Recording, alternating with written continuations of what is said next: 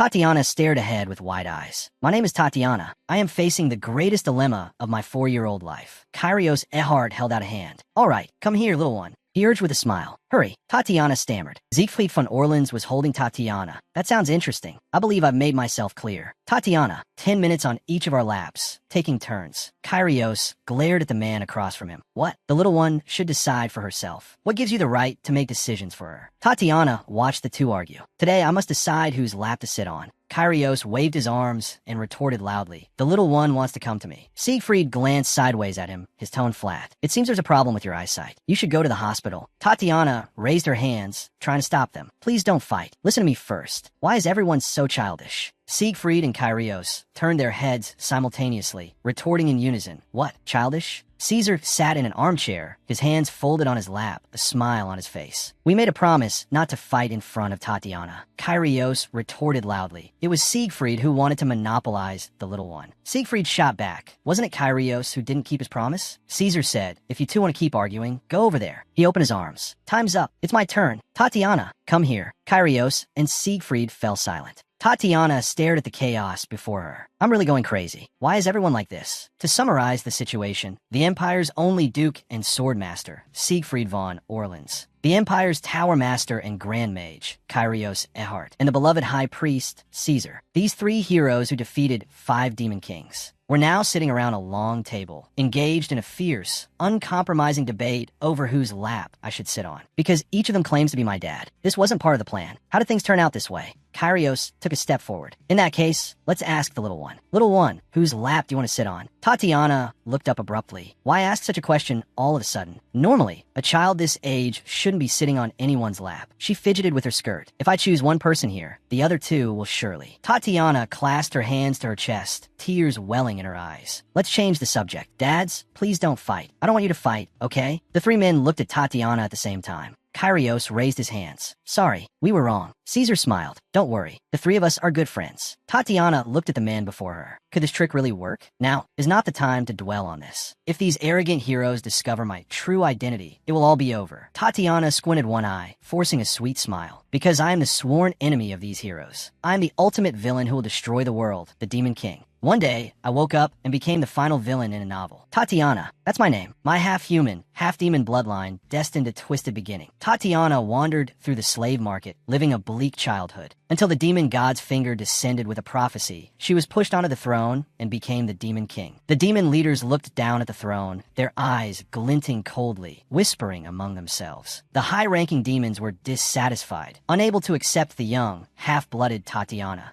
as the successor to the Demon King. They imprisoned the yet-to-awaken Tatiana, locking her deep within the castle. Iron chains sealed the great doors. The demons used her name to issue orders while freely abusing this puppet, thereby usurping the Demon King's authority. The novel's protagonist, a prince, stormed the Demon King's castle, his sword shattering the chains. He extended a hand to the collapsed Tatiana. He purged the demons and rescued the exploited Tatiana, standing in the light and inviting her, "Come with me." Tatiana lifted her face, gazing at her savior. She awakened in despair, her eyes overflowing with blue light. Her kingly power fully erupted. A sword pierced her chest. Tatiana collapsed in a pool of blood, killed by the hero prince's hand. This was the villain's heroic end. In the dark dungeon of the Demon King's castle, iron chains hung from the stone walls. A 4-year-old Tatiana held a broom, sweeping dust from the floor. I'm living a slave-like existence. She sighed. To think I was reincarnated as such a tragic character. I tried every means of escape, but in the end, I was reduced to a slave for the high-ranking demons, performing mechanical labor in this storage room. No matter how much I clean, it's still filthy. I have to finish before lunch. A stone suddenly hit her on the head with a thud. Tears welled up in Tatiana's eyes as she bit her lip to endure the pain. 2 demon managers blocked her path, looking down on her. Hey, you little beast. Why would the almighty demon god choose a filthy half-breed like you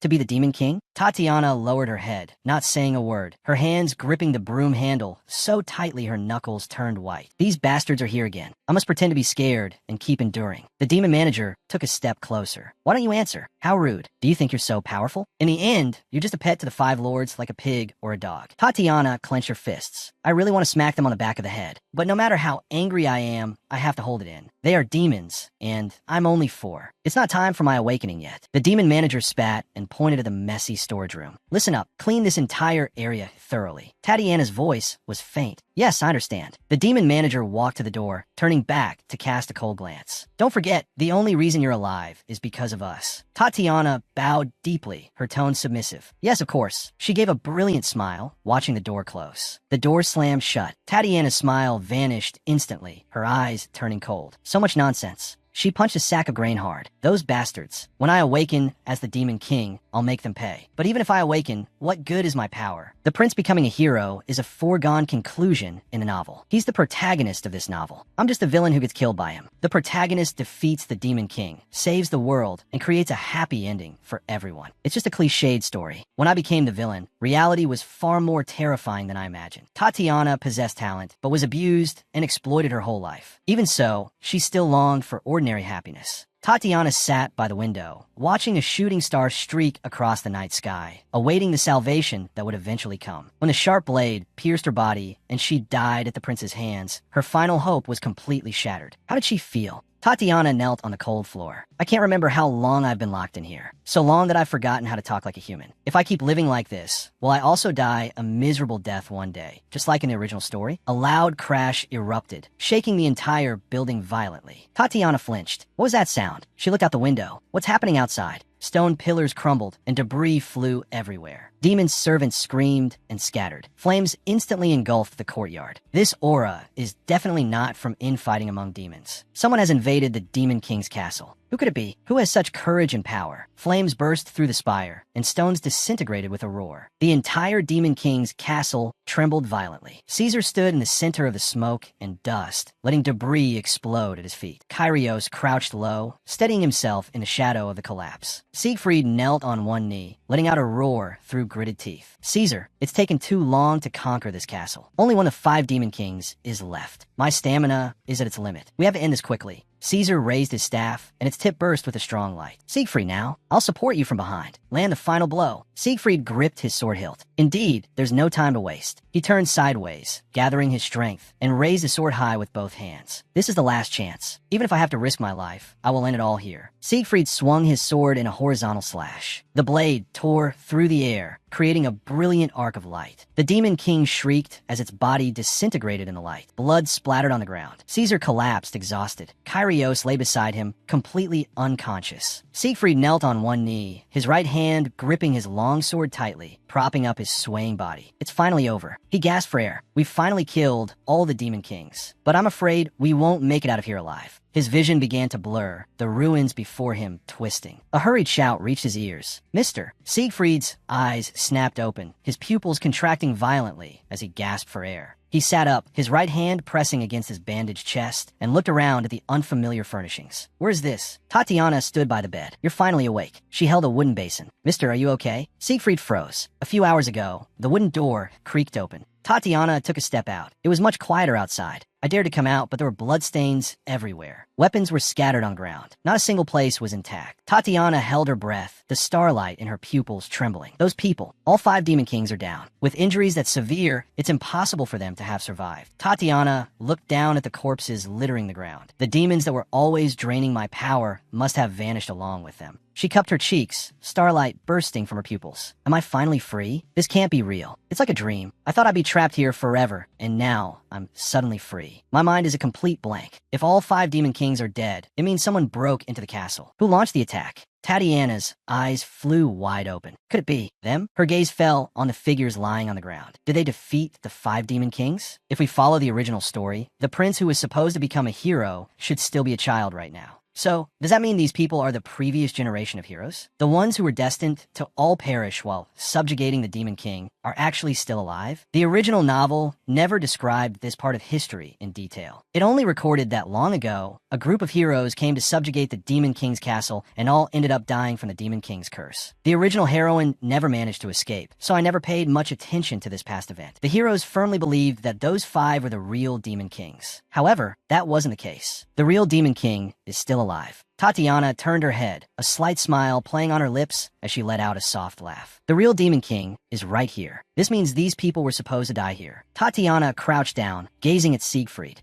Fragments of blue crystals were scattered on the ground, glimmering faintly in the darkness. Tatiana suddenly held her breath, her gaze locked on the fragments. Wait, are those crystals mana stones for storing magic? Come to think of it, I can feel my own power from these people. I see. I finally understand. The Demon Kings were using mana stones to drain my power. The previous heroes must have noticed this and shattered the crystals during the battle. The truth isn't that the heroes died from the Demon King's curse, but that they were killed by my out-of-control magic. In the end, I was the only one left. The demons captured me again and continued to use me as a puppet Demon King. This was the pretext for the second invasion of the human world 10 years later. It all adds up. If I let things develop as they are, I'll still end up dying at the prince's hands, just like in the original ending. Tatiana closed her eyes, her index finger resting on her chin, her brow slightly furrowed. What should I do? The original plan was to escape as soon as possible. That was the initial idea, but this small body is too weak. I'd be caught before I got far, or I'd die on the way. But that's just the plot of the original story. The me now has the soul of an adult woman. I must find a way to survive. I absolutely cannot let my magic go out of control again. In the original story, my magic went out of control because I was abused in the Demon King's castle. So, logically, as long as I can avoid suffering, I won't lose control. If I plan this right, I might even be able to awaken safely as the Demon King. Although my awakening will be delayed, once I succeed, I will possess unrivaled power. These three people are the best candidates to get me out of here safely. First, I have to save these previous generation heroes. Then, I'll use their power to escape. Siegfried looked at Tatiana with confusion. Tatiana said, "I've been taking care of you for hours. It's great to see you're not seriously hurt. But why does he look so terrifying?" Siegfried suddenly reached out, his fingers gripping Tatiana's collar tightly, lifting her clean off the ground. Tatiana's eyes were filled with shock. Why is this person suddenly attacking me? Siegfried's voice was low. "Who are you?" Tatiana's body trembled violently, her voice fragmented. "I'm Tatiana. You can call me Tati." Siegfried pulled her closer. "I didn't ask for your name. State your identity." Tatiana said, "I was kidnapped by demons and brought here. I became their slave." Siegfried glared at her. "You say you're human, but you're emitting demonic energy. I suggest you answer truthfully. Otherwise, I'll have to assume you're a demon and execute you on the spot. Could it be that you're the hidden Demon King?" Tatiana froze on the spot. Tatiana lifted her head, her lips trembling violently. "What you're saying is absurd." She took a deep breath. "I'm a half-breed of human and demon. A half-human, half-demon." Siegfried paused, his eyes widening slightly. "A half-human, half-demon? How is that possible? Humans and demons look similar, but they're completely different species. If this is true, it would make sense for an outcast half-breed to become a slave. She does have the texture of a human, unlike the rumored hidden Demon King." Tatiana hunched her shoulders, tears welling in her eyes. Siegfried stared at her. Her appearance is closer to a human, yet she emits a faint demonic energy. Could the arrogant demons enslave even their own half-breed offspring? He frowned. Although there are many doubts, she looks so small. "How old are you?" Tatiana answered in a small voice, "I'm 4. Siegfried gritted his teeth. At this age, she should be coddled in her parents' arms. How could demons lay a hand on such a young child? He spoke. "I understand you were a slave, but there's one last thing I need to confirm. There has never been a human-demon half-breed in history. Did you know that?" Tatiana lowered her head. "I know. My mom told me." Siegfried froze. "Your mom?" Tatiana said, "Mom told me to keep it a secret, to never tell anyone. That way, I wouldn't be found out." Siegfried fell silent. In my panic, I forgot. This child has parents too. If her parents were in their right minds, they would never leave their child in such a dangerous place. He must have been forced to abandon his daughter. Tatiana stared at him. "I've answered everything. Please let me go." Siegfried let go of Tatiana. He sat back on the bed. "I'm sorry, but why did you treat us?" Tatiana crouched by the wooden bucket. "My mom told me that sick people should be helped, so they won't feel pain." She looked up, her eyes curving into crescents, and gave a brilliant smile. "Mom said it's the natural thing to do." Siegfried froze, his eyes widening slightly. She said it's the natural thing to do. Such an obvious truth. As a hero, I actually forgot such common sense. Just because this is the Demon King's castle, just because I'm in enemy territory, I threatened such a small child. How pathetic. He closed his eyes and let out a heavy sigh. "I will repay you for saving my life one day." Tatiana bowed deeply towards the bed. "Okay, please get some rest." Siegfried looked around. Caesar and Kyrios were still unconscious. His tense nerves finally relaxed. "I really thought we were going to die just now. Everyone is still alive. The demonic energy eroding our bodies is gone. All 5 Demon Kings are dead. The source of their power has been completely cut off." Siegfried closed his eyes. Before entering the Demon King's castle, the remaining forces in the surrounding area had also been cleared. "We're safe for now." Tatiana stood by the door, looking back at the man on the bed, then turned and left. She walked alone down the stone corridor, her footsteps echoing in the empty hall. She pushed open a heavy wooden door, closed it behind her, and leaned against it, letting out a long breath. That was close. How did they sense my magic? My heart was about to jump out of my chest. Luckily, I anticipated that question. Otherwise, I wouldn't have been able to handle it. Tatiana paced back and forth in the room. Those guys are paranoid lunatics. In a pinch, I could only make things up and use my mom as a shield. Thank goodness, he seemed to believe it. I finally got away with it. Tatiana threw back the covers and thrashed her arms angrily on the bed. The more I think about it, the angrier I get. I went through all that trouble to drag them to the infirmary and even treat their wounds. Not only were they ungrateful, but they dared to grab me by the neck. Tatiana suddenly froze, her right hand flying to her mouth. A churning sensation rose from deep in her throat. She coughed violently, blood spewing from her mouth. Tatiana's eyes filled with terror. The side effects of my magic are acting up again. Magic side effects. Demons are born with magic. Once their magic is depleted or oversupplied, their bodies will collapse. This is the price of magic going out of control. In the past, when the 5 demon kings drained my magic, I would vomit blood because of it. But this time, it's because I absorbed the excess energy from the heroes. Tatiana wiped her mouth with a handkerchief. The smell of blood was strong. A normal demon can regulate their energy, but I can't. I'm just a half-human, half-demon child. I can't control this power at will. The magic is eroding my life. If I'm not careful, my soul will be completely devoured. In the original story, Tatiana awakens at the age of 25 and becomes the true Demon King. Once I become the Demon King, I'll be able to control my magic naturally, or at least not die from being unable to regulate my energy. Tatiana clenched her fists. There are still 21 years until my awakening. That's too long. I have to find a way to survive until then. I must find a way to control my energy. I absolutely cannot die before I awaken. The next morning, sunlight streamed into the Demon King's castle. The heroes had cleared out the demons that tormented me, so I finally had a chance to explore the castle. Tatiana's mouth fell open, her eyes filled with gold. What is this luxurious laundry room? There's a place like this in the castle? Tatiana looked around. The fires of war hadn't reached here. Everything was intact. Everything was sparkling. The more I think about it, the angrier I get. Those guys locked me in a filthy corner while they lived so comfortably. They enjoyed fine food and life while making me suffer. It's unforgivable. Tatiana bent down and rummaged through a wooden chest, stuffing packages and jars into a basket. Her movements were swift. I'll take everything I can carry. She raised a hand to wipe the sweat from her brow and looked at the basket full of supplies, letting out a breath. I finally packed everything I need. Tatiana looked up. Towels were neatly stacked on the top shelf. Now I just need to get those clean towels. But how do I reach them? Tatiana stood on her tiptoes, stretching her arm up as far as it could go. Tiptoeing alone won't work. I need to find something to stand on. Siegfried stood with his arms crossed, looking down at Tatiana. You can't reach it, can you? Want me to get it for you? Tatiana's eyes flew wide. You scared me to death. Can't you make some noise when you walk? Siegfried took down the towel, his movements steady. Seeing you like this, I thought you'd seen a ghost. Tatiana stared at his back, lost in thought. He did have a sword with him when he was unconscious. Among all the heroes in history, the only swordmaster is Siegfried. He can already walk around. Even for someone called humanity's strongest, this recovery speed is ridiculous. He's so handsome. It's ridiculously handsome. Siegfried asked, should I put it here? Tatiana snapped back to reality and hurriedly bowed. Yes, thank you very much. Siegfried stared at the large basket on the floor. What's with that basket? Tatiana raised a fist in triumph. I've gathered all the useful things. These are all treasures. Siegfried looked at the bundle, which was bigger than the girl herself. Are you planning to carry that yourself? Tatiana nodded vigorously. That's right. I could just drag it on the floor.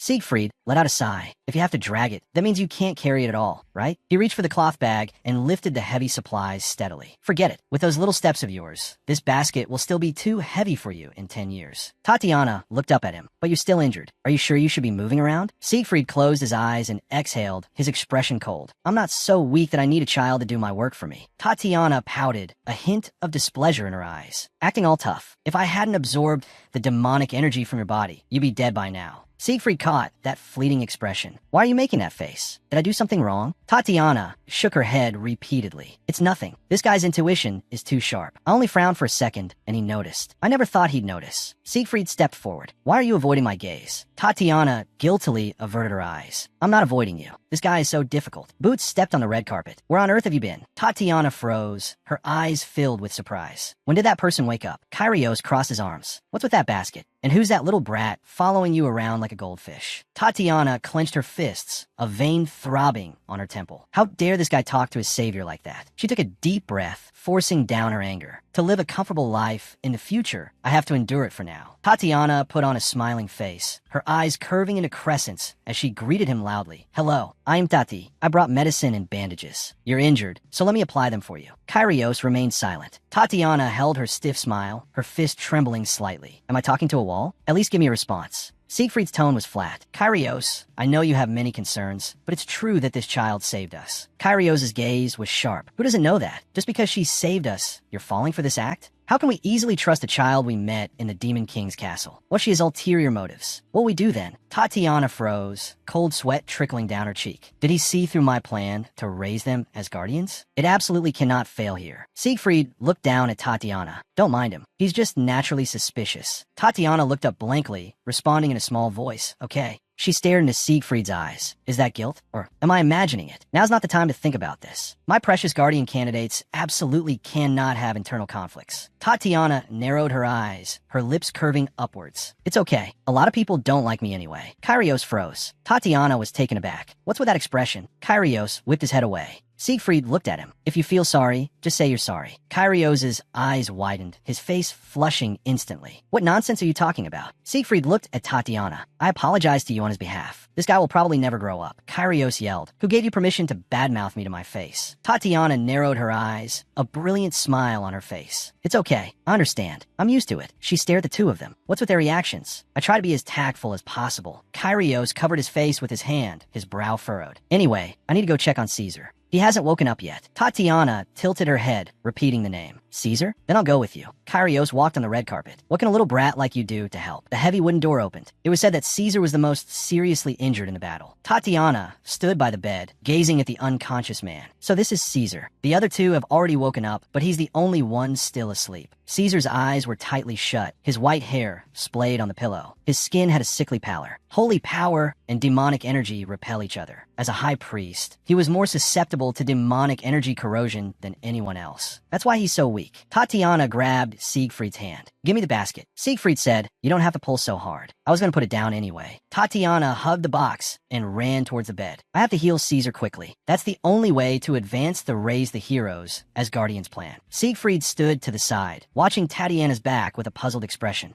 Tatiana lifted the lid of the medicine box, revealing neatly arranged bottles and tools. Although it's been purified, the corroded wounds can't be healed with holy power. Medicine can only aid recovery. Ultimately, he has to rely on his body's self-healing. She grabbed a bottle and a cotton ball, her eyes becoming focused. First, disinfect the wound, then change the bandage. Siegfried frowned. Are you going to treat him yourself? I can handle Caesar's treatment alone. Tatiana said, I can do it too. I've been the one taking care of him this whole time. Siegfried thought to himself, actually, I undid and redid all the bandages you applied earlier. Tatiana pulled out the cork. I'm working but off to get on your good side. Can't you guys be a little nicer to me? She let out a shriek. The bottle slipped, and the potion poured out like a waterfall, instantly drenching Caesar's bedding. Siegfried's eyes widened in horror. Kyrios' mouth dropped open in shock. The scene descended into chaos. Caesar's eyelids fluttered. He slowly opened his eyes. Where am I? Kyrios leaned over him abruptly. Caesar, you're finally awake. Tatiana's eyes widened. What should I do? The high priest woke up at a time like this. I was planning to treat his wounds and slip away before he woke up. Now it's too late to hide. This high priest, favored by the god of light, Caesar, despises the demon race the most. This is an irrefutable iron rule in the original story. If he senses the demonic energy within me, if he sees through my true identity, everything will be completely ruined. Caesar's gaze wandered in the air, finally settling on Tatiana's face. He slowly spoke. Are you an angel sent by the god of light? Tatiana froze on the spot. Caesar lowered his eyelids, avoiding everyone's gaze. It seems I was mistaken. I'm very sorry. He sat up. Who is this young lady? Tatiana lowered her head, avoiding his gaze, her hands tightly gripping her skirt. My name is Tatiana. Kyrios loudly questioned Caesar. You're ignoring your comrades to fawn over a kid you've never met? Caesar's expression was calm. Do I really need to pay attention to a group of grown adults? Kyrios gritted his teeth. I get it. You just think she's cute, right? A priest being swayed by appearances. Caesar closed his eyes, his tone indifferent. There's no rule that says a priest can't appreciate cute things. Are all cute creatures in the world not worthy of love? From small animals to angelic children, they should all be cared for tenderly. Caesar gazed at Tatiana. That includes this young lady. Faced with such an endearing child, isn't it only natural to mistake her for an angel? Tatiana pointed to herself. Are you talking about me? She closed her eyes, the corner of her mouth twitching slightly. I was worried Caesar would sense my demonic energy. Thankfully, he has no guard up against weak creatures. Caesar said, Miss Tatiana, have you been the one taking care of me? Tatiana suddenly straightened her back and stammered in reply, yes. She stared at the bandages, wailing internally. The bandaging is a complete mess. The plan to gain favor by taking care of him is a total bust. Caesar looked at the messy strips of cloth on his arm and let out a soft chuckle. I see. It must have been very hard taking care of us all by yourself. Thank you, Miss Tatiana. Tatiana shook her head repeatedly, a smile appearing on her face. I did it willingly. Thank heavens. The great taboo of raising the hero's favorability. It seems I haven't failed. Caesar lowered his head slightly. I haven't introduced myself, have I? My name is Caesar. He raised his hand and placed it on his bandaged chest. From now on, please just call me Caesar. Tatiana covered her eyes. The holy light behind Caesar was almost too bright to look at. What kind person? Did he secretly grow wings behind his back? Compared to the hot-tempered Kyrios and the expressionless Siegfried, Caesar is a true angel. Tatiana smiled. Her hands pressed her chest. Then you can also call me Tati. Caesar closed his eyes and smiled, his silver white hair swaying slightly. All right, then I'll be in your care, Tati. After Caesar woke up, Tatiana pushed open the door and walked towards the kitchen at the end of the hallway. He must be hungry. Kyrios followed closely behind, his arms crossed over his chest. Is this the kitchen? Tatiana nodded. Yes. Kyrios looked around, his gaze sweeping over the neat pots and pans. What is this place? Even the pantry has preservation magic cast on it. Aside from the place we were staying, everything here is extremely luxurious. The Demon King's kitchen is so high class. He walked to the counter and started searching for ingredients. Let's find something to use first. Tatiana suggested, how about making some soup for the patient? Kyrios raised an eyebrow, his tone hesitant. Patient food? Tatiana picked up a basket of ingredients and nodded affirmatively. Yes, easily digestible food helps with recovery. Kyrios scoffed. Patient food is a joke. That guy Caesar can chew through metal. Tatiana quietly retorted, but he's injured. Kyrios said, he's already awake. That's enough. A monster like that will recover quickly. It's not for a little kid like you to worry about. Why am I even explaining this to you? Tatiana thought to herself, you're the one who's been muttering to yourself. Kyrios pointed to a chair in the distance. Put that down and wait over there. A little kid like you is going to cook what? Tatiana reached for the countertop, but Kyrios' eyes widened. Do you think letting a 4-year-old touch fire and knives is a good idea? If you get hurt, Caesar will definitely kill me. Just go sit over there. Tatiana shrank into a corner and answered in a low voice. Okay, this guy is really strict. Kyrios stood in front of the stove, placing his hand on the surface. So this is a mana-driven stove? Flames suddenly flared up. Kyrios controlled the fire with one hand, his long red hair swaying in the heat wave as he skillfully handled the ingredients. He glanced sideways at the corner. After being scolded, this kid isn't scared at all. A normal 4-year-old would have been scared to tears by now. She's really not ordinary. Kyrios, stirring the soup in the pot. Hey kid. Tatiana looked up. Yes. Kyrios turned his head to the side. This might be a bit sudden, but why aren't you crying? Tatiana tilted her head. What do you mean? Kyrios said, aren't you scared of your current situation? A normal child would be crying their eyes out by now, but you're acting so mature. Tatiana sat on the floor, her hands clutching the hem of her clothes. Actually, I'm very scared. She put on a well-behaved smile. If I do something wrong and make you angry, something even more terrible might happen. Kyrios spun around abruptly. You little brat, you really don't pull any punches when you speak. Who would plan on hurting a kid like you? What kind of person do you take me for? Tatiana lowered her eyelids. Looks like he took the bait. Maybe I should try to gain his sympathy. She spoke softly, but you still don't like me, right? Kyrios froze on the spot. Tatiana said, it's okay. After all, demonic energy flows within my body. Even though I look like a human, even the demons hate me. Just because I possess demonic energy. Kyrios stood with his back to her, silent. Just because she has demonic energy, the humans here bully her? She's only 4 years old. Tatiana curled into a ball, letting out a soft sob. Mom, Kyrios spoke. That's enough. It's noisy, be quiet. Tatiana stopped. Okay. She looked down at the floor. It seems the sympathy card doesn't work on him, but it smells so good. She suddenly jumped up, pointing at the stove and shouting, Lord Caesar should be eating patient food. Kyrios waved the spatula, turning back to roar. I told you this stuff won't kill him. Tatiana covered her mouth, a violent cough erupting from deep in her throat. Damn it, I thought it was over. The demonic energy is acting up again. I absolutely cannot let it show here. Kyrios looked behind him. What's wrong? Tatiana's voice was a bit muffled. My throat is a little itchy. Kyrios stared at her. Is that so? Tatiana started walking, quickly running towards the door. I'm going to the restroom. You can carry on. Kyrios nodded. Go ahead. Tatiana ran desperately, her bare feet on the red carpet. I have to hurry. I can't let them find out. She looked at the mirror. This'll have to do. I'll just say I'm too tired. I want to rest early. She pushed open the door. The wooden door made a dull sound. Caesar looked towards the door. You're back, Tatiana. I was waiting to eat with you. Tatiana avoided everyone's gaze. I want to go to sleep early today. Caesar asked, you gonna sleep already? Tatiana rubbed her eyes. I'm sleepy. I want to rest alone. Caesar knelt on one knee, offering a plate of food. Resting is good, but you can't skip meals. Take this and eat a little. Tatiana took the plate and turned to leave. Okay, the door closed completely. Kyrios withdrew his gaze, staring at the two in front of him. I can finally ask you guys. Kyrios asked why she was living in the Demon King's castle. Siegfried turned his head. According to her, she's a half-blood of human and demon, and also a slave in the Demon King's castle. Kyrios spread his hands and retorted loudly, what? Say something that makes sense. There's never been a precedent for a half-blood's existence. Siegfried lowered his eyelids. I couldn't believe it at first either. But in that empty ruin, she was the only one alive. For the first time in my life, I sensed demonic energy. At first, I thought she was the hidden Demon King, but she definitely carries the aura of a human. Kyrios should have felt it too. Kyrios avoided his gaze, letting out a muffled grunt. Caesar raised his bandaged hand. I agree with Siegfried's view. When I first saw her, I also detected a faint demonic energy. Kyrios was skeptical. Don't tell me you guys are deliberately choosing to believe this nonsense, just because she looks cute. Caesar sat cross-legged. Tatiana is indeed very cute, but I don't judge based on appearances alone. If what she says is true, then her life must have been full of hardship. Kyrios was pensive. Just looking at her, her physical condition isn't good. Her hair is dry, her body is thin, and her clothes don't look like those of a cherished child. Only her eyes haven't lost their luster. Caesar said, her words and actions are far more mature than her peers. She must have been forced to grow up in a harsh environment. Kyrios nodded. Perhaps that's true. Caesar continued, if you can't even feel sympathy for a child like this, then you're too cold-blooded. Kyrios sighed. All right, I'll keep an eye on her for now. Stop nagging me. You should go get more rest. Moonlight shone on the top of the spire. Birds flew over the castle. The next morning, Kyrios leaned against the headboard, his arms crossed over his chest. What's going on? Why hasn't that kid come yet today? Siegfried, putting on his shirt. It's already afternoon. It's too late, even for sleeping in. Caesar cupped his chin. It is strange. The past few days, she would run in first thing in the morning and wander all over the place. Kyrios clicked his tongue. So annoying. Caesar guessed, maybe she's sick. Kyrios turned and walked towards the door. What are you two still standing there for? Go find that kid. The three of them walked through the corridor. We've searched the other rooms. This is the only place left to check, right? Siegfried said, we've indeed searched everywhere. Caesar looked around. There are many spacious and clean rooms here. It's impossible for her to be staying in a gloomy dungeon like this. Kyrios called out, hey kid, are you in here? He suddenly stopped in his tracks, his pupils contracting, staring intently at the ground. Tatiana was curled up on the cold stone slab, wearing only a large outer robe. Her body was trembling constantly, letting out weak gasps. Kyrios rushed forward, reaching out to touch Tatiana's forehead. She's burning up. Who is this godforsaken place torturing? Tatiana struggled to open her eyes, her vision blurry. Who? The heroes? She struggled to get up. Why are you here? Kyrios held her shoulder. Don't move. Lie down. Caesar's gaze was grave. Tati, lie down quickly. Tatiana shook her head. I'm Euphine. Kyrios let out a roar of anger. You're in this state. How can you still say something like that? Caesar placed a hand on Kyrios' shoulder. Don't yell at a patient. Siegfried held Tatiana in his arms. Tatiana was coughing nonstop, her consciousness fading. My head is so dizzy. Distorted demonic figures appeared in the darkness. This half-breed, to be the Demon King, is a disgrace to the demon race. Just kill her. Isn't it better to wait for a new Demon King to be born? A horned shadow whispered, it would be bad if we anger the demon god. Then let's act as the demon god's agents. Tatiana covered her ears and shut her eyes tightly. Enough. I don't want to hear it. Tears streamed down her cheeks, her shoulders shaking violently. No one likes me at all. Everyone says I'm useless. Did the original Tatiana also suffer this kind of pain? I want to run away. Run away from all of this. The heavy footsteps drew nearer. Tatiana looked at the men before her. These people, are they the heroes? If the heroes hadn't appeared, I would have been exploited by the high-ranking demons forever. Tatiana started walking. Please wait. If you leave, I'll never be able to escape this hell. She chased after the three figures in front of her. I want to leave the demon realm and grow up safely. I want to get revenge on those demons. Following them is my only chance. Tatiana reached out her hand, tears bursting from her eyes. So don't go. She lay on the bed, her eyes shut tight, her brow furrowed, a weak murmur escaping her lips. Don't go.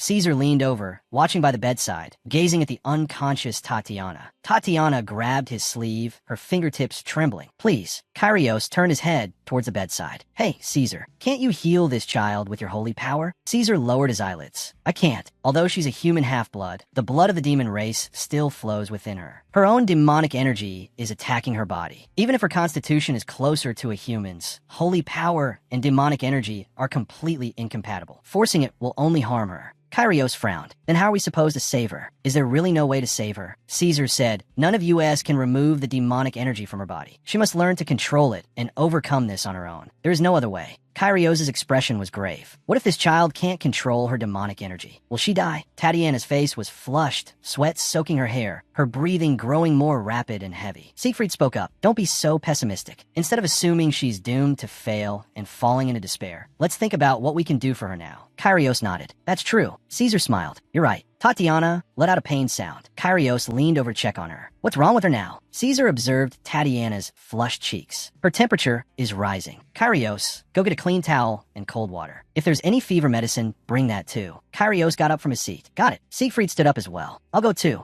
The two walked towards the door, their footsteps fading. Kyrios looked around. First, we need to find a clean towel and fever medicine. Siegfried, behind him, looked around the spacious room. Why is this place so big? He fell into thought. When he saw Tatiana earlier, she seemed full of energy. Tatiana raised her fists and cheered, jumping next to a basket full of supplies. There were no signs of illness at all. Kyrios called his name. Siegfried. Siegfried turned his head. What is it? Kyrios said, to be honest, I still find that child very suspicious. He wrung the towel in his hands. She's a half-human, half-demon hybrid. It just doesn't make sense logically. What's more, we met her in the Demon King's castle. If she's hiding something, if she was sent by the demons to get close to us on purpose, you and Caesar will be in danger again. But if what that child said is true, I might regret my current suspicions. Siegfried closed his eyes and sighed. I completely understand how you feel. I also had my doubts when I first met her, but she's just a 4-year-old child. Kyrios remained silent. Siegfried continued to persuade him. Besides, she was very sincere when she took care of us, so it should be fine to trust her a little, right? Kyrios lowered his gaze to the floor, falling silent. Siegfried walked forward. Even if she really wanted to do something, we're more than capable of stopping her. We have that kind of strength, don't we? He placed a hand on Kyrios' shoulder. So, relax and stop worrying. Let's hurry up. If we take too long, Caesar's nagging will be endless. Saving that child is the top priority right now. Tatiana's eyes were shut tight. A wet towel was placed on her forehead. So cold. This cool and soft feeling is very comfortable. It's been a long time since anyone has taken care of me like this. She suddenly opened her eyes. Wait, who's taking care of me right now? Tatiana sat up abruptly, looking around at the unfamiliar furnishings. Where's this? Caesar sat by the bed, a wet towel in his hand. Miss Tatiana, are you awake? How are you feeling? Tatiana froze on the spot. Lord Caesar, I carefully checked my body's condition. It seems much better. The chaotic demonic energy inside me has also stabilized. I think I'm fine. The door was pushed open forcefully. Kyrios strode in. Hey kid, are you really okay? Tatiana was startled. Kyrios rushed to the bedside, leaned over, and questioned Tatiana loudly. Why were you living in that rundown room? We already cleared out all the demons for you. You'll get sick living in a place like that. Tatiana looked around at the magnificent decor. This is the bedroom of one of the 5 demon kings. When was I moved here? Siegfried addressed Kyrios in a calm tone. The child just woke up. Why are you throwing a tantrum? She's still sick. Kyrios explained. I was just worried about her. Siegfried looked at Tatiana. Kyrios is right. Since the demons have been eliminated, there are plenty of empty rooms here. Why did you keep staying in that shabby room? Tatiana lowered her head in silence. It's not that I didn't think about changing rooms, but even though the 5 demon kings are dead, there are still powerful demons lurking behind scenes. Her hand gripped the corner of the quilt tightly. The development of events is completely different from my memories. If those guys saw me now, it definitely wouldn't be as simple as just getting a scolding. Tatiana's body trembled slightly. Although it hasn't been long since I transmigrated here, I've been trying my best to act nonchalant. The truth is, I'm really scared. Tatiana spoke up. I was worried the demons would find out when they came back. I just didn't have the courage to change rooms. Caesar placed his hand on the back of hers. A warmth spread from his fingertips. Miss Tatiana, don't worry. That will never happen. He turned his face and smiled, the sunlight reflecting off his silver-white hair. His expression was gentle. Kyrios suddenly clenched his fist, patting his chest and loudly declaring, that's right. Even if those guys show up again, we'll beat them all to a pulp. Siegfried spoke up, reminding him, watch your language in front of Miss Tatiana. Kyrios yelled, tell me, is there any place you want us to destroy? Should we start by smashing up that worst Demon King's room? Siegfried's expression was serious. What I'm about to say might be a bit sudden. Please don't misunderstand. While you were unconscious, we discussed it. Compared to a demon, you're more like a human. We can't just leave you in that kind of environment. So, would you be willing to come with us? Tatiana's eyes widened, starlight trembling in her pupils. I've been struggling to survive, trying to make the heroes my guardians. When I finally heard the words I had longed for, it all felt unreal. Can I really trust them? Tatiana pressed her hand to her chest, her breathing becoming rapid. But I'm a demon half-blood. The heroes hate demons the most. Siegfried said, "We came here for the liberation of humanity, to create a world where all races are treated fairly, a world where no one suffers. It would be stranger to ignore a helpless child like you, no matter whose blood runs in your veins. You are just a child who needs protection." He reached out and gently stroked Tatiana's head. "So don't worry." Tatiana looked down at the back of her hand. A clear liquid dripped onto her skin. "What is this? Am I crying?" She stood there stunned. Large teardrops rolled down her cheeks. Kyrios shouted, "Hey, the kid is crying." Siegfried looked flustered. "I didn't mean to make her cry. This is the first time in my life. Not just in this life, but including my past life. No one has ever paid such close attention to my feelings. No one has ever stayed by my side and worried when I was sick. Just because I shed a few tears, everyone is in a panic. So this is what it feels like to be protected." Tatiana raised her hand to wipe away her tears. "It's not like that. I'm just so happy. Thank you for inviting me to come with you."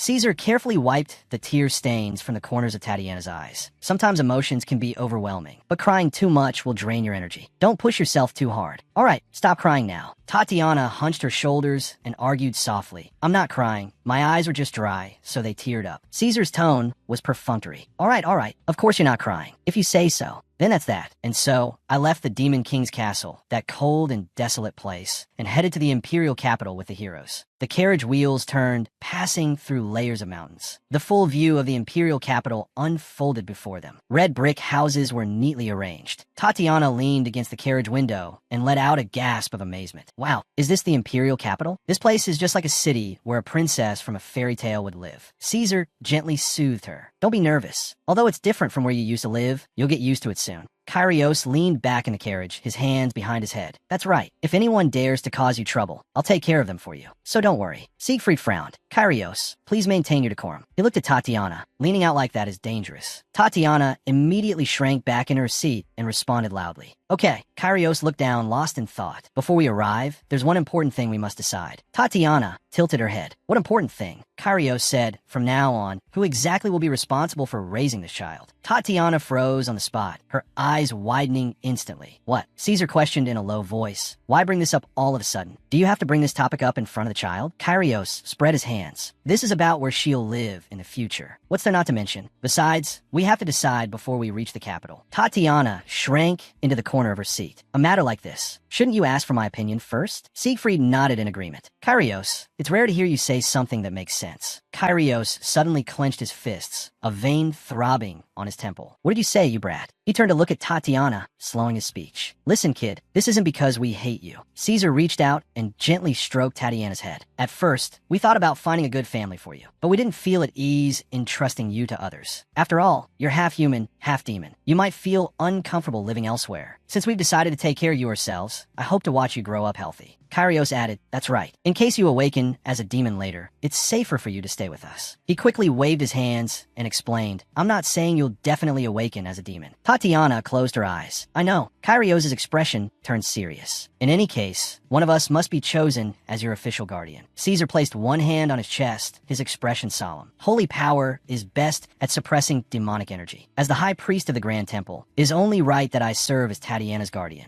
Kyrios crossed his arms and let out a cold laugh. "What nonsense are you talking about? The magic tower is full of wandering mages. You think we can't handle one rampaging kid? There are plenty of things there that Tatiana would like." Siegfried spoke up. "You're all talking nonsense. The Orlan's family commands the Empire's strongest night order. We are the most suitable to handle a demonic energy awakening. This conversation is going nowhere." Tatiana clasped her hands in front of her chest, her eyes sparkling. "Then can't all three of you be my guardians? I want to be with everyone. Is that not okay?" Kyrios clutched his chest and laughed. "All right, there's really no reason to refuse." Siegfried's face flushed. "Since we've decided to be joint guardians, we will definitely do our best." Caesar nodded. "Then let's take turns caring for her fairly." Tatiana suddenly stood up. Siegfried immediately reached out to stop her. "Tatiana, what are you doing? That's dangerous." Tatiana suddenly lunged forward, wrapping her arms around Siegfried's neck. "Thank you. I'll do my best not to be a burden to everyone." Kyrios pointed at himself and shouted, "What about me?" Tatiana made up her mind, having the strongest backers in the world. An opportunity like this is rare. Of course, I have to make all three of them my guardians. The carriage passed through the iron gates and entered a grand estate. After a long journey, they finally arrived in the imperial capital. For safety reasons, Tatiana would temporarily live at Siegfried's residence. The magic tower is full of mages, and the power of the grand temple would affect my body. In comparison, this is the place that affects me the least. Kyrios placed his hand on Tatiana's head and ruffled her hair a few times. Kid, I'll come see you often. Caesar knelt on one knee and hooked his pinky with Tatiana's. We'll see each other again soon. Caesar and Kyrios left first, heading to the Grand Temple and a magic tower respectively to handle urgent matters. Siegfried picked up Tatiana. Let's go inside. Tatiana waved her small hand. Goodbye. Siegfried carried her into the main hall. Tatiana's eyes widened as she looked around. This is beyond my imagination. Maids and butlers lined up and bowed. Welcome back, Your Grace the Duke. Siegfried's aunt, Connie, folded her hands and smiled. I heard you defeated the 5 demon kings. Congratulations on your triumphant return. Siegfried walked in. While I was away, you managed the territory. Thank you for your hard work. Conti curtsied slightly. You praise us too much. She gazed at the child in Siegfried's arms. And who might this young lady be? Tatiana peeked out from Siegfried's arms and looked at her. Hello, I am Tatiana. Tatiana froze. Why is she looking at me like that? Siegfried explained. She is a child I met during the expedition. I will be her guardian for the time being. Tatiana thought to herself. A strange guest appearing so suddenly would indeed make one wary. Connie's eyes suddenly widened. Did you say a guardian? Siegfried nods. She will be staying with us at the ducal mansion. Make sure she is comfortable. Connie places a hand on her chest, closing her eyes with a smile. Of course. Please leave it to me. Siegfried turns around, carrying Tatiana deeper into the mansion. Thank you. Tatiana looks back over her shoulder. This unsettling feeling. It seems I'm an unwelcome guest to that lady. Siegfried looks at Tatiana. I'm sorry. I have too much work piled up. I have to leave for a while. I feel terrible leaving you alone right after bringing you here. An aide-de-camp, holding a stack of documents as tall as a person, stumbles along behind him. Tatiana lifts her face, revealing a bright smile. It's all right. Please don't worry about me. I'll be a good girl and stay here. My current goal is to be an obedient child. I must not cause any trouble. Only then can I continue to receive protection. Siegfried crouches down and gently strokes the top of Tatiana's head. I'll be back soon. Tatiana responds loudly, okay. Siegfried turns and leaves. The aide-de-camp, holding a mountain of files, follows closely behind. The sound of their heavy footsteps fades into the distance. The maid, Nori, leans closer to Tatiana with a smile on her face. Hello, miss. My name is Nori. We met in the hall just now, didn't we? Tatiana looks at the woman before her. It is indeed the person who was standing in the line of servants earlier. She bows. It's a pleasure to meet you. I am Tatiana. Nori quickly waves her hand. Please, there's no need for such formalities. I've already prepared a bath for you.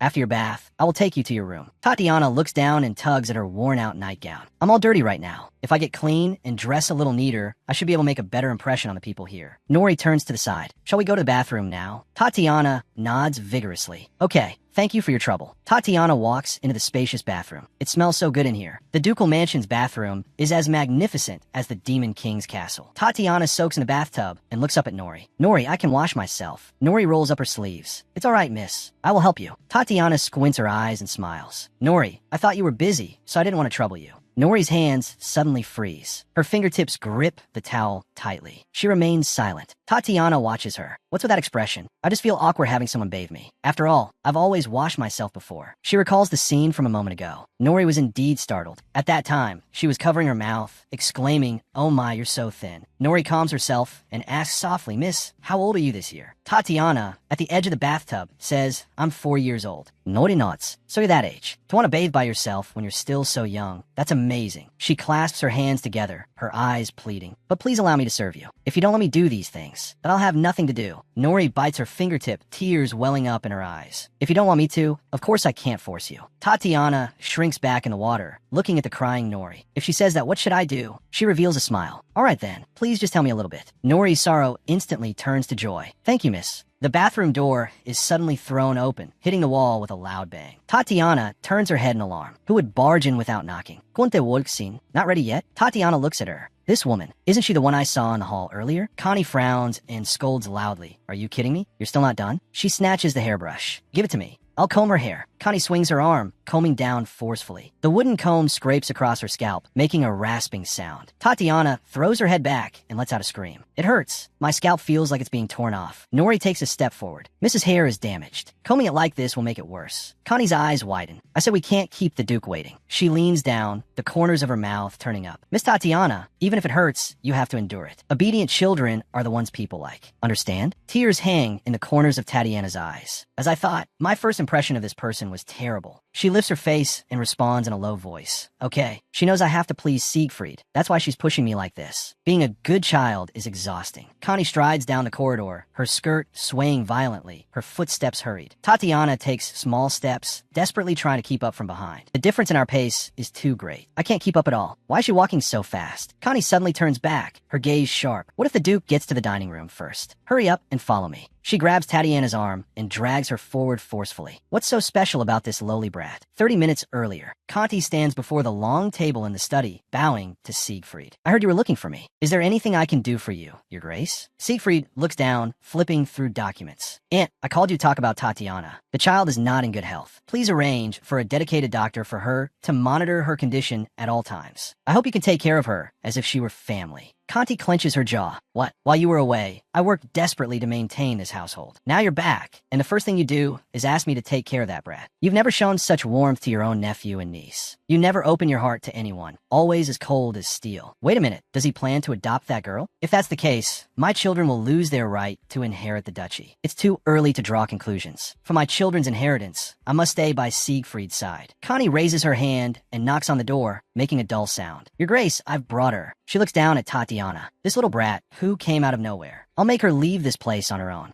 Siegfried's voice comes from inside the door. Kulmin, the heavy wooden doors slowly open to both sides. Siegfried is sitting at the long table. In front of him are silver cutlery and candlesticks. He looks towards the door. You're here, Tatiana. Tatiana breaks free from Connie's hand and runs towards the long table. Lord Siegfried, she holds onto the edge of the table. Weren't you very busy? Siegfried smiles. This is your first day at the ducal mansion, so I specially made time to have dinner with you. Tatiana's eyes widen. Did he rush to the dining room just for me? Siegfried says, I'm not so busy that I don't even have time to eat with you. He reaches out his palm and gently strokes the top of Tatiana's head, his movements steady and slow. Connie sits down at the dining table. Please don't worry. I will personally take care of Miss Tatiana. Tatiana shrinks in her chair. When did this woman get here? Connie raises a hand to her chest and smiles. You don't need to force yourself to make time for this young lady. Siegfried lowers his eyelids, his tone cold. I am with Tatiana because I want to be. Thank you for your concern, Aunt. But I hope you won't say such things in the future. Connie's smile freezes, her face turning pale. Siegfried looks directly at her. What if Tatiana misunderstands? Connie lowers her head. I understand. I will be more careful in the future. She presses a hand to her chest. This girl is so infuriating. Siegfried puts down his knife and fork and looks at Tatiana. I just remembered something. Didn't you say last time that the cream stew Caesar made was your favorite? Tatiana cheers loudly. Yes, that's the most delicious thing in the world. A vein pops on Siegfried's forehead. I assure you, today's stew will be much better than that one. Tatiana shrinks her shoulders and responds in a small voice. Okay, what's going on? He looks like he's angry. Siegfried cuts the food on his plate. Is there anything bothering you? Or is there anything else you need? Tatiana swings her legs. Nothing's bothering me, but there is something I want to do. I want to go to the library. Siegfried stops his movements. The library? Tatiana nods vigorously. Yes, Siegfried is puzzled. Why do I want to go there? Tatiana muses. My goal is to surpass the heroes and ensure I can live a safe life. To awaken as the Demon King. If there's any relevant information in the heroes' library, it would be very helpful. Of course, I can't tell Siegfried this directly. I need a decent excuse. She declares loudly, I want to become a useful child. That's right, this reason is simply perfect. Siegfried repeats the words, a useful child? Tatiana continues to add, if I read a lot of books and become smart, I'll be able to help you, Lord Siegfried. I'm such a genius. Siegfried's expression softens. I don't think so. I can grant you access to the library, but rather than trying to become useful to me, wouldn't it be better to do things that make you happy? Tatiana's body stiffens. At this rate, I won't get permission for the library. I didn't want to use this trick, but now I have no choice. She begins to speak. Actually, my mother used to love going to the library. She lowers her head, tears welling at the edge of her eyes. That's why I want to go there. I feel like if I stay in the library, I can remember the time we spent together. Siegfried suddenly clenches his fist, his fingertips trembling slightly on the tabletop. He lets out a long sigh. I understand. You have my permission. Tatiana cheers with delight. Thank you. As long as I mention my mother, Siegfried softens up. This trick really works every time. Connie puts down her cutlery with a sharp clatter. Your Grace, the Orleans Library holds many rare and precious books. Miss Tatiana, children of this age often damage things unintentionally. I'm just worried she might ruin those valuable collections. Siegfried doesn't even look up. The books are indeed important, but I can handle it. His tone is steady. Compared to a few books, Tatiana is more important. I value this child more. Since I've decided to take care of her, I must take responsibility. Conti clenches her jaw, a stifled grunt escaping her throat. Her shoulders tremble violently. Siegfried picks up his wine glass. The food is getting cold. Let's continue eating. Connie lowers her head. As you command, Your Grace. Tatiana holds her spoon, her eyes sparkling. Not only did he maintain courtesy with Lady Connie, but he also stood firmly on my side. Siegfried, you're the best. Tatiana gazes at the food in front of her. It's been a long time since I've had such a proper dinner. It tastes great. A servant leans in and whispers into Siegfried's ear. Siegfried turns his head to listen. Tatiana wonders what happened. Siegfried stands up. I am sorry. Tatiana, I have to leave first. Tatiana smiles. It's okay. Thank you for eating with me. Siegfried looks at her. You always say strange things. Eat slowly and then get some good rest. After speaking, he turns and leaves the dining room. Connie pushes back her chair, stands up, and walks straight toward Tatiana. Tatiana is frozen in her seat. Is she coming toward me? Conti snatches the utensils from Tatiana's hands. You should stop using these little things. From now on, it's better to get used to adult utensils. Tatiana is stunned. My fork and spoon. Connie pushes the heavy metal utensils across the table. Use these. Tatiana holds the huge utensils. These are too big for me. Siegfried just left, and she's already showing her true colors. Connie looks down at Tatiana. What are you doing? Why aren't you eating? Tatiana looks at the utensils before her. It seems she won't give up unless I switch to the adult utensils. Even though they're heavy, I have to get this over with. It's uncomfortable, but I have to try. The spoon trembles slightly in her hand. She barely manages to scoop up a little stew.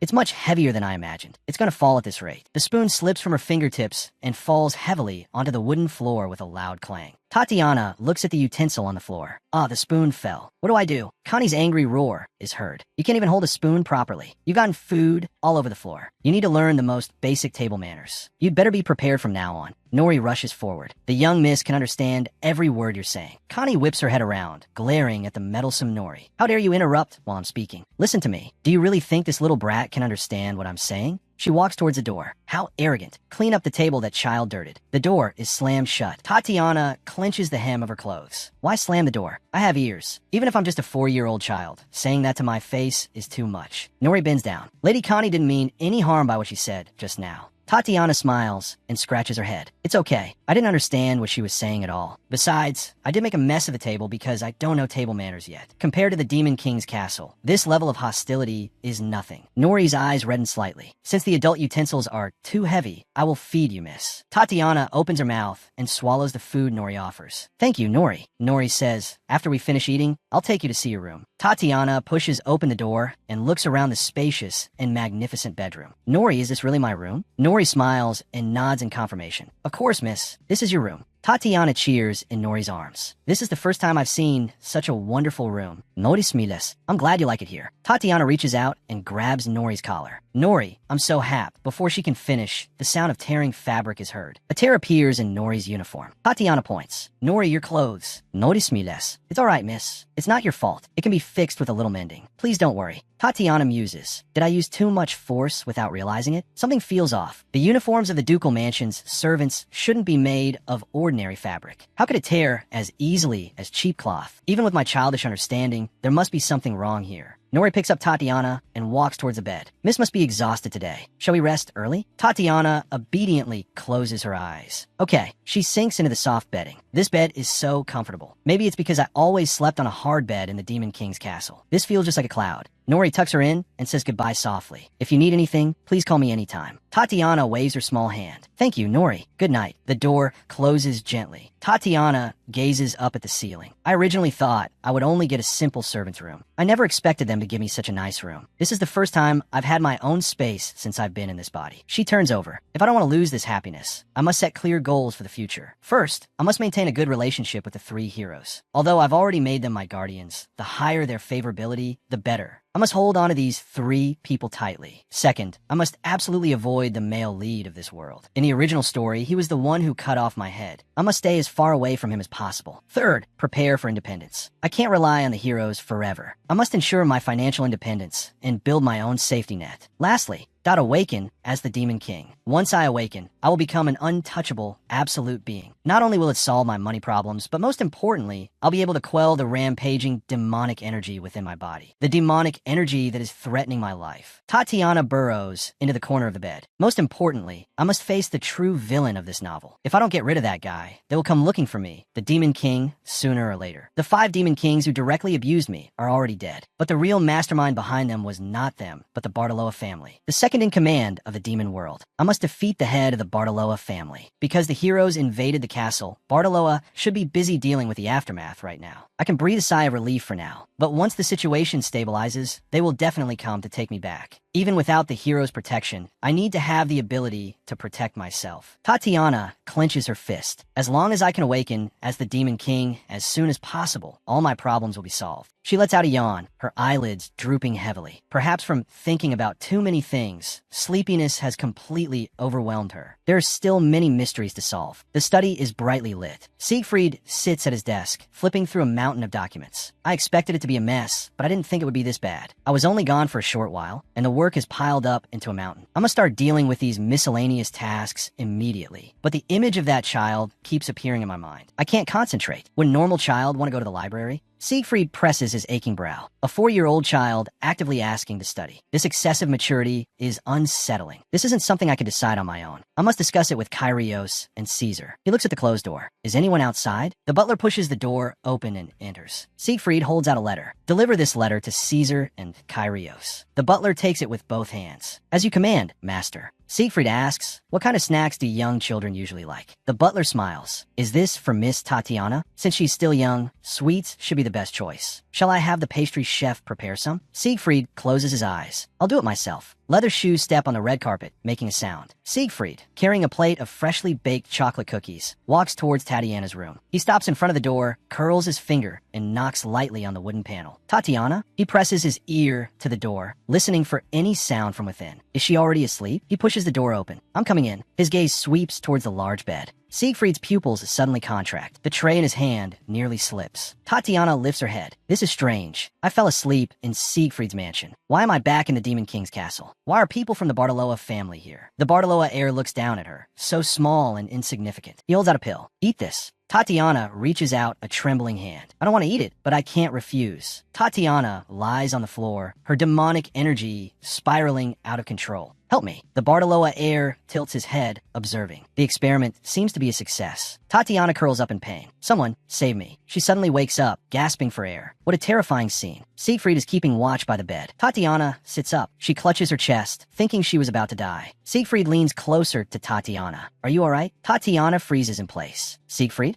I'm here. Siegfried's brow is furrowed. Did you have a nightmare? Tatiana looks at him. Has he been by my side all this time? Yes, I had a nightmare. She throws herself into Siegfried's arms, her hands tightly gripping his collar. I was a little worried before bed, but I never thought I'd have this kind of nightmare. Even though I'm close to the heroes, I can't let my guard down. The slightest mistake, and I'll be dragged back to the Demon King's castle. Then there will be no escape. Siegfried lowers his eyes, gazing at the trembling girl in his arms. It's all right, Tatiana. He tightens his arms, holding her close. I'm not going anywhere, so don't worry. Tatiana buries her face in his chest, tears seeping from the corners of her eyes. Okay. After Tatiana falls fast asleep, Siegfried tries to get up, but his sleeve is held in a tight grip. He sighs. You have no intention of letting go at all. What is it that makes you so anxious? Even if she pretends to be mature to not worry others, she's still just a child in the end. This won't do. I have to call a doctor. Sunlight streams through the window. Tatiana sits up, rubbing her eyes and stretching. I slept so well. Her movements freeze. Siegfried? Why is he in my room? Her memory starts to return. I had a nightmare last night. Siegfried came over. Could it be that he stayed here from last night until this morning?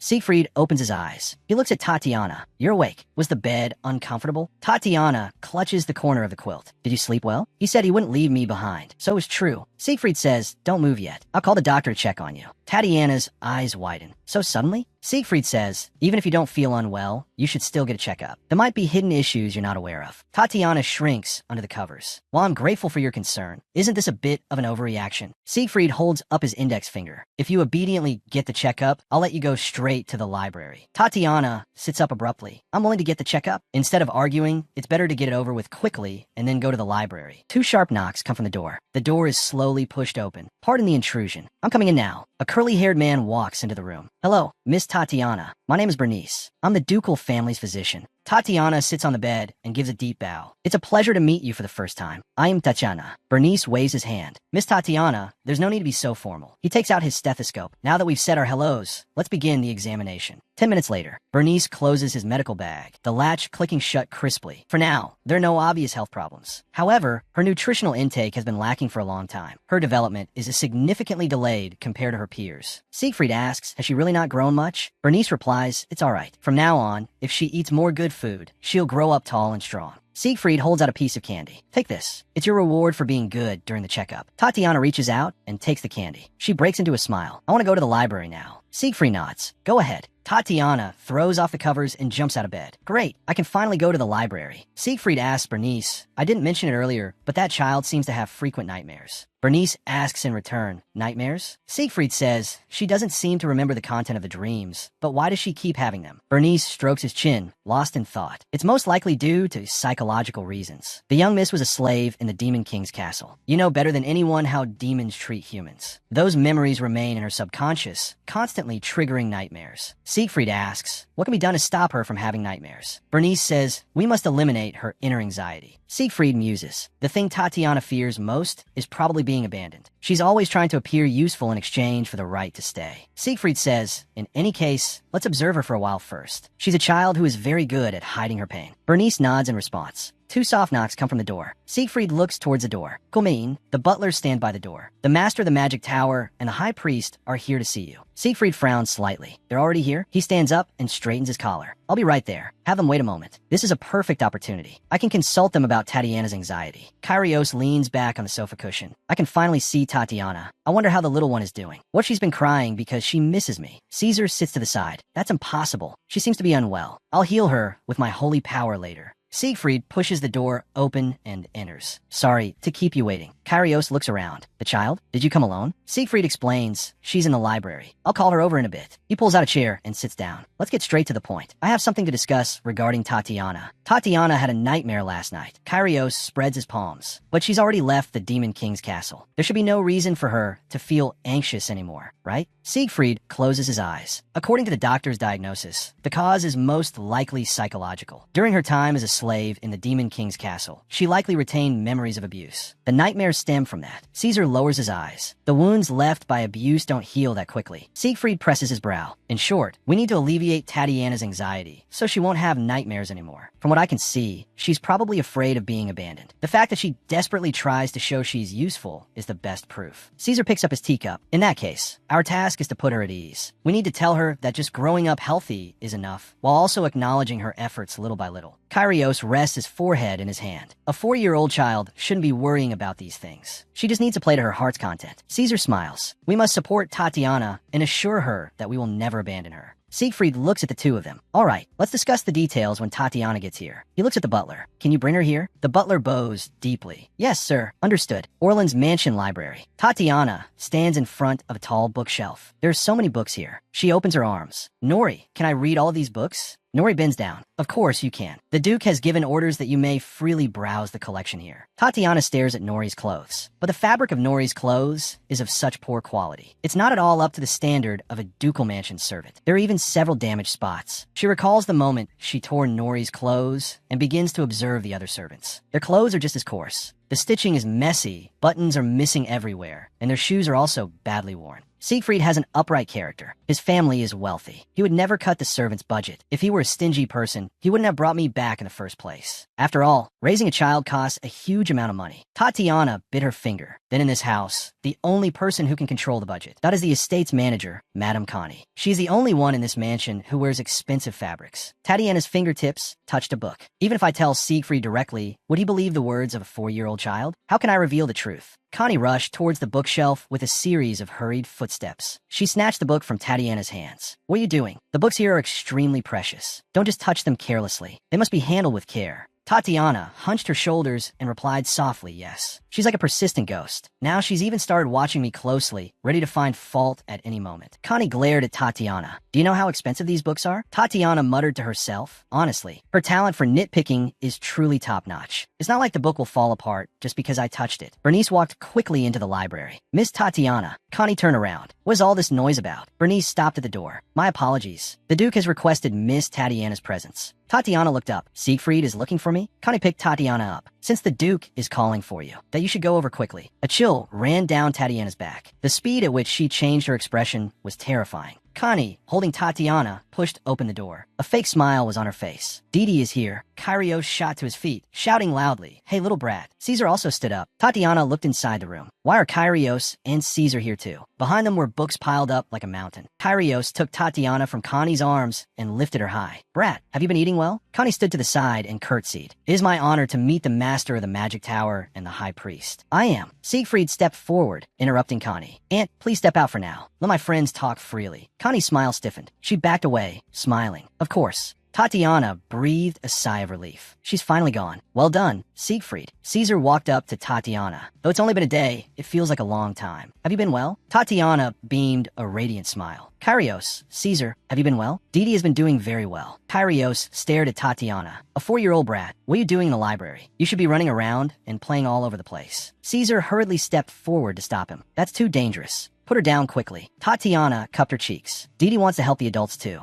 Kyrios leaned down. "Then you'll have to work hard on learning to read." Tatiana said, "I already know a lot of words." She pointed to the mountain of books on the table. "Where are those books? Can I read them too?" Caesar blocked the pile of books. "Those are parenting books. You don't need to know. Go have some snacks." Tatiana nodded obediently. "Okay." Caesar looked at Siegfried. "Regarding Tatiana's education, I consulted the priests in charge of the orphanage. They suggested that instead of formal learning, it's better to teach through games. The basic concept is a career experience game. Let her participate personally to understand what different professions do." Tatiana bit her finger. "Although my body is only 4 years old, my soul is over 20. How could I possibly play such a childish game?" She suddenly stopped her movements. "Wait, this might be an opportunity. This is the perfect opportunity to expose Madame Connie's evil deeds to Siegfried." Tatiana shot her hand up. "I want to play the maid game." Caesar looked at her. "Why do you want to be a maid?" Kyrios said, "If you're going to choose, why not a mage?" Tatiana lowered her eyes. "Why do I want to be a maid? The real purpose is to expose Madame Connie's crimes. But I can't say it directly." She looked up. "The maid big sisters have been taking care of Didi. So Didi wants to learn what they do." The maids cover their mouths. "The young miss is so kind." Siegfried nodded slightly. "You want to experience the hardships of the maids?" Kyrios exclaimed, "What a remarkable idea." Caesar showed a look of relief. "Didi has such a warm heart." Siegfried said, "Let's proceed with this plan." Tatiana broke into a smile. "Yay, thank you, everyone. The plan is a success." Connie strode quickly through the corridor. She clenched her teeth. How dare he treat me like this? Treating me like a servant in front of others. She stared fixedly ahead. Just how long do you plan on keeping that girl? You pour all your love onto her, yet you never consider your own nephew and nieces. You called a doctor to check on her first thing in the morning, and now you're doing some career experience game. It's as if you're raising your own daughter. This change is simply unbelievable. I don't know what tricks that brat used. I must get her out of here as soon as possible. Connie threw open the door. Nori stood inside with her hands on her hips. Prepare a maid's uniform for Tatiana. The Duke said he wants her to play a career experience game. Nori bowed her head. As you command. Conte, Muzet. I absolutely cannot stand by and watch that lowly creature inherit the dukedom. Tatiana sat at the dining table, chewing on a snack held in both hands, thinking about how to use the game to humiliate Madame Connie. I must seize this opportunity. She stopped her movements. Her eyes widened abruptly. A thought flashed through her mind. Tatiana stood up, holding onto the table. I have to go see Nori right now. Since I'm playing a career game, shouldn't I also check the other servants' uniforms? Tatiana grabbed the corner of Nori's clothes. Besides the maid game, Didi also wants to play the chef game, the gardener game, and the stableman game. Nori nodded. Of course, you can Mississippi. We'll go see them right now. Tatiana followed behind Nori. This excuse actually worked. Thank heavens. In the kitchen, several maids stopped their work. Miss, why have you come to such a humble place? Nori explained to everyone. The young miss is very curious about the work in the kitchen. Tatiana looked at the maids' gazes. It's not even a big deal, so why is everyone looking at me like this? Tatiana looked at a black-haired maid. I want to wear the same apron as the big sisters. The black-haired maid looked troubled. I'm sorry, Mississippi. There are no new aprons here. Tatiana tilted her head up. Then can you give me the one you've worn, big sister? The black-haired maid looked down at her own apron. But this one is already dirty from me wearing it. Tatiana clenched her fists and placed them on her chest. I really don't mind. I'm just a 4-year-old child right now.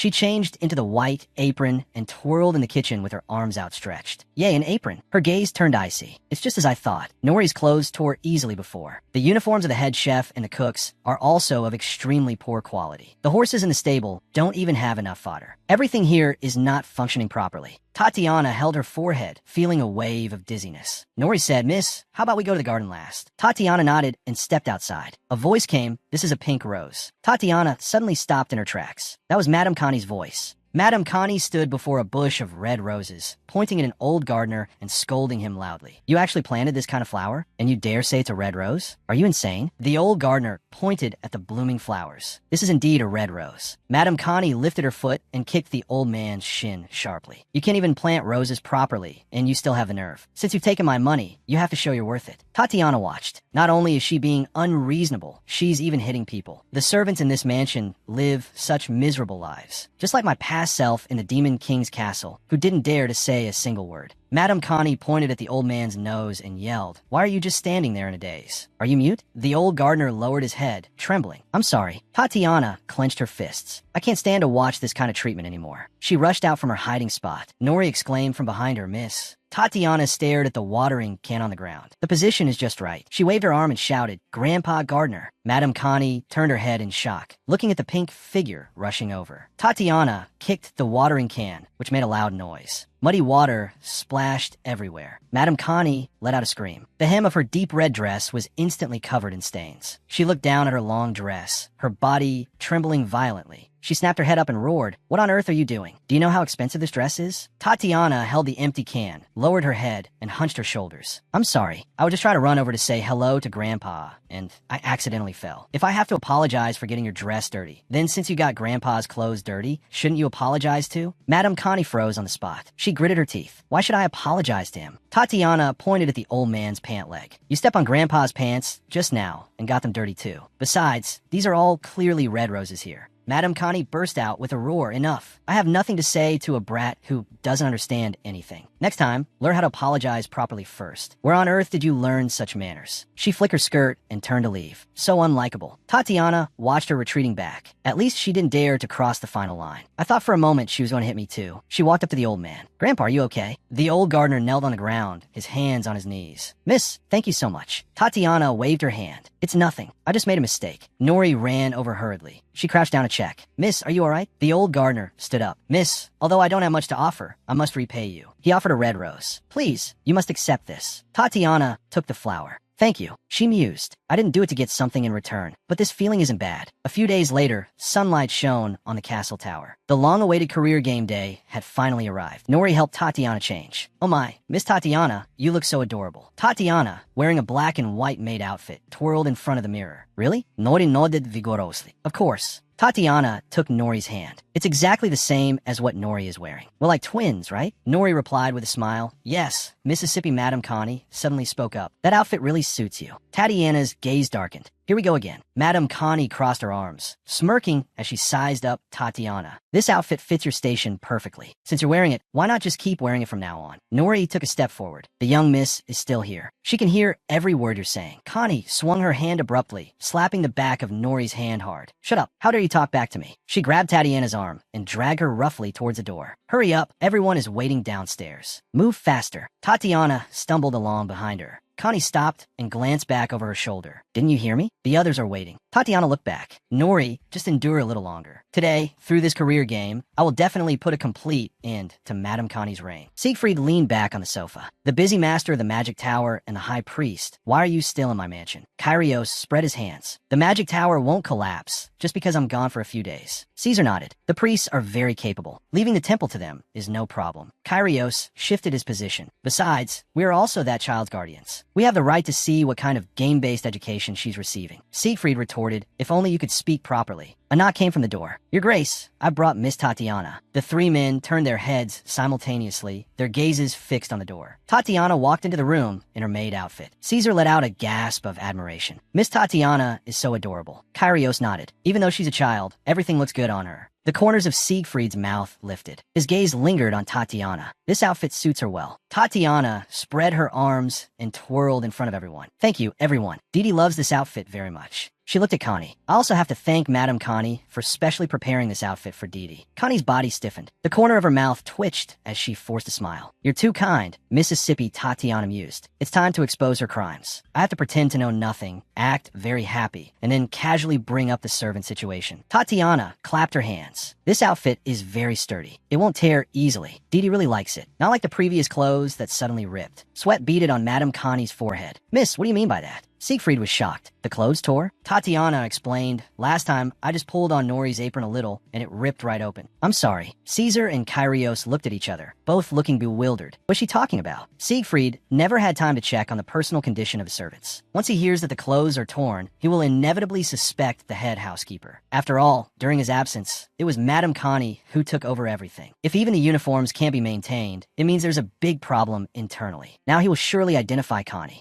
as the culprit. Tatiana tilted her head up and looked at Connie. Didi likes wearing the same clothes as you the most. Connie froze on the spot. What? Tatiana pointed at Connie's clothes. Nori's clothes tore with just a pull, but your clothes are very sturdy. This means you dote on Didi very much, so you had this outfit made just like your own, right? Conte stod frozen. She quickly shook her head. Tatiana bowed deeply and said loudly, thank you. Siegfried stood up. Madame Conte. Tatiana clenched her small fists. The plan succeeded. He looks even angrier than I expected. Siegfried looked down at Connie, his eyes sharp. Let's talk. He sat behind his desk, coldly staring at Connie before him. Did you think I wouldn't find out? The embezzlement was quite thorough. He slammed a stack of account books on the table with a dull thud. All the mansion's funds flowed to the Connie family, squandered by you. Connie stood before the desk, her face pale. Images of her extravagant past flashed in her mind. Private desires fulfilled with the blood and sweat of the ducal household. Siegfried's voice grew lower. You also administered excessive corporal punishment. The evidence is already piled high. Did you plan to do this from the moment you became the housekeeper? Connie's eyes widened abruptly, her body trembling violently. It's not like that. She fell to her knees, bowing her head and pleading, Master. I was wrong. Siegfried roared. Who gave you permission to call me Master? You're no longer the housekeeper here. All the funds you embezzled, along with compensation, will be borne by the Connie family. All members involved in this must also take responsibility. Conte trembled. I beg you. She looked up, her eyes filled with pleading. Please spare my sons and grandsons. Siegfried turned his face away. So you know to protect your own family, yet you treated that child and the servants that way? A crushing pressure bore down like a giant wave. Madame Conti collapsed to the floor, her hands clutching her own throat, unable to breathe. I'm going to die. This monster. Siegfried roared, get out now. Madame Connie scrambled out of the room and disappeared down the end of the corridor. Siegfried sat alone in the study, his clasped hands pressed against his forehead. When I discovered the embezzlement, I should have thrown her out immediately. I never intended to appoint her as the housekeeper in the first place. It was just as I was leaving to subjugate the 5 demon kings. Count Connie stood in the Great Hall. Subjugating the 5 demon kings will take a long time. Someone must be left to manage the servants and handle the mansion's affairs. Siegfried lowered his right hand. I wasn't sure I would come back alive. He patted Count Connie's shoulder. Then I'll leave it to you. Count Connie said, don't worry. Just come back safely. Siegfried gazed at the servants in the distance. If I died, someone had to give him compensation and provide help. That was the reason I accepted Count Connie's suggestion. When I learned she had been embezzling, I should have dealt with it immediately. There was only one reason I couldn't drive her out right away. Tatiana often mentioned her mother. She would smile brightly. This is what my mom taught me. I wanted her to have a mother's love, even if just for a moment. Madame Connie had raised many children and grandchildren. I thought she could soothe Tatiana's pain of losing her mother. But it turned out to be a disaster. That clever child had been crying for help in her own way all along. I must apologize to Tatiana and everyone. Siegfried pushed open the door and strode into the drawing room. Tatiana ran towards him with small steps. Is everything taken care of? Her foot slipped and she lost her balance, falling forward with a cry. Siegfried lunged forward, catching her steadily in his arms. Siegfried knelt on one knee, carefully checking Tatiana's body. Are you okay, Didi? Are you hurt? Tatiana looked up, a radiant smile on her face. Siegfried, you call me Didi. I'm so happy. Siegfried lowered his eyelids, his expression grave. Didi, I'm sorry.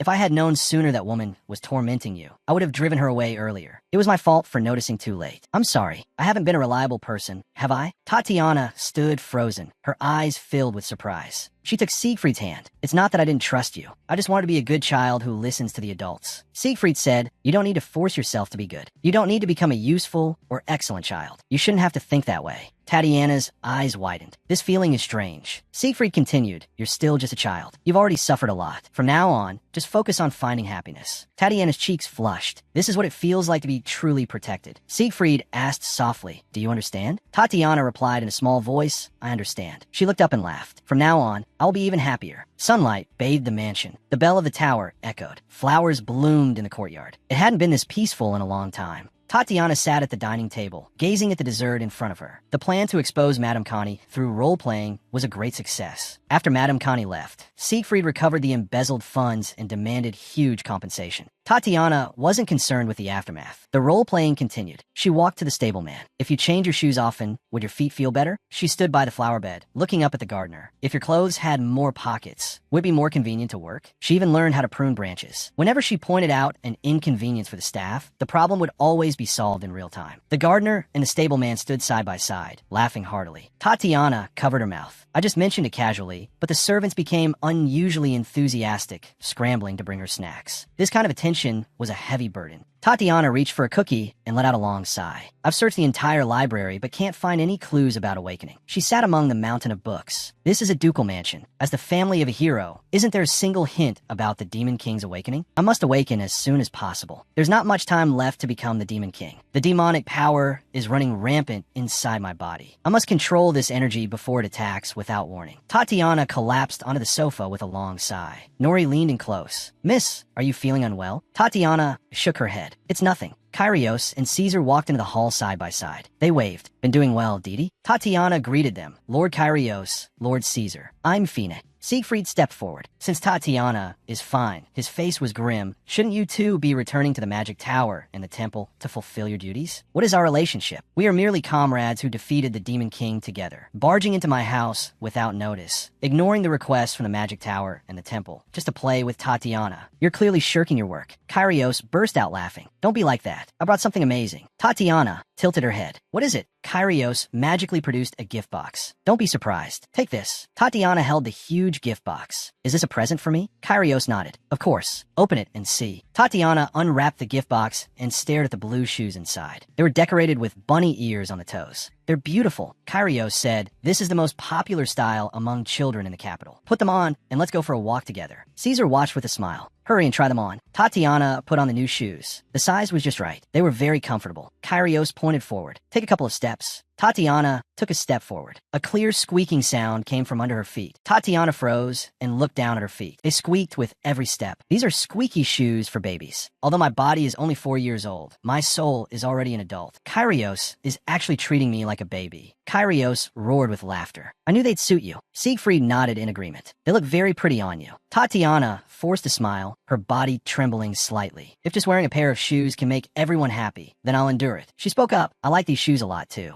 The butler ran hurriedly into the hall. Your Grace, there's an urgent report. A message from the Imperial Palace. Siegfried frowned. The Imperial Palace? Kyrios' smile vanished. Why is the Imperial family suddenly getting involved? The butler recited the contents of a letter. To celebrate the 3 heroes' successful subjugation of the Demon King, the Imperial family will be hosting a victory banquet. Tatiana blinked. It's been over a month since we returned to the capital. They're only holding a banquet now? Kyrios roared. When has the Empire ever cared about subjugating the Demon King? They only cared about saving their own skins. The Empire never provided any support, just watched as neighboring countries fell. Only after the 3 heroes achieved an overwhelming victory did they jump out to point fingers. Kyrios snorted. If they really wanted to help, they should have acted back then, not put on this face now. Siegfried interrupted him. Since we can't refuse the invitation, we must immediately prepare a formal dress for Tatiana. She doesn't have any clothes suitable for a banquet yet. Tatiana pointed at herself, her face full of shock. Why do I have to wear a formal dress? Why do I have to go too? If I go to the Imperial Palace and run into the Crown Prince, the consequences will be unimaginable. In the original story, the Crown Prince was the one who killed Tatiana. I must stay as far away from the Imperial Palace and that man as possible. Tatiana asked in a small voice, do I have to go too? Siegfried nodded. Of course. Kyrios leaned in. We can't leave Didi behind all alone. Caesar readily agreed. That's right. Tatiana quickly waved her hands. But the invitation only mentioned the 3 of you. Kyrios raised an eyebrow. So what? Tatiana clasped her hands to her chest. The three of you saved countless people. I haven't done anything and will only be a burden to everyone. She mused. This reason should work, right? Siegfried said, then I'll have to be absent from this gathering. Caesar smiled and nodded. Great, then I won't go either. Kyrios spread his hands. Then I'm not going either. Tatiana shrieked. The heroes must attend. Siegfried looked down at her. As a guardian, I should prioritize taking care of the child. Kyrios burst out laughing. That's right. Playing with a kid is much more fun than a boring royal banquet. Caesar glanced sideways at Kyrios. You've been saying some correct things lately. You might be dying soon, so I'll have to check on you later. Kyrios instantly flew into a rage. What are you talking about, you bastard? The corners of Tatiana's lips lifted slightly. They're just worried I'll be lonely if I'm left alone, so they're saying this on purpose. She looked up. All right, I'll go too, because persuading this group of heroes is simply impossible. On the bright side, the Crown Prince isn't a hero yet, and I haven't awakened as the Demon King either. Who knows? Maybe there's a clue to the Demon King's awakening hidden in the Imperial Palace. The carriage stopped in front of the Imperial Palace. A week had passed since they received the invitation. Moonlight illuminated the spired towers. The carriage wheels came to a halt. The coachman opened the wooden door of the carriage. We've arrived. Tatiana stepped down onto the footboard, her layered skirt like flower petals. She gazed at the palace corridor. It's so beautiful here. Kyrios walked slightly ahead to the side. Hold my hand tightly. There are a lot of people here. Don't get lost. Tatiana nodded. I know. She let out a long breath. I can finally relax a little. Until the very moment we left, the heroes were still arguing endlessly over the style of her dress. Kyrios said, of course we should choose pink. It matches the child's hair best. Siegfried shook his head in rebuttal. Blue would bring out her eyes more. Caesar shouted, nobody matches colors like that anymore. White is what suits our angel-like deity. Tatiana collapsed on the sofa. If I let them keep arguing, the banquet will probably be over. She shot to her feet and loudly announced the final decision. I want to wear a yellow dress. The arguing came to an abrupt halt. The commotion finally subsided. The four of them entered the brightly lit ballroom. Tatiana looked around. The interior of the Imperial Palace was even more magnificent than the outside. The Orleans family mansion was already gorgeous enough, but the Imperial Palace was a cut above. This was the Imperial Grand Ballroom. The heavy wooden doors were pushed open, and a loud voice announced the arrivals. The Imperial hero, the Duke of Orleans, the Master of the Magic Tower, and the High Priest. Tatiana clutched her skirt tightly. Her heart pounded violently in her chest. So this was the legendary social scene. The guests whispered among themselves. Who is that child? Never seen her before.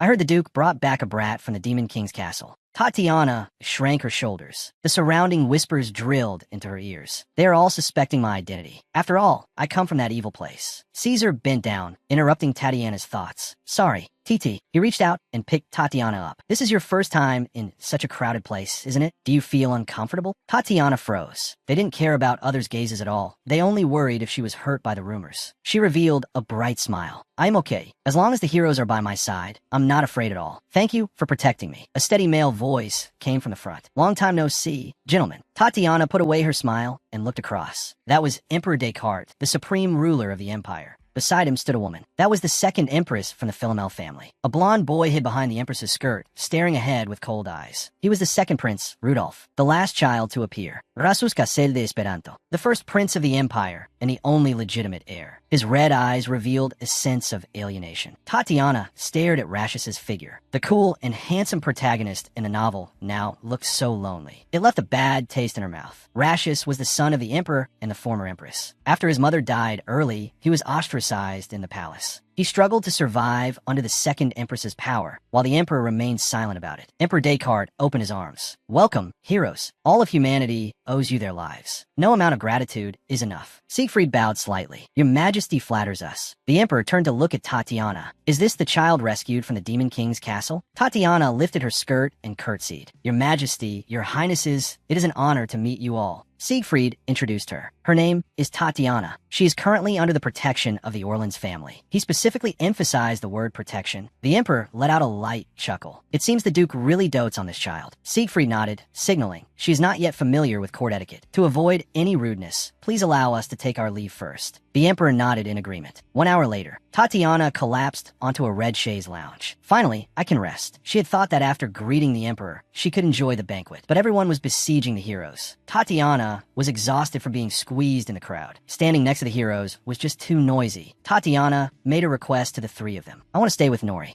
The three froze. They repeatedly instructed Nori. The child is still young. Please take good care of her. Tatiana finally regained her peace, lying alone in the lounge. Really so tired. A slight sound came from beside her ear. Tatiana sat up abruptly. Rashis was standing not far away. Your Highness? Why are you here? Rashis clasped his hands nervously in front of him. I was just looking for a place with no people. If you feel uncomfortable, I will leave right away. Tatiana stared at him. In a novel, he eventually kills me, but he is still my favorite character. Tatiana grabbed Rashis's arm. Wait, Rashis turned back, a hint of hesitation in his eyes. Do you have something to say? Tatiana recalled the past. I already knew Rashis's childhood story. It was a tragedy written in the book. After his birth mother passed away, he was completely isolated by the new empress. In this magnificent palace, he is just a shadow no one cares about. Although he will kill me in the future, right now, he is just a pitiful child. Tatiana walked quickly to Rashis. If you don't mind, please stay and keep me company. Rashis, like me, has no one by his side in this imperial capital, enduring everything alone. It was the same during my days in the Demon King's castle. No one was gentle to me, so I want to help Rashis. Rashis looked down at Tatiana without speaking. Tatiana tilted her face up. TT wants to play with the first prince. Does his highness not want to play with TT? Rashis smiled. It's not that. Since we were at a banquet, let's just chat quietly. Tatiana took Rashis's hand and walked towards the lounge chair. The prince, who had intended to leave, stayed just like that. He didn't seem good at talking to people, so I had to lead the conversation. Tatiana leaned close to Rashis's face. There's something I've always wanted to say. Your Highness's eyes are really beautiful. Rashis was stunned. My eyes? Tatiana nodded. Yes, like red gemstones, like sparkling cherries. A voice came, interrupting the conversation. Beautiful? That kind of blood red looks like some kind of monster. Rudolph appeared at the end of the corridor. He looks like a monster. Does demon blood flow in him? He approached step by step, stopping in front of the two. You are completely worthless. Just a descendant of a fallen dynasty. Rashis remained silent. Rudolph roared. How dare you ignore me? You baseborn guy. Do you really think you are the only heir? Tatiana froze. Why is Rudolph saying such cruel words? Is it because of inferiority? He is jealous. Rashis's red pupils were the symbol of the Caroline royal family. The Descartes Empire had once formed a marriage alliance with that kingdom, marrying the Caroline princess. Rashis's red eyes were the proof of his bloodline. He was the legitimate son of the emperor and empress. The Caroline kingdom was once a barrier at the demon realm's border. It was completely destroyed while resisting the demon invasion. The Philomel family immediately took its place, sitting on the empress's throne. The Philomel family held power over the court, but could not fill the void left by the former empress. Rudolph bore a grudge against Rashis because of this. The legitimate heir was being humiliated, yet no one around stepped forward to stop it. Tatiana looked around. The maids lowered their heads, avoiding eye contact. No one was willing to intervene in royal disputes. Rashis was always isolated and helpless, enduring this suffocating loneliness. Tatiana stood between the two. Stop it. If no one else will stop this, I will. Rudolph shouted at Tatiana, what are you? How dare you interfere? Do you think just because the heroes brought you back, you're on equal footing with us? How dare you make royal members wait? Are heroes more noble than the royal family? This time was just an exception to let you attend the banquet. You rude little brat. You actually dare to talk back to me. Tatiana stared at Rudolph. This hostility is simply inexplicable, flying into a rage just because of waiting, even declaring that the victory celebration shouldn't be held. He is completely unreasonable. Tatiana clenched her fists. I can't tolerate this anymore. What was the royal family doing when the heroes were fighting in the Demon King's castle? Now they dare to be so despicable. She took a step forward. The heroes protected us. It is precisely because of this that the emperor and empress can be safe and sound. Rudolph froze. Tatiana looked straight at him. If it were me, I would be filled with gratitude toward my lifesavers. When we were in the Demon King's castle, we only saw the heroes. We were the Imperial Knights back then. Rudolph gasped in anger. Tatiana pointed at Rashis. Also, about the first prince's eyes. Those are absolutely not monster eyes. Those eyes sparkle like cherries, like beautiful gemstones. Rashis's heart beat faster. He stared blankly at Tatiana. Rudolph raised his right hand high and swung his fist violently at Tatiana. How dare you speak nonsense in front of everyone? Rashis reached out and blocked the fist. Rudolph, stop. Rudolph struggled desperately. Let go of me. You dare to raise a hand against me? Rashis stared at Rudolph. Heroes kill enemies on the battlefield, while the royal family hides in the rear. Isn't that the truth? Rudolph trembled with rage. Rashis sneered. Just now you call me a baseborn guy, and now you acknowledge I'm a prince? Rudolph screamed loudly. Let go of me. The door was slammed open. Siegfried stood at the doorway. What on earth is all the noise here? Rudolph froze instantly. Siegfried walked into the room and looked down at Tatiana. Tatiana, what happened? Kyrios and Caesar also rushed in. Kid, are you okay? The Empress saw this scene. My Rudolph. Rudolph abruptly shook off Rashis's hand. He rushed into the Empress's arms. Mother, look at Rashus. That bastard scratched my wrist. The Empress turned her head sharply, glaring at Rashus. First Prince, what exactly are you doing? Who do you take after to be so ill-bred? Rashus stood silently in place. Tatiana looked at Rashus's isolated back. If this goes on, he will suffer. I must do something. She stepped forward. Since you cannot protect yourself, then I will protect you. She opened her arms to block Rashus, looking up to face the Empress directly. The first prince did nothing wrong. Tatiana's eyes were determined. I can't let him bear all the blame alone.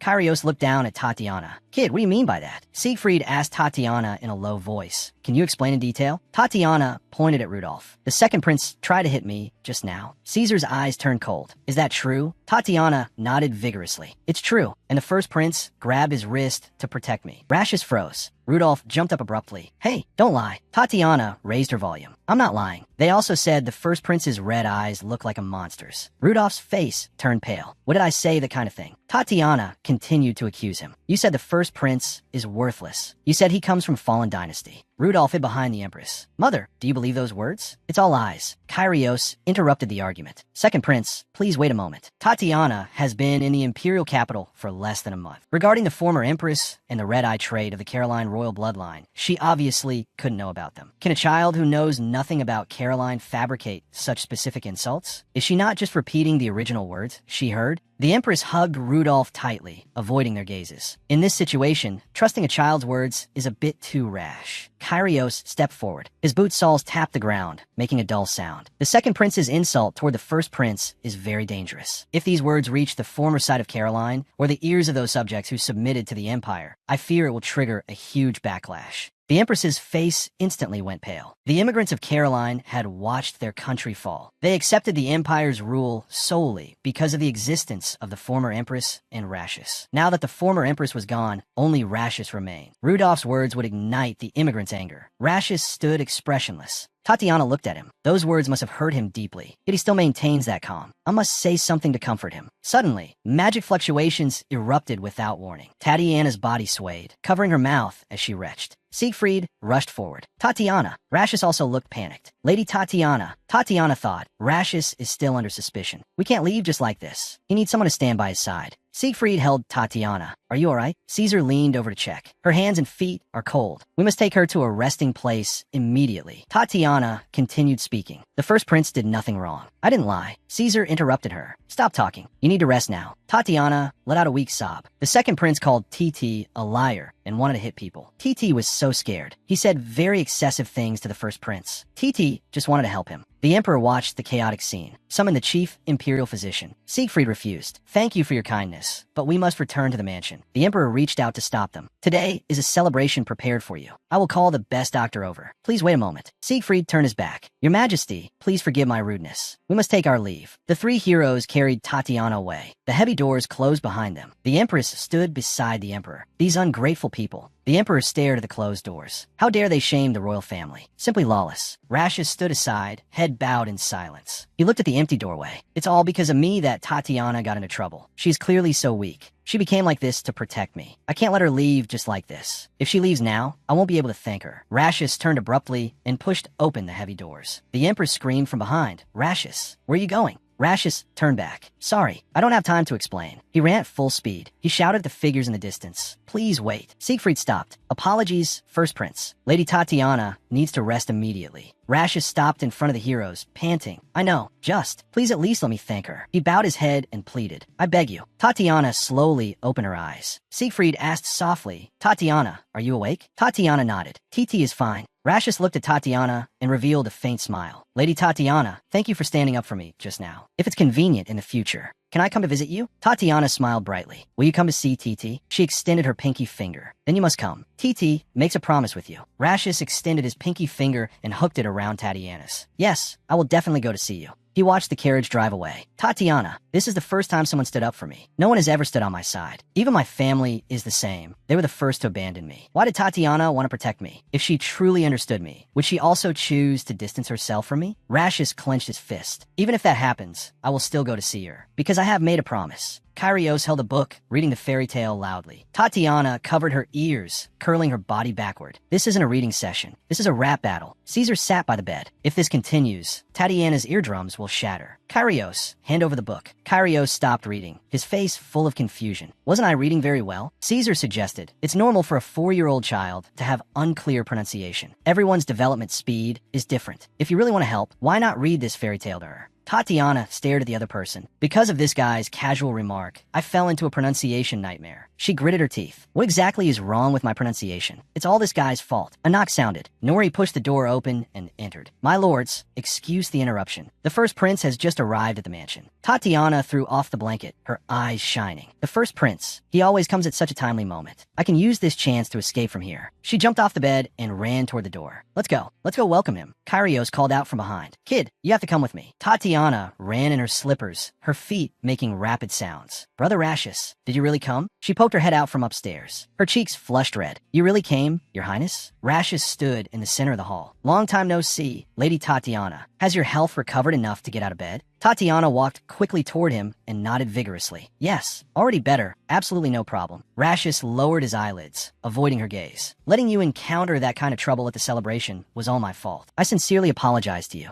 Tatiana stopped. She looked up at Rashis. Why apologize? This isn't your highness's fault at all. No need to feel guilty. Rashis froze, his pupils contracting slightly. Tatiana took a step forward. The one who did wrong was the second prince. Since you didn't do it, there's no need to blame yourself. I don't think you need to apologize. Kyrios strode over. Rudolph, that bastard. The second prince is the culprit. Titi was just protecting herself. Siegfried walked down the stairs and pointed toward the drawing room. Your Highness, please go sit there. Tea and snacks are ready. I have something to discuss with you. Kyrios beckoned to Tatiana. Hey kid, come here for a second. Siegfried knelt on one knee, looking Rashis in the eye. As an imperial noble and heir to the royal family, you shouldn't bow your head so easily, even if you did nothing wrong. The act of reflecting and apologizing is praiseworthy. This is a quality essential for a ruler. Rashis listened in silence. Kyrios leaned close to Tatiana and whispered a warning. Listen well. Men are all wolves. Understand? Tatiana kept a straight face. What nonsense are you talking about? Kyrios looks serious. That first prince looks okay and seems polite, but you never know what he's thinking inside. Absolutely do not be easily deceived. Tatiana turned and walked away. Kyrios waved his hand behind her. I haven't finished speaking yet. Tatiana took Rashis's hand. Does your highness want to go eat snacks with Titi? Nori made cherry pie. The three men froze in place. Tatiana smiled brightly. Hurry up and let's go. Nori is Titi's maid. The snacks she makes are the best. Rashis's cheeks turned slightly red. You mean the pie with the same color as your eyes? Tatiana pulled him forward and ran. When I first met him, his face always carried shadow. That was a submissiveness that didn't belong to a child. As the time we spent together increased, he began to smile. The gloom completely disappeared from his face, leaving only a brilliant smile. The next day, Orland's mansion. Siegfried put down his teacup. Since the emperor sent a handwritten apology letter, I burned it as soon as I saw it. Caesar leaned back on the sofa. Same here. No need to respond at all. Kyrios roared. Just thinking about what that bastard did to the child makes me furious. To ensure no one can mistreat her again, shouldn't we give her a formal status? The most effective method is legal adoption. Caesar looked at everyone. How about making her our adopted daughter? Siegfried fell into deep thought. Adoption? If we push too hard, it might be counterproductive and even hurt her. But we can't maintain the status quo either. Kyrios nodded. I agree. The most important thing is Tatiana's feelings. Then it's decided. Although I don't want to admit it, considering her future residence, the Orland's family is indeed the best choice. He slammed the table. But we must guarantee that she addresses us equally as dad. I will absolutely not accept her calling only one person dad. Caesar chimed in. I agree with Kyrios' proposal. Siegfried nodded. That's fair. Tatiana held a tray high. Heroes, I made this myself. Let's eat together. Kyrios said I'll pass. I don't really like sweets. Tatiana lowered her eyes. I worked hard on this for so long, and you're going to refuse? She picked up a cookie and held it to Kyrios' mouth. Looks like I can only force feed you. Sharing food makes it taste better. Will you eat it now? Kyrios took the cookie, his cheeks flushing. Is this what raising a daughter feels like? Since you insist, I'll reluctantly taste it. Tatiana snickered secretly. Plan successful. I also prepared some for Siegfried and Caesar. The two picked up the cookies. Thank you. Kyrios stared at the other two. These guys actually got some too, but mine is the biggest. Caesar responded coldly. I don't know about size, but the shape of Kyrios' piece is the ugliest. Kyrios pointed at him. What did you say? You dare insult the cookies she made specifically for me? Tatiana watched the arguing group. Really hopeless. A knock sounded. The butler pushed the door open and entered. Duke, news from the palace. His Majesty requests your immediate entry. Siegfried frowned, his eyes becoming sharp. What were those guys thinking? Tatiana froze. Why summon me back to the palace again? The carriage stopped in front of the palace gate. Kyrios frowned tightly. Do we really have to go? Siegfried looked at the palace. I feel the same, but this isn't a question of wanting to go or not. Tatiana patted her chest. Titi is okay. Are you guys really heroes? Defying the Emperor is a dead end. Kyrios clenched his fists. Clearly they were in the wrong, yet they dared to summon us. Tatiana pulled the corner of his clothes. Since we are already here, let's finish it quickly. Mediating these things is really tiring. Siegfried straightened his back. Agreed. Caesar bent down and extended his right hand. Lady Tatiana, would you like to hold my hand? Tatiana held Caesar's hand. I don't want to go either, but Rashis is there alone. I'm very worried about him. I don't know how he is now. Everyone entered the main hall. The Emperor sat on the high seat. Welcome, everyone. Is the child's health okay? We were all very worried when she suddenly fell the last time. Tatiana looked around. She didn't see Rashis. Where's Rashis? Siegfried responded to the Emperor. She is still sick. Currently, moving is not very convenient. Just bringing the child here has already exhausted her. Tatiana froze. But I'm very healthy right now. Since Siegfried said so specifically, I'll play along. She covered her mouth and coughed violently. Siegfried asked Tatiana with concern, are you okay? Tatiana covered her mouth. Titi is fine. But how long does Titi have to stay with the second prince? She shrank her body. The second prince is a bit scary. The second prince sat beside the Empress, gritting his teeth. The Empress pressed down on the second prince's shoulder. This gathering is for Tatiana to accept an apology. Please accept my son's apology. The second prince's face was bright red. I'm sorry. I was wrong. Tatiana looked awkward. This feeling of being forced to accept an apology is really uncomfortable. Should I take advantage of this situation? She grabbed Caesar's lapel tightly. Okay, but Titi wants to see the first prince. The first prince is very gentle. Titi only feels safe with him. The second prince widened his eyes in anger. The Empress stared silently ahead, her eyes cold. Siegfried looked at the Emperor. The child looks very anxious. If the first prince could stay with us, it would be a great help to her recovery. Just coming here has already been hard enough on the child. Isn't this gathering for the purpose of apologizing to Tatiana? For the sake of the child, I believe your majesty will agree to this small request. The Emperor pressed his forehead and closed his eyes. In that case, permission granted. The door slowly pushed open. Rashis walked into the hall. He paid respects to the Emperor, the Empress, and the three heroes. Tatiana gazed at Rashis, clearly his biological father, yet he addresses him as your majesty instead of father. The Empress picked up her teacup. Since the adults have matters to discuss, why not let the children go play alone? The Emperor nodded in agreement. Rashis, take Lady Tatiana outside. Rashis bowed slightly. Yes, your majesty. Tatiana followed Rashis out. The second prince followed closely behind the two. Tatiana stopped and looked back at the second prince. Why are you following us? The second prince put his hands on his hips. I am personally condescending to play with you. You should be grateful. Tatiana tilted her head. Why do I have to play with the second prince? The second prince froze. What? I already apologized to you. Tatiana stuck her tongue out at the second prince. I want to play with the first prince. Second prince, please don't get in the way. The second prince trembled with rage. You. Rashis looked down at Tatiana. Lady Tatiana, do you want to get far away from Rudolph? Tatiana nodded. Yes, exactly. Rashis bent down. In that case, excuse me. He suddenly lifted Tatiana up in a princess carry. Tatiana let out a cry of surprise. Rashis started walking, carrying her and rushing toward the end of the corridor. The second prince roared in anger from behind. What are you doing? Stop right there. Tatiana waved goodbye over Rashis' shoulder. Bye-bye, second prince. See you later. Rashis asked in a low voice, is there anywhere you want to go? Tatiana answered, I want to go to the library. Rashis sped up. The library is nearby. We'll be there soon. Hold on tight. Tatiana stood in the center of the library, looking up and around. Wow, it's so big here. Larsius watched 3752. Tatiana stood in the center of the library, looking around. Wow, it's so big here. Lashis watched her from behind. Do you like it? Tatiana turned around and nodded vigorously. I love it. It's even better than a library at the ducal estate. She fell into thought. To think that Lashis never received a formal education. As a prince, he should have been trained in imperial studies from a young age. The Empress stripped him of his right to an education. She didn't even arrange for a tutor. Lashis could only hide in the library alone, teaching himself by reading. This kind of emotional abuse was crueler than physical abuse. The Empress denied him everything he deserved. Tatiana had a sudden realization. Aren't the best mentors for Lashis right by my side? I will become his closest friend. When he becomes a hero, he can help me overthrow the Bartoloa family. Even if I become the Demon King in the future, I can still get his help. As long as he can learn from the heroes, he will surely become happier. Lashis pointed to his face. Miss Tatiana, is there something on my face? You've been staring at me for a long time. Tatiana waved her hands. No, let's hurry up and read some books. Lashis blinked in confusion. 30 minutes later, Tatiana had fallen asleep on the sofa. Lashis stood to the side. You were the one who said you wanted to come to the library. It seems you were really tired. Lashis leaned down to look at her. Tatiana is such a peculiar person. Lashis sat on the edge of the sofa. Until now, she has never once shied away from me. I'm sure by now, she has already noticed it. That strangeness that cannot be hidden. Tatiana opened her arms and hugged me on her own initiative. She even reached out her hand to me first. It's because of her that I'm able to smile like myself. As long as I'm with her, I always feel like something good will happen. Tatiana fell into a deep sleep, murmuring Lashus's name in her sleep and letting out a soft laugh. Heavy footsteps approached. Rudolph burst into the library, who allowed a lowly creature to use the royal library. This is not a place for you to be. Lashus sat on the edge of the sofa. Be quieter. Don't wake her up. Rudolph's eyes widened. What did you just say? Lashus said, I don't care if you hate me, but you're not to touch Miss Tatiana. As far as I know, the Empress wants you to become the Emperor. Do you think she would be happy to see you like this now? Opposing Miss Tatiana is opposing those 3 heroes. That's the reason you apologize today, isn't it? Rudolph clenched his fists. You dare to lecture me? He swung his arm violently and charged at Lashus. Lashus acted in an instant, clamping his hand tightly over Rudolph's mouth. Shut up. Rudolph struggled desperately, letting out muffled whimpers. Lashus's eyes were icy. What if Miss Tatiana wakes up because of you? Tatiana sat up from the sofa, rubbing her eyes and looking ahead. First Prince, are you two fighting? Lashus turned to look at Tatiana. Miss Tatiana. Tatiana rushed between the two of them. Please, both of you calm down. Stop fighting. Rudolph pointed at the two and roared. How dare you treat me like this? Are you 2 orphans covering for each other? Lashus's eyes instantly turned cold. Watch your words. Rudolph let out a cold laugh. He pointed at Tatiana and bellowed, I personally apologize to you, and you're here mocking me? Don't think you're so great, just because you have the heroes backing you.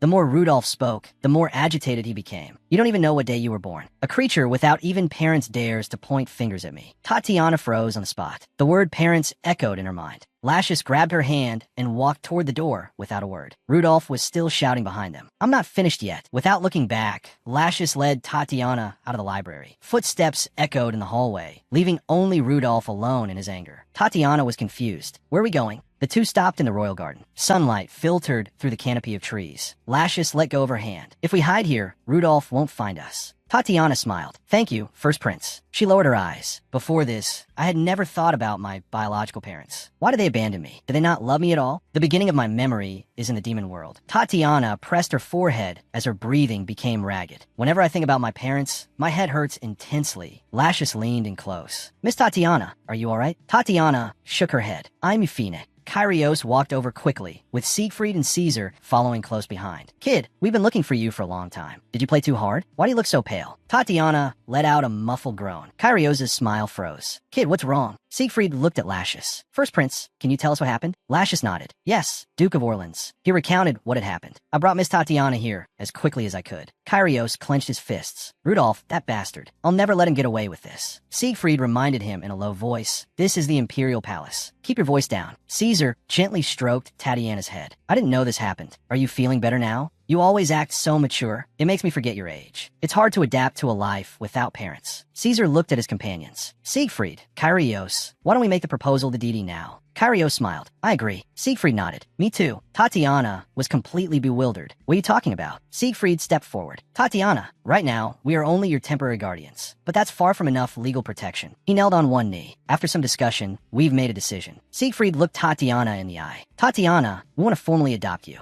Siegfried held out his hand. The matter with the second prince is also one of the reasons. I don't want anyone to look down on you ever again. Tatiana held her breath, staring at that large palm. The sound of her heartbeat echoed in her ears. Caesar leaned in close. I also want to become Didi's father. Most importantly, it's what you think. What do you say? Tatiana clutched the hem of her clothes. Am I really going to have a family? Ever since I came to this world, the pain has never stopped. The blade-tipped demon sneered in my memory. It was a shadow that I couldn't shake off. Tatiana looked at the 3 men before her. I can't lose them. She spoke. I am willing. I'm very willing. Kyrios gently stroked Tatiana's hair. That's great. From now on, call me Dad. Tatiana smiled. I understand. Lashus watched Tatiana. Congratulations, Miss Tatiana. It is my honor to witness Miss Tatiana's happy moment. Tatiana turned her head. Thank you, First Prince. Caesar asked, Didi, are you feeling better now? I was worried. Kyrios leaned in to observe her complexion. Kid, are you really okay? Tatiana touched her forehead. Now that you mention it, it seems it really doesn't hurt anymore. To be on the safe side, I should probably rest a little more. Siegfried's expression was serious. Good idea.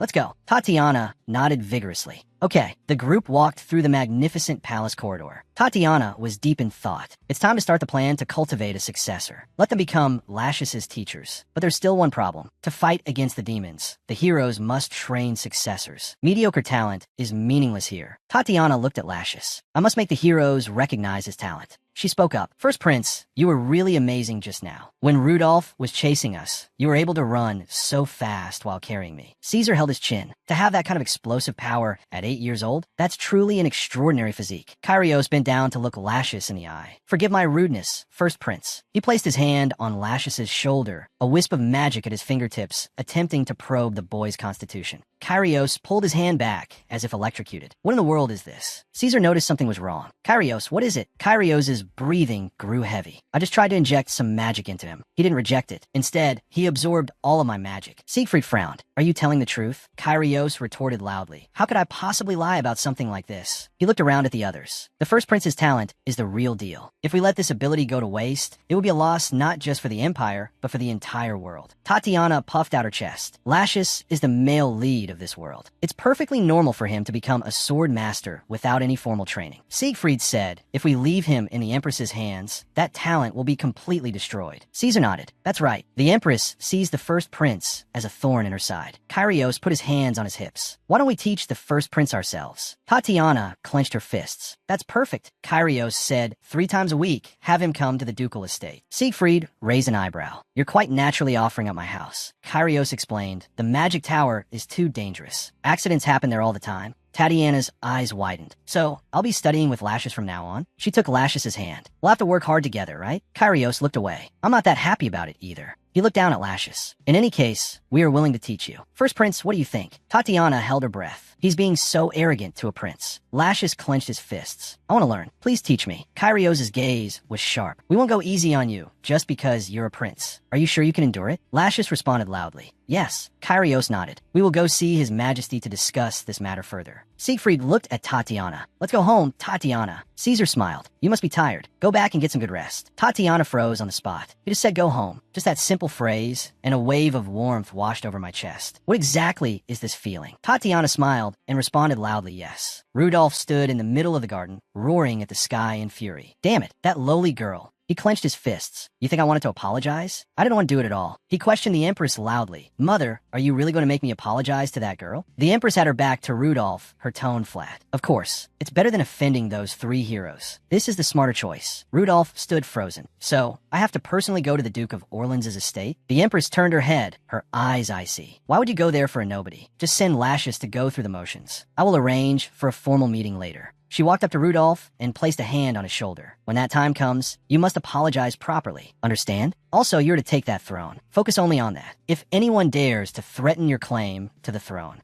no matter the cost, I will eliminate them. The carriage traveled along a wooded path. Caesar sat beside Tatiana. If you're formally adopted by the House of Duke Orleans, you will have the status of a princess. So from now on, if the second prince dares to bother you again, you don't have to be afraid at all. If it really comes to that, I will teach him a lesson for you. Tatiana's eyes widened. Be up a prince? Kyrios slapped his thigh. That's right, or we could let this little one do it herself. Siegfried crossed his arms. As you wish. The Orleans family will protect you. Tatiana looked at the heroes before her. Can they really talk like that? Is it because they saved the world that they can decide who to send to the God of Light whenever they please? Siegfried sat up straight. Tatiana, we didn't do this on a whim. When you came back, considering you might still have a birth mother, we were worried the adoption proposal would be a burden to you. We wanted to give you time before the formal adoption, but after hearing what the second prince did, I simply couldn't stand by and do nothing. Kyrios gritted his teeth. That's right. We should have taught him a harsh lesson before coming here. That foul-mouthed bastard. How dare he insult our child? How dare he call our treasure that? So, when is our treasure's birthday? Tatiana froze. I don't remember anything from before I was sold into slavery. I don't know my birthday. Her pupils trembled slightly. An unfamiliar scene surfaced in the depths of her mind. Whose memory is that? Walking alone in the falling snow, yet feeling a warmth that enveloped my whole body. I've never felt this way before. Tatiana reached up to touch her forehead. At the slave traders, I couldn't remember anything. Why now, of all times, do I suddenly remember these things? Kyrios leaned in close. Tatiana, are you alright? Tatiana smiled. I'm Fine.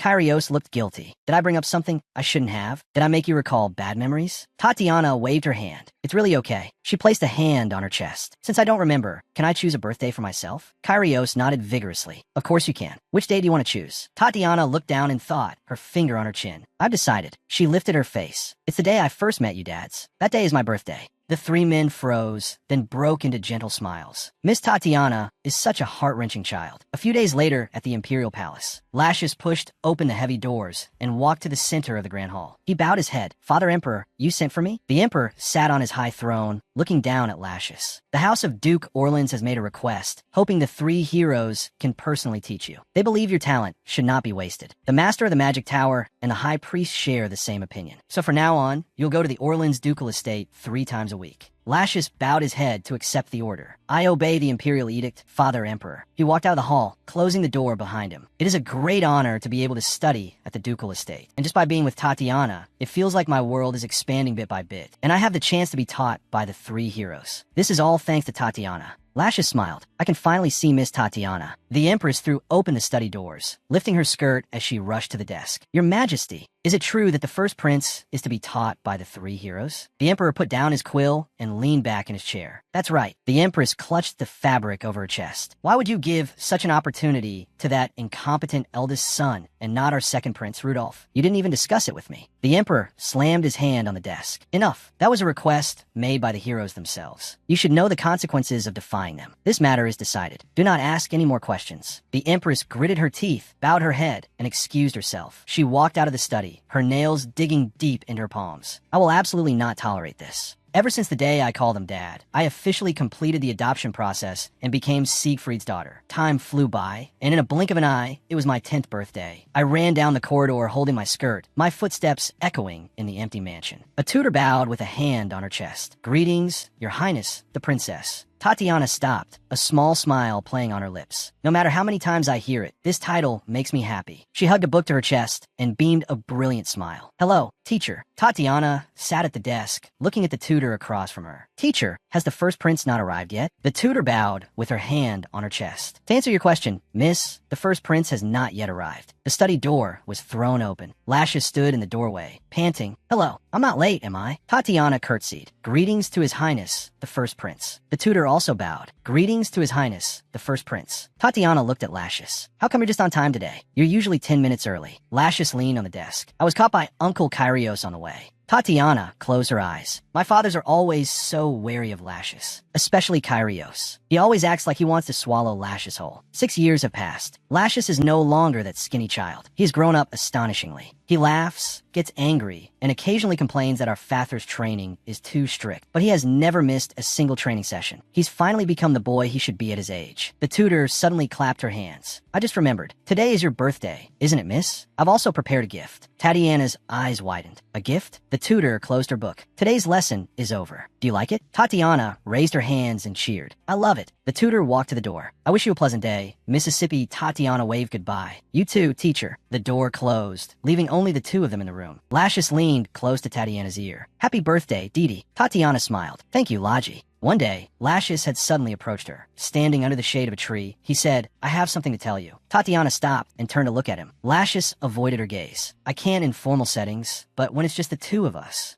Can't you call me Laji?" Tatiana covered her mouth, looking at Lashes' awkward figure. He actually made such a request, to call him by a nickname. Laji was the name left by the late Empress. Originally, only one person was allowed to call him that, and that was the female lead from the original story. Now he's allowing me to use this name. Tatiana squinted her eyes and gave a brilliant smile. "Then you can call me Didi. That way, we're even. As long as our relationship is close enough, the probability of Lashes chopping off my head in the future will be greatly reduced. My hope for survival has increased by another fraction." Lashes leaned closer to Tatiana, lowering his voice to ask, "Can I attend your birthday banquet this time?" "I'm afraid the teachers won't agree so easily." Tatiana patted her chest and let out a laugh. "Don't worry, I can handle those 3 dads. Let's see who dares to object." She took Lashes' hand. "After all, I'm the star today. At least for today, I want to spend it with the people who are important to me." Lashes lowered his eyes. "Am I also someone important to you?" Tatiana smiled. "Of course you are." Lashes gazed at her profile. "Then I'll give you your gift at the birthday banquet later." Tatiana asked, "You prepared a gift too?" Lashes nodded. "Of course. It's your birthday today." Tatiana looked down to hide her expression. "I'm still worried about my own neck, still making these dark calculations. Yet he is so pure and kind." Lashes leaned in to observe her face. "Didi, are you not feeling well?" He reached out to touch her forehead. "Do you have a fever again?" Tatiana held her breath. "Too close. He's way too close." Lashes abruptly pulled his hand back. "Sorry, did it bother you that I suddenly reached out and touched your forehead?" Tatiana shook her head. How could it be a bother? She stood up. We should go find our dads. Lashes nodded in response. Okay. The two walked side by side down the corridor, their footsteps echoing in the empty palace. Tatiana stared at a figure ahead. That silhouette. Could be her. She broke into a run, heading for the maid. Nori. Nori turned and opened her arms to catch her. Miss, running so fast. What if you fall? Tatiana buried her head in Nori's embrace. You catch me. Nori gently stroked her long hair. I really don't know what to do with you, you mischievous miss. Lashes walked up. Hello, Nori. Nori Tsurtsiet. Greetings to His Highness, the First Prince. Lashes stopped. Didn't I say you could be casual with me? At first, the servants were all very nervous. After all, he was the First Prince. They didn't even dare to look him in the eye. Now, everyone has gotten used to it. The head chef brought out a tray. Your Highness, would you like some cookies first? Everyone was no longer afraid of this prince. Nori asked, that wooden sword you were preparing recently, is it easy to use? Lashes nodded. It's absolutely perfect. Thank you. Nori Smilet. His Grace the Duke picked it out himself. From the balance and range to the length, he inspected it very carefully. Lashes pressed a hand to his chest. Is that so? I will apologize to him personally. Tatiana closed her eyes and let out a long sigh. Those three heroes are extremely strict with Lashes' education. Although they always lose their temper for no reason, my dads are not honest at all. Tatiana opened her eyes. Nori, where are my dads? Nori looked troubled. Well, about that. Tatiana sprinted down the hallway. Hurry up, Laji. Lashes followed closely behind. Slow down, Didi. Tatiana said, if we don't hurry, my dads will disappear again. She turned her head and gave a brilliant smile. Besides, if I fall, you'll definitely catch me. Right, Laji? A blush spread across Lashes' cheeks. Didi, you really. Tatiana pushed open the heavy wooden door. Light spilled out from the crack. She threw her arms open and rushed into the room. Dads! Siegfried had his sleeves rolled up with white powder on his face. Kyrios was gripping a ball of dough, the muscles in his arms tense. Caesar stood between them. He was beating an egg in his hand. Tatiana stared at the chaos before her, a cold sweat trickling down her temple. Were my dads just having a flower fight? Tatiana looked at the chaotic kitchen before her. What on earth is going on here? Kyrio spun around abruptly, a piping bag still in his hand. Little one, isn't it class time right now? Tatiana stared at the white powder on his face. The teacher let me out early. It's a birthday present. Were you guys fighting with the cake dough? Caesar, wearing an apron with a little chick on it, said, Didi, didn't you say your birthday wish was to be with us? It's rare for you to ask to spend time with us. We absolutely couldn't miss this opportunity. Siegfried said, we wanted to make a cake for you with our own hands. Kyrios nodded vigorously beside him. That's right. Of course we know what kind of cake kids like. Tatiana's cheeks flushed. I just wanted to have fun with everyone. I never thought they would go this far for my birthday. She leaned over the cooking counter. Can I watch from the side then? Until everything is ready. Siegfried stirred the batter. As you wish. A three-tiered cake sat in the center of the dining table, topped with a red cherry. Tatiana clasped her hands together. It looks really delicious. They really did their best. Siegfried put down his teacup. There's one more thing before we eat the cake. Open the gift we prepare together. Tatiana nodded in response. Okay, I'd love to. Tatiana patted the empty seat beside her. Come here quickly. Lashes sat down next to her. Okay, Didi. The three men stared at the two sitting side by side, flames burning in their eyes. Kyrios handed her a paper box. Take it, kid. Tatiana took it. What is this? Kyrios said, a birthday present, of course. Tatiana tilted her head. Isn't the birthday present that cake? Kyrios raised an eyebrow. The cake is the cake. The gift is the gift. Hurry up and open it. Tatiana unwrapped the packaging. A small yellow duck wallet lay inside the box. It's a wallet? Kyrios held up his index finger. I've cast a space expansion spell on it and a weight reduction spell. It even comes with an automatic organization function. Its capacity is equivalent to an entire wardrobe. Tatiana held up the wallet, gently stroking the fabric. This way, I can fit all my belongings. It will definitely be useful when I live independently in the future. Caesar pushed another gift box over. Didi, you have to open my gift too. Tatiana turned her head. Okay, she held her breath. Could it be that inside? A red liquid sloshed in a glass bottle, emitting a strong light. This is a legendary potion. Caesar added, it's a nutritional supplement. I personally selected all the ingredients. Tatiana held the red potion bottle. You made it yourself? This definitely means it will taste astonishingly bitter. Caesar occasionally made supplements for me, although he would hand them over with a sincere face. The problem was these things tasted absolutely awful. Tatiana recalled a time she had vomited and her stomach churned. Caesar continued to explain the ratio of the herbs. Kyrios cast a sympathetic glance from the side. Tatiana forced a stiff smile. Wow, thank you. I will enjoy it just like I always do. Since it's a gift, I should accept it completely. I can't let this kindness go to waste. Siegfried handed over a wooden box. This is my gift. Tatiana reached out to take it, her fingertips flicking open the metal latch. It was a music box. A clear melody, a tune I had never heard before, rang out in the hall. The small figures inside the box slowly rotated. Looking at it like this, we really look like a family. Not heroes who save the world, nor the root of all evil to be eradicated. Just an ordinary family you could find anywhere. Siegfried watched her, a small smile on his lips. I hope you like it. Tatiana smiled and nodded vigorously. I really like it. Siegfried turned his head and stared at the silent boy. What's wrong, Lashes? Lashes abruptly raised his head. Yes? Siegfried asked. Weren't you going to give Tatiana a gift? Tatiana leaned in front of Lashes. Oh, right. Didn't you say you prepared something for me, too?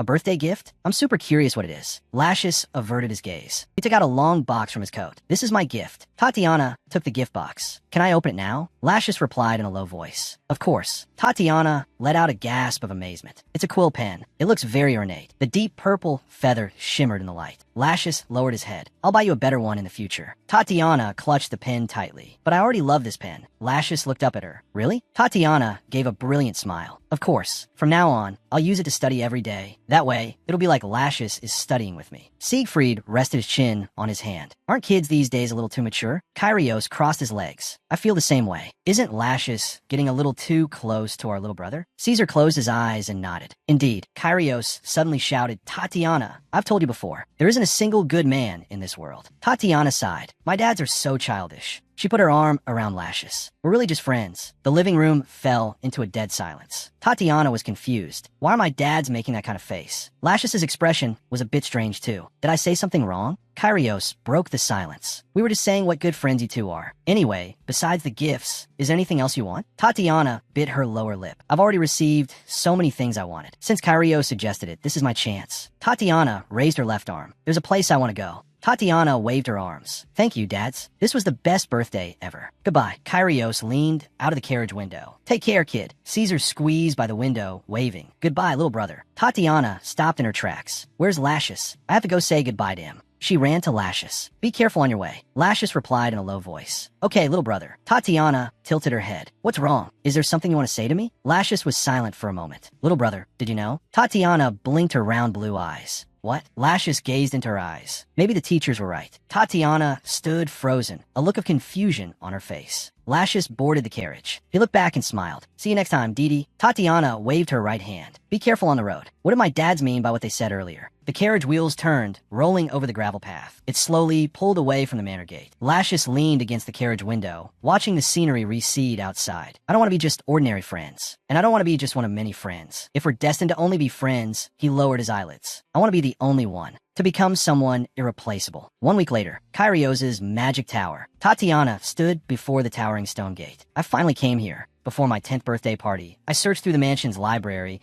and even looked into the Imperial archives, but I couldn't find any records about the Demon King's awakening. The number of times my magic has gone berserk has decreased, happening only 2 or 3 times a year, but I still can't control this power. If the Bartoloya family had intervened, the demon world should have been stabilized long ago. But they've remained silent. Tatiana clenched her fist. I have to come up with a backup plan in case my magic goes out of control or I can't awaken as the Demon King. I can't rely on my dads forever. I have to start saving money and research ways to earn money independently. Kyrios gave a thumbs up. When it comes to patents, the Magic Tower is the best place. Want to go see it? The Magic Tower is the birthplace of magical item patents. Tatiana raised her right fist and replied loudly. I want to go. A stone statue. A statue walked in holding a tray. A glass of juice. Welcome, Miss Tatiana. Tatiana exclaimed in amazement. Even the statues provide service? Kyrios looked down and asked, isn't the Magic Tower the best place? Tatiana took the cup and nodded vigorously. Second dad is the best. Kyrios laughed heartily. I went to a lot of trouble to welcome you, little one. Come on, I'll show you around. Tatiana obediently followed behind him.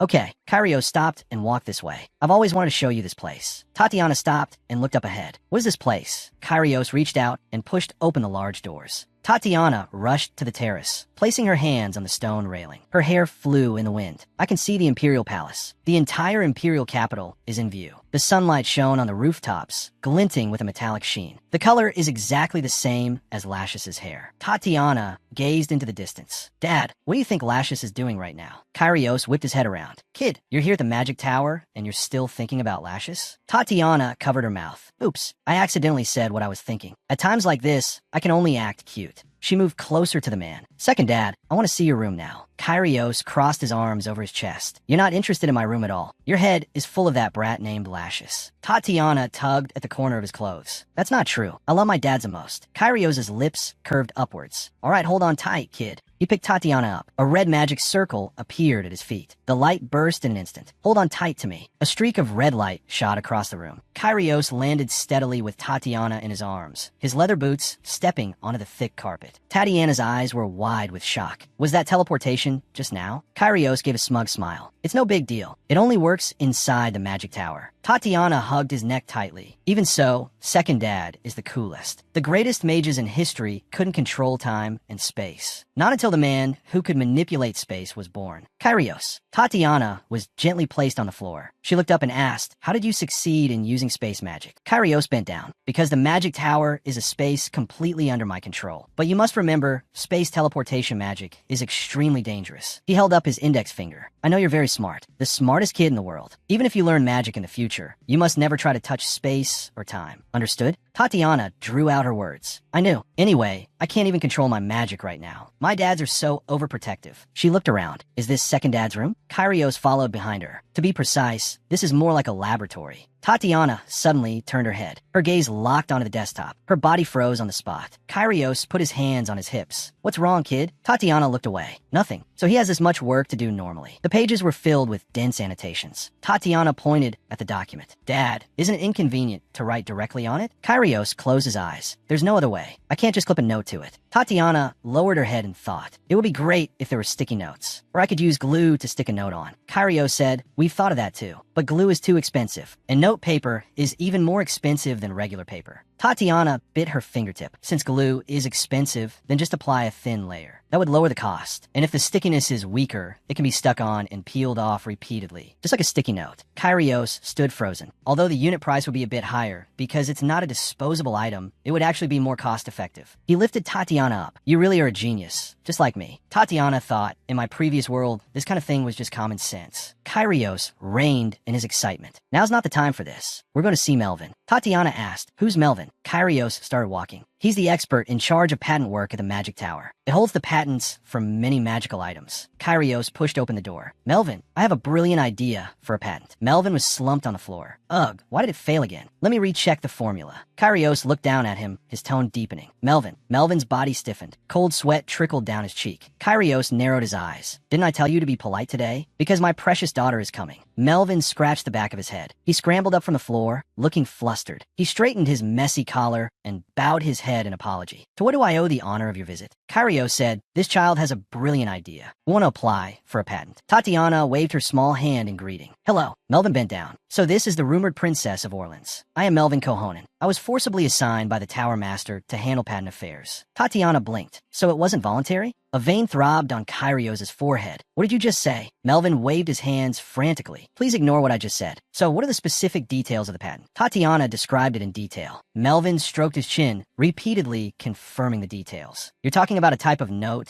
that can be stuck on and peeled off repeatedly? Although I can't predict if it will be a big seller, it's certainly worth a try. I'll proceed with this matter. Kyrios teleported back to the bedroom with Tatiana. He put a hand to his forehead and gritted his teeth. Faced with such a revolutionary idea, how could he act so lukewarm? I should replace him immediately. Tatiana spoke up. Second dad, I'm okay with it. Kyrios looked at her. What? Tatiana closed her eyes. Mr. Melvin is right. No one can guarantee the result. Although sticky notes were a huge success in my past life, they might not work here. Tatiana rested her chin on her hand. For the mages in the Magic Tower who cast high-level magic, a small thing like a sticky note might not even catch their eye. Is the ability to stick it on and peel it off really that appealing? Kyrios reached out and placed his hand on Tatiana's head. Kid, I genuinely think your idea is great. And while you are indeed very cute, I would never treat a serious matter like this as a joke. Nor would I waste a Grand Mage's time on something meaningless. This is an evaluation from a Grand Mage, so you have to believe in yourself. Puff out your chest. Tatiana smiled. Thank you, second dad. To be on the safe side, should we provide some samples first? Kyrios raised an eyebrow. Samples, huh? Tatiana waved her arms. Let's first make a batch of sticky note pads and distribute them for free to the people in the Magic Tower. Let's see their reaction. Some might find the weak adhesive inconvenient, but more people will discover how extremely convenient it is for handling documents. Kyrios burst out laughing. That idea is absolutely brilliant. As expected of my daughter, his figure vanished in an instant. Kid, wait here for me. And so, the sticky note samples were born. A thin layer of glue was applied to the edge of the paper. They were stuck onto densely written documents. Melvin was the first to try them. This type of paper quickly became popular among the mages of the Magic Tower. A group of mages surrounded Melvin. Mr. Melvin, are there any more of those papers that can be stuck on and peeled off? I can't even revise my magic formulas without them. Melvin was swamped by the crowd. They're all out now. Please be patient and wait a little longer. He had heavy dark circles under his eyes. He had pulled several all-nighters to prepare the samples. 1 month later, sunlight shone on the spires of the Orleans Palace. Siegfried sat behind the desk, looking through the ledger in his hand. Tatiana, I heard a large sum of money was transferred into your account. Tatiana was taken aback. What? Kyrios strode into the hall with Caesar walking beside him. Both had smiles on their faces. This is all the royalty from the little one's registered patent. It's a huge success. Tatiana ran forward happily. Second dad. Third dad, Kyrios said, these are thank you gifts from the folks at the Magic Tower. They've gone completely crazy for the sticky notes. Tatiana looked at the mountain of gift boxes, her mouth agape in surprise. You really applied for a patent? Kyrios nodded. Of course. We would never let such a revolutionary idea go to waste. Caesar bent down. I heard this is your patent. Even I personally order a batch. It's truly amazing. Tatiana lowered her head, a little flustered. Actually, it was second dad who handled all the trivial matters. Caesar gently corrected her, but the core idea came from you. Kyrios just helped out a little. Tatiana's cheeks grew hot. Being praised like this by my dads, I could just die of embarrassment. I only suggested something I used in my past life. Kyrios did all the actual work. Siegfried closed the ledger in his hand. Tatiana, you have sufficient funds now. He gave a gentle smile, his eyes filled with expectation. Is there anything else you want to do besides this? Tatiana flinched, hunching her shoulders. Something I want to do? I could live comfortably just on the patent royalties. I could live independently even if I did nothing. She fidgeted with her fingers, staring down at her toes. But what if the money isn't enough? Kyrios put his hands on his hips and laughed. Don't worry about that. It doesn't matter even if you fail. If you run out of money, we'll continue to support you. Siegfried bent down. We just want you to have all sorts of experiences. That's all. Caesar nodded in agreement. That's right. If you need help, just let us know anytime. Tatiana looked up. Can I think about it a little more? Siegfried opened his hands. Of course. You can do anything you want, but don't put too much pressure on yourself. Tatiana's eyes grew moist. I'm so moved to hear everyone say that. She clenched her fists and gave a brilliant smile. I'll do it. Thank you, dads. Tatiana lay on the chaise lounge, staring at the ceiling. The patent royalties are enough for an independence fund. But to truly be free from others' influence, I must establish a source of funding that doesn't rely on anyone. The problem is I have no idea what to do right now. Lashes pushed the door open and walked into the room, stopping beside the chaise lounge. Little brother, you look troubled again today. Tatiana looked up. Laji, isn't it time for your swordsmanship class? Lashes said, I decided to take a break today. The instructor said he couldn't concentrate at all. Tatiana said, he was probably off bragging about me everywhere again. Don't mind him. Lashes said, I think you're amazing. Tatiana repeatedly shook her head. More than me, it was second dad who helped me realize the idea. Lashes lowered his eyelids. The mages of the Magic Tower who can quickly turn an idea into reality are amazing too. But without your idea, little brother, this thing would never have existed in the world. Tatiana was stunned for a moment. Then she broke into a smile. Thank you, Laji. Lashes sat on the sofa. So, what are you worrying about now? Tatiana held up her index finger. What do you think is the key to boosting product sales? Lashes looked surprised. You're already thinking about sales? He rested his chin on his hand and thought for a moment. Perhaps it's stimulating people's desire to collect. Tatiana tilted her head. A desire to collect? Lashes spread his hands. Think about people who collect stamps. If you can make people want to collect the whole set, sales will naturally increase. Tatiana suddenly leaned forward, wrapping her arms around Lashes' neck. Laji, you're a genius. Lashes froze on the spot, his face quickly turning red. Little brother. Tatiana released her hug, placing her hands on Lashes' shoulders. Thanks to you, I just thought of a brilliant idea. She turned and ran to the door, waving goodbye. I'm heading off now. Thank you, Laji. Lashes was left alone in the room. He pressed a hand to his wildly beating chest, staring at the empty doorway. A few hours later, the Imperial Knights' training grounds. Lashes walked through the corridor, his steps heavy. A black-haired instructor glanced at him. You're here again today. Lashes kept his head down and hurried on. A foot suddenly shot out, blocking his path. Hey, monster. Rudolph pointed at him. Don't think you can get arrogant just because you were summoned by the three heroes. A guy like this, does he really think he can become the emperor? Lashes remained expressionless. He sidestepped him and walked straight ahead. Rudolph roared from behind him. I'm not done talking. Where are you going? He gritted his teeth, staring at Lascius's back. How dare he ignore me? Lascius swung his longsword. Little brother, thanks to you, I'm able to breathe in this hellish palace. I used to only be able to endure the humiliation from the Empress and Rudolph, until you reached out your hand to me. You are loved by everyone, so radiant that it's hard to look at you directly. Standing next to you, I seem so clumsy. Sometimes you seem so far away, but I don't want to be left behind by you.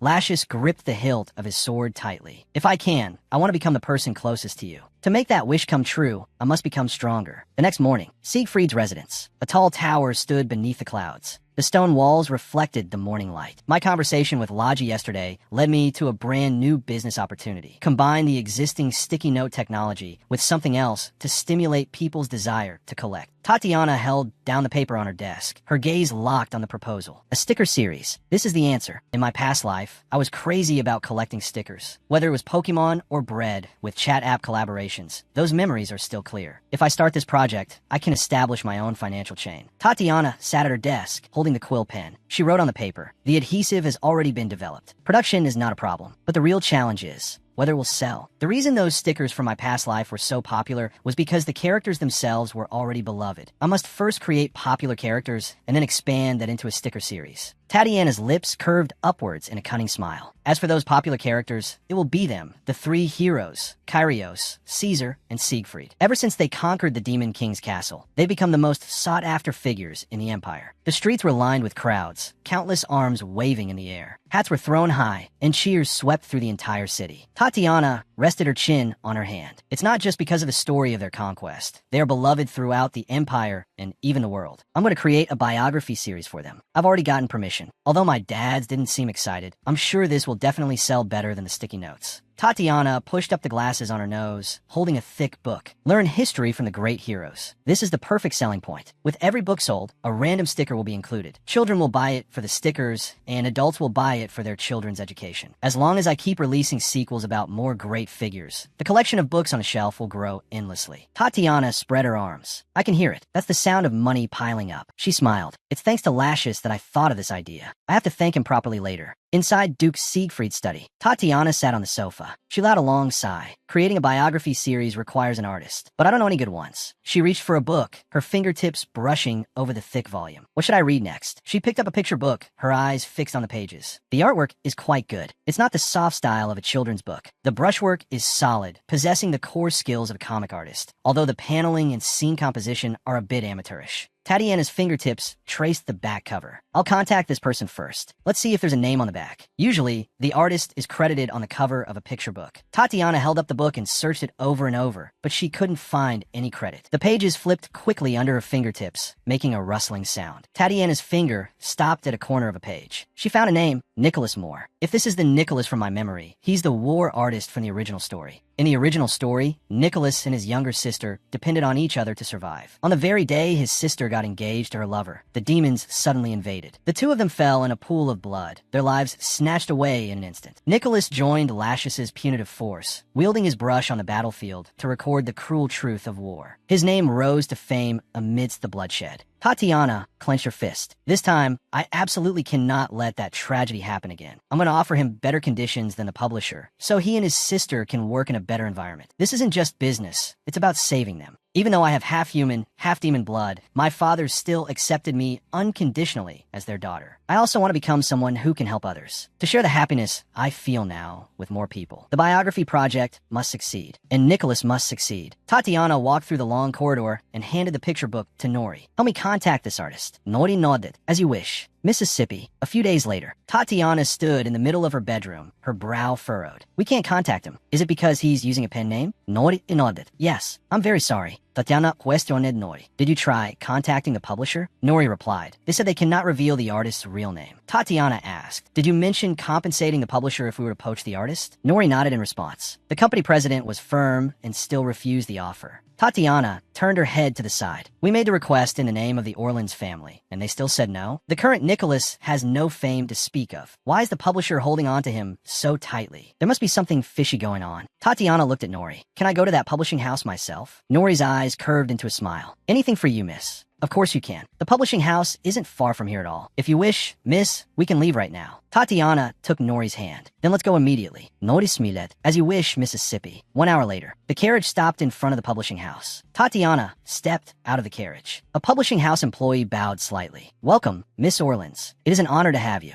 but you cannot go any further. This area is off limits. Tatiana looked up at the man. Why? Can't I go in? What is the meaning of this? The president of the publishing house hurried over, bowing to stand between them. Your visit is so sudden. This is no place to receive a noble lady. Please understand. Tatiana stared at the president. If this is how you're going to be, then I can't back down either. She clasped her hands together. I'm a fan of that artist. I really want to meet him. The president bowed deeply. The artist doesn't work here. He creates in his private studio and only sends us the manuscripts. Tatiana pressed. Then can you tell me the address of his studio? The president shook his head and refused. That involves personal privacy. Tatiana clenched her fist. Then at least let me send a letter. The president still shook his head. That is not allowed either. Nori stepped forward. As a fan, she can't even send a letter? Why are you so insistent on hiding the artist? We mean no harm. We just want to meet and talk. The president replied with his eyes closed. The artist refuses to meet with outsiders. He has a sensitive personality. We must ensure he has a comfortable creative environment. Tatiana stared at the president. If you care so much about the artist, why isn't his name even printed in the book? It's obvious he's not here. Tatiana lowered her eyelids. Nori, the president seems very troubled because of me. They're dead set on stopping us from meeting. If the artist really doesn't want to see anyone, then there's nothing we can do. Let's go home. Nori stood frozen, looking at Tatiana. Okay, I understand. Tatiana walked towards the carriage. We're going back now. The carriage jolted along the forest path. Nori sat opposite her and asked, Miss, are we really going back just like this? Tatiana leaned back on the soft cushion. Even if we keep arguing, the president won't introduce us. Nori nodded. That's true. Tatiana spread her hands. At this point, there's no other choice. I can only do as my father taught me. Nori's eyes widened. What did the Duke teach you?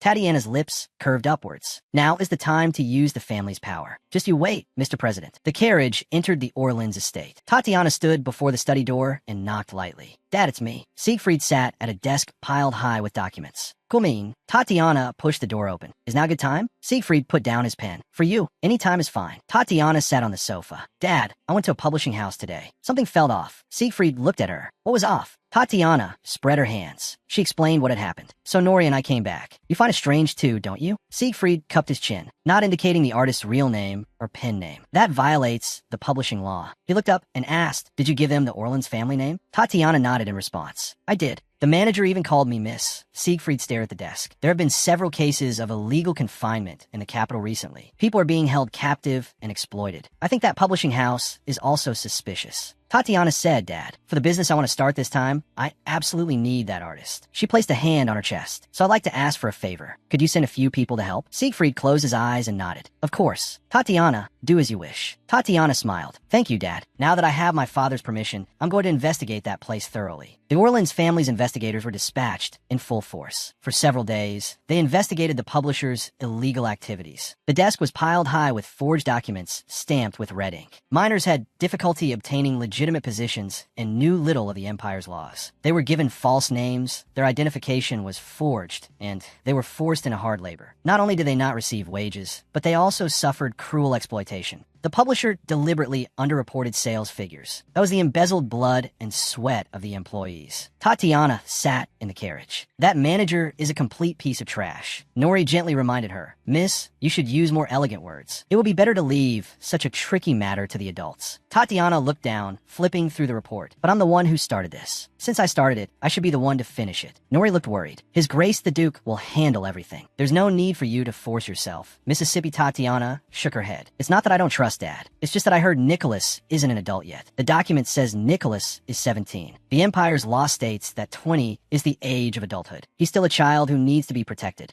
Dad and everyone at the Demon King's castle always protected me for no reason. But Nicholas has never been protected. Tatiana clenched her fists. I don't want to sit back and reap the benefits, waiting for a result. I will absolutely not allow that to happen. Nori gazed at Tatiana. Miss, sometimes you don't seem like you're 10. You seem more like an adult. Tatiana was startled. Really? Nori Smilet. It's not a bad thing, but I hope you can be more like a child. I feel very happy that you are so kind, Miss. Tatiana sat stunned in her seat, her heart rippling with emotion. I just want to do what I can. That's all. She clenched her fists. Nori, I'm not a kind person. Making the 3 heroes my dads, getting close to Lascious, and building bonds with the servants of the ducal manor. It was all just for my own survival. Tatiana looked up, the corners of her mouth turning up. I like you a lot too, Nori. Nori turned to the side and gently reminded her, Miss Tatiana, we've arrived. Tatiana stood up and stepped out of the carriage. I'm finally going to meet Nicholas. I waited a long time for this moment. Sunlight pierced through the gaps in the leaves, shining on the publisher's wooden attic. Tatiana stood on a street corner, watching the busy crowd ahead. Those people, aren't they peace officers? Tatiana mused. I originally just wanted to find Nicholas. How did things get so out of hand? Tax evasion, withholding wages from minors, embezzling employee salaries. The charges piled up before my eyes like stones. A voice called out from behind her, Tatiana. Tatiana spun around abruptly. Why are my dads here? Kyrios waved, gesturing for Siegfried to stand in the center. Caesar stood on the other side, smiling. Tatiana gasped. This morning, I clearly saw. I was pestering my eldest dad, begging him to finish his official documents. Everyone is so busy. Why would they be here? Siegfried stepped forward. It's not that I don't trust the peace officers. I was just worried you'd be in danger. How could I let you go out with only Nori? Kyrios said. I was so worried, I had to come along myself. Siegfried glanced sideways. Someone was just chanting my little baby, the whole time. Couldn't stop it all. Kyrios' smile vanished as he glared daggers at Siegfried. Caesar gently stroked Tatiana's head. Tiana, you weren't scared just now, were you? Tatiana looked up and smiled. Only the escort knights and Nori accompanied Caesar. He looked towards the publisher's main door. The scene inside might be a bit rough right now. Tatiana straightened her back. It's okay, because I have my dads with me. She beamed, her heart filled with a sense of security. Caesar rested his chin on one hand. I'm very happy to hear you say that. He turned towards the building. Shall we go in now? Tatiana quickly followed. Okay. Kyrios and Siegfried were suddenly alarmed. Wait for me. Inside the publisher's main hall, the president was held by the arms by two peace officers. He struggled frantically. Let go of me. The peace officer commander surveyed the surroundings and gave an order. All materials on site are to be considered additional evidence. Not a single piece is to be missed. The president's face twisted and he let out a roar. I told you to let go. He whipped his head around, his gaze locking onto the person at the door. His voice trembled. That young lady from the Orleans family. He pointed a finger at Tatiana and shrieked, You little brat, you did all this. Caesar stepped in front of Tatiana, his white boots tapping the floor, his voice icy. How dare you call the sole heir of the Orleans family a little brat? That is an insult. Unless you want to spend even longer in prison, don't spew such filth again. The president went limp, cold sweat trickling down his forehead. High Priest Caesar. Caesar looked at Siegfried. You should reflect on this, Siegfried, that this lowlife dared to insult our Tiana.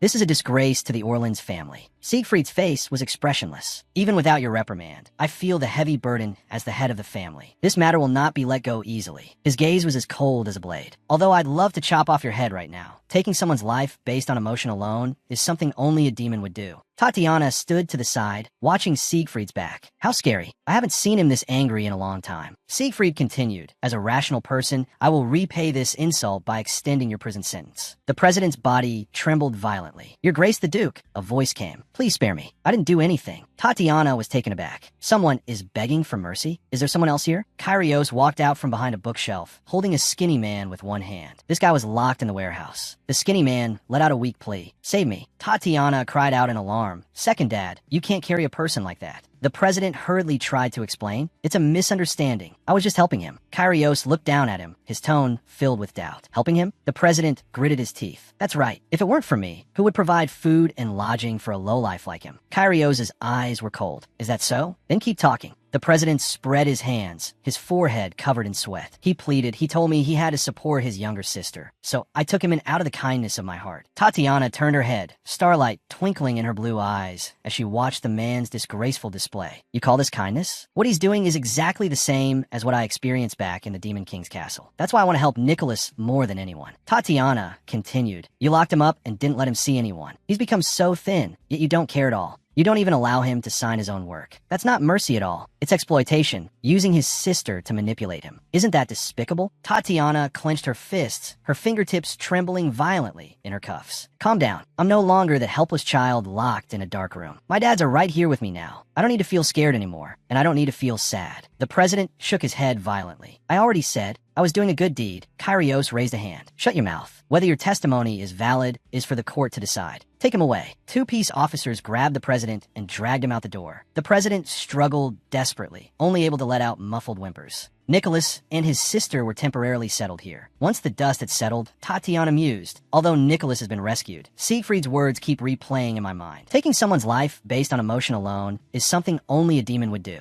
Do my dads hate demons? I'm half human, half demon. Will they really love me forever? Siegfried walked in holding a teacup. He called out softly, Tatiana. Tatiana turned around. I have to hide my expression. I can't let them see my anxiety. Siegfried handed her the cup. I heard you didn't eat lunch. At least drink this. Tatiana took the hot drink with both hands. It's cocoa. Thank you, Dad. Kyrios stroked his chin. Why does this little one always put one sugar cube in her cocoa? Does that make it taste better? I'll have to try it next time. Tatiana looked up abruptly. How do you even know that? Kyrios leaned down, his expression matter of fact. Why ask such an obvious question? You're our daughter. Of course I know what my daughter likes. Caesar bent down. So tell me, why does our little Tiana seem so down today? Tatiana gripped the warm cup. I tried so hard to hide it, but they still saw right through me. Maybe now is the time to say it. The worries hidden in the corner of my heart that keep me up at night. They're watching me. Tatiana stammered, actually. It's not about independence. It's about being half human, half demon. What if one day, you dad start to hate me? I don't want to be hated by you. Caesar opened his arms and pulled Tatiana into a tight hug. Tiana, you've accepted men who have defeated countless demons as your fathers, right? From a demon's perspective, perhaps we are more deserving of hatred. Caesar released her from the hug and looked into Tatiana's eyes. But you yourself are precious enough. Your race doesn't matter to us. So don't think about things like that anymore. Siegfried reached out and stroked the top of Tatiana's head. Caesar is right. If we were going to hate you, we wouldn't have brought you back in the first place. Tatiana closed her eyes, feeling the warmth of his palm. Although I'm relieved, can my dads really accept me? Accept a demon queen like me? Kyrios reminded her, the cocoa is getting cold. Hurry up and drink it. Did you hear me? Tatiana held the warm cup and nodded in response. Okay, I know this is selfish, but I still want to believe. Believe that my dads will accept me, even if I am the demon queen. A few hours later, Nicholas, holding his sister's hand, bowed deeply to Tatiana. Thank you for taking care of my sister. I can never repay this kindness. Nicholas's sister followed suit, her hands clasped in front of her. Thank you for saving my brother. You are our benefactor. Tatiana, sitting in an armchair, waved her hand. Please have a seat. I just did what I wanted to do. Artist Nicholas, I really like your paintings, so I want to hire you.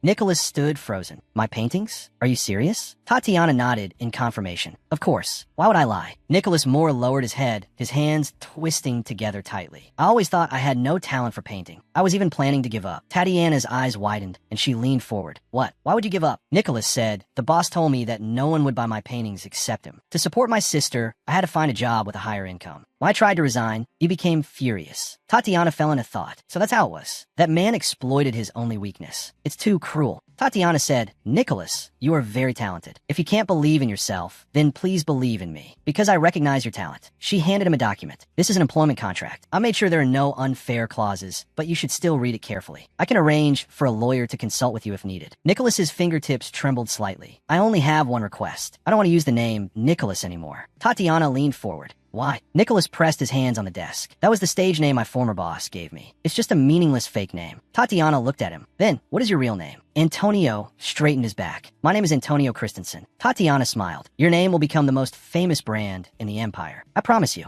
Antonio's cheeks flushed. I will work hard. A few months later, a carriage traveled down the street. A bookstore was crowded with noisy children. Mom, I want to buy Siegfried's biography. Me too. Don't they have Kyrios's? The clerk stood behind the counter with his hands spread. The biographies of all three heroes are completely sold out. We'll notify you as soon as we restock. Buying the book also comes with a character sticker. Tatiana's new business was a huge success. The craze continued for months without fading. She made the first part into a booklet and distributed it for free in bookstores, along with beautiful sample stickers. To get people to quickly accept something new, the best way is to let them experience it for themselves. Even the assistants at the Magic Tower completely changed their opinion of the stationery after trying the sticky notes. Lashes sat inside the carriage. Tatiana is truly amazing, although she herself doesn't seem to realize just how outstanding she is. Tatiana said, Lassi, you're here. Welcome. This is Antonio. Lascius turned to look at the man before him. Is Antonio the one in charge of the illustrations? Tatiana said, the artists who are working now have their backgrounds done by assistants, but Antonio is in charge of all the characters and stickers. Antonio said, this is all thanks to the young lady's promotion. Tatiana waved her hand. Your artwork is the key to success. She introduced him to Antonio. This is the first prince, Lascius. The idea was his. Antonio bowed. It is my honor, your highness. Lascius waved his hand. It was nothing. I just gave a little advice. His brow furrowed slightly. Why do I feel like the competition has gotten fiercer? This strange sense of crisis. Tatiana suddenly remembered something. Oh, right. Lassi. She grabbed Lascius's hand and started running back. Lascius stumbled to follow. Wait, Tiana. Slow down. Tatiana pointed ahead. I have something I want to show you. Lascius stood frozen, his eyes slightly wide. Tatiana grabbed Lassi's hand and ran quickly towards the back of the bookshelves. I have something I want to show you. Lashes stared at the thick hardcover book. A star crest was carved on the cover. The biography of King Theodore. The long war was declared over. The demons were completely driven out. The stars guided the way home. The legendary founding monarch established the Carolingian dynasty. King Theodore. Next to the biography of King Theodore was another ancient book. It recorded the heroes who fought and died against the demons. That name, almost forgotten by the world. Lashes looked down at the book cover. This is my grandfather's book, The Last King of the Carolingian dynasty. Tatiana turned her head. This is the next step for the biography series. I wanted you to be the first to see it. Lashes murmured. Tiana, you said just now that you personally selected all the figures, right? Tatiana nodded in confirmation. That's right. Lashes pointed to the names in the book. So, King Theodore, and my grandfather too? Tatiana looked him straight in the eye. Yes, I chose them. That was the homeland of the Carolingian dynasty, a country completely destroyed by demons. The people of the empire don't really know about Carolingian, do they? Lashes froze, his gaze fixed. In the empire, Carolingian was a name that had all but vanished. Tatiana said, the demons couldn't invade the empire entirely thanks to Carolingian sacrifice. I hope the people of the empire can remember this debt. Lashes lowered his head and whispered her name. Tiana. Tatiana raised a hand and lightly touched her own cheek. Even if we can't hold on to that light, we shouldn't forget it. Did I do something unnecessary? Lashes suddenly looked up, dismissing her concern. Yes. He reached out and tightly grasped Tatiana's hands. Thank you for not forgetting the people of Carolingian. Tears streamed down his cheeks, but his lips were curved into a smile. Thank you so much. Tatiana looked directly at Lashes. Lasai, just being able to meet you is enough to make me grateful I was born in Carolingian. After all, you're my best friend. She smiled. On the way back to the mansion, let's buy something delicious. My treat. Lashes murmured, Tiana, this is why, but I can't help but like you. A few months later, fallen leaves covered the streets. Tatiana walked outside the castle, carrying a bamboo basket. Time flies so fast. When Antonio came back, it was still early spring. She strolled along the stone-paved road. The corners of her mouth turned up slightly. The biography comics were designated as recommended reading and quickly swept the market. Children saw them as entertainment, while parents valued their educational worth. 6 more volumes of the biography series were published. Collecting hero stickers became a trend. The stickers of the 3 heroes were even traded at a premium. Collecting all the stickers could be exchanged for a commemorative album, and children went crazy for it. A collector's edition would be released in the winter as part of a New Year's gift plan. Antonio's eyes lit up when he saw the sales data, and the pace of work was forced to accelerate. Tatiana flipped through the reports. The supply of sticky notes was stable, and profits continued to climb. The Independence Fund was already overflowing. But this money, I hope I never have the chance to use it. The sound of clashing metal echoed in the courtyard. Tatiana stopped and looked towards the source of the sound. What's that sound? Siegfried, holding his sword in one hand, steadily blocked Lashes' downward strike. The 2 swords crossed, sending sparks flying. Siegfried's gaze was stern. Your movements are too wide. Lashes' pupils contracted. A shadow of a fist flashed past. He took a heavy blow to the abdomen and was sent flying backward, landing hard on the grass. Kyrio stood on the sidelines. Your shoulders are constantly shaking. Looks like we need to increase your training. Caesar rested his chin on one hand. You collapse at the waist whenever you panic. When will you ever be able to touch the hem of Siegfried's clothes? Siegfried stood his ground. Didn't I tell you to streamline your movements? Use your strength as efficiently as possible. Lashes pushed himself up and shouted at Siegfried. Only a master can do that. Tatiana ran towards the training ground. Lashes turned his head. Tiana. Siegfried looked at him. Why did Tatiana run all the way out here? Tatiana walked in carrying her basket. I wanted to come and watch you and Lashes train, Dad. I also brought towels and water. Siegfried took a towel and wiped his sweat. Tatiana handed a towel to Lashes. This is yours. Lashes took the towel. Thanks. Tatiana looked around. Our second dad and third dad training too. Caesar spread his hands. I'm just observing their spar. Kyrios crossed his arms. Lashes still has a long way to go. Tatiana was stunned. For a 14-year-old boy, aren't their standards a bit too strict? During that last spar, I couldn't even follow Lashes' movements. I have to distract my dads before they get even more intense. She held up the basket. Let's all have some snacks. Caesar nodded. That sounds good. Kyrio smiled. Of course. Caesar stood beside Tatiana. I hear your business has been booming lately. Tatiana said, it's all thanks to the help from you dads and everyone else. Lashes shouted loudly. Tiana. He clenched his fist. I'll train hard. One day, you'll have to appear on your own hero sticker. Tatiana replied with a smile. I'll be cheering for you. Even if you don't say it, you're destined to be on one in the future anyway. Kyrios reached out and pressed down on Lashes' head. You think you can reach our level? Dream on, you brat. Lashes struggled and shouted, why not? I can definitely do it. Siegfried walked closer, frowning at the two. Kyrios, what are you doing to the kid? Kyrios let out a chuckle. It's fun to mess with him, isn't it? Siegfried looked at Lashes. By the way, has there been any trouble in the Imperial Palace recently? Lashes answered. Her Majesty the Empress has been in a bad mood lately, but it's fine. Tatiana keenly caught the information. A bad mood? Did something happen? Lashes stammered. Well, he turned his face away because Tiana is too successful. Siegfried was thoughtful. Tiana's biographies? Caesar said, is it because she chose people from Carolingian as the protagonists of the biographies? Tatiana lowered her eyes. Yes, because even though I did it for Lashes, he's being ostracized again in the palace because of it. Lashes looked at Tatiana. It's okay. Now, there's no one in the Empire who doesn't know about Carolingian. I'm very satisfied. I'm fine, Tiana. Tatiana lowered her head and bit her lip. I'm so sorry. Caesar turned his head to look at Tatiana. It's getting cold. Let's go inside. The group walked towards the castle, the setting sun stretching their shadows long. The butler stood at the entrance to the main hall, bowing slightly. Welcome back. He handed over a letter. Your Grace the Duke, this is an urgent letter for you. Siegfried reached out and took it. Thank you. Tatiana stared at the letter. It must be really urgent. My eldest dad even receives letters at dawn. The butler took another letter from the tray. Miss Tatiana, there's also an invitation for you. Tatiana pointed to herself. For me? She took the envelope. My only friend is Lashes. Who would send me an invitation? Her hands gripped the envelope, her fingertips trembling slightly. Why would Countess Constance's daughter write to me? To Miss Orleans, I am Lisbeth of the Gibberti family. We have prepared a tea party at our mansion and have invited young ladies of the same age to attend. The former Duke of Orleans is also currently at the Gibberti residence. If you could attend with the Duke, we will be most honored. Tatiana crumpled the letter. Absolutely shameless. After doing that to me, they still dare to send this kind of letter. Using the Duke as an excuse, they clearly want to reconcile with Siegfried. The former Duke of Orleans, Siegfried's biological father, is also Countess Constance's older brother. He is my grandfather. In the original story, the former Duke fell into grief after losing his wife and went through a difficult time, but he eventually returned to his duties and raised Siegfried as a successor. The former Duke's upbringing was strict. Siegfried, burdened by the guilt that his mother died giving birth to him, desperately tried to meet all of his father's expectations until the demons invaded the human world. Siegfried raised his longsword and swore in the light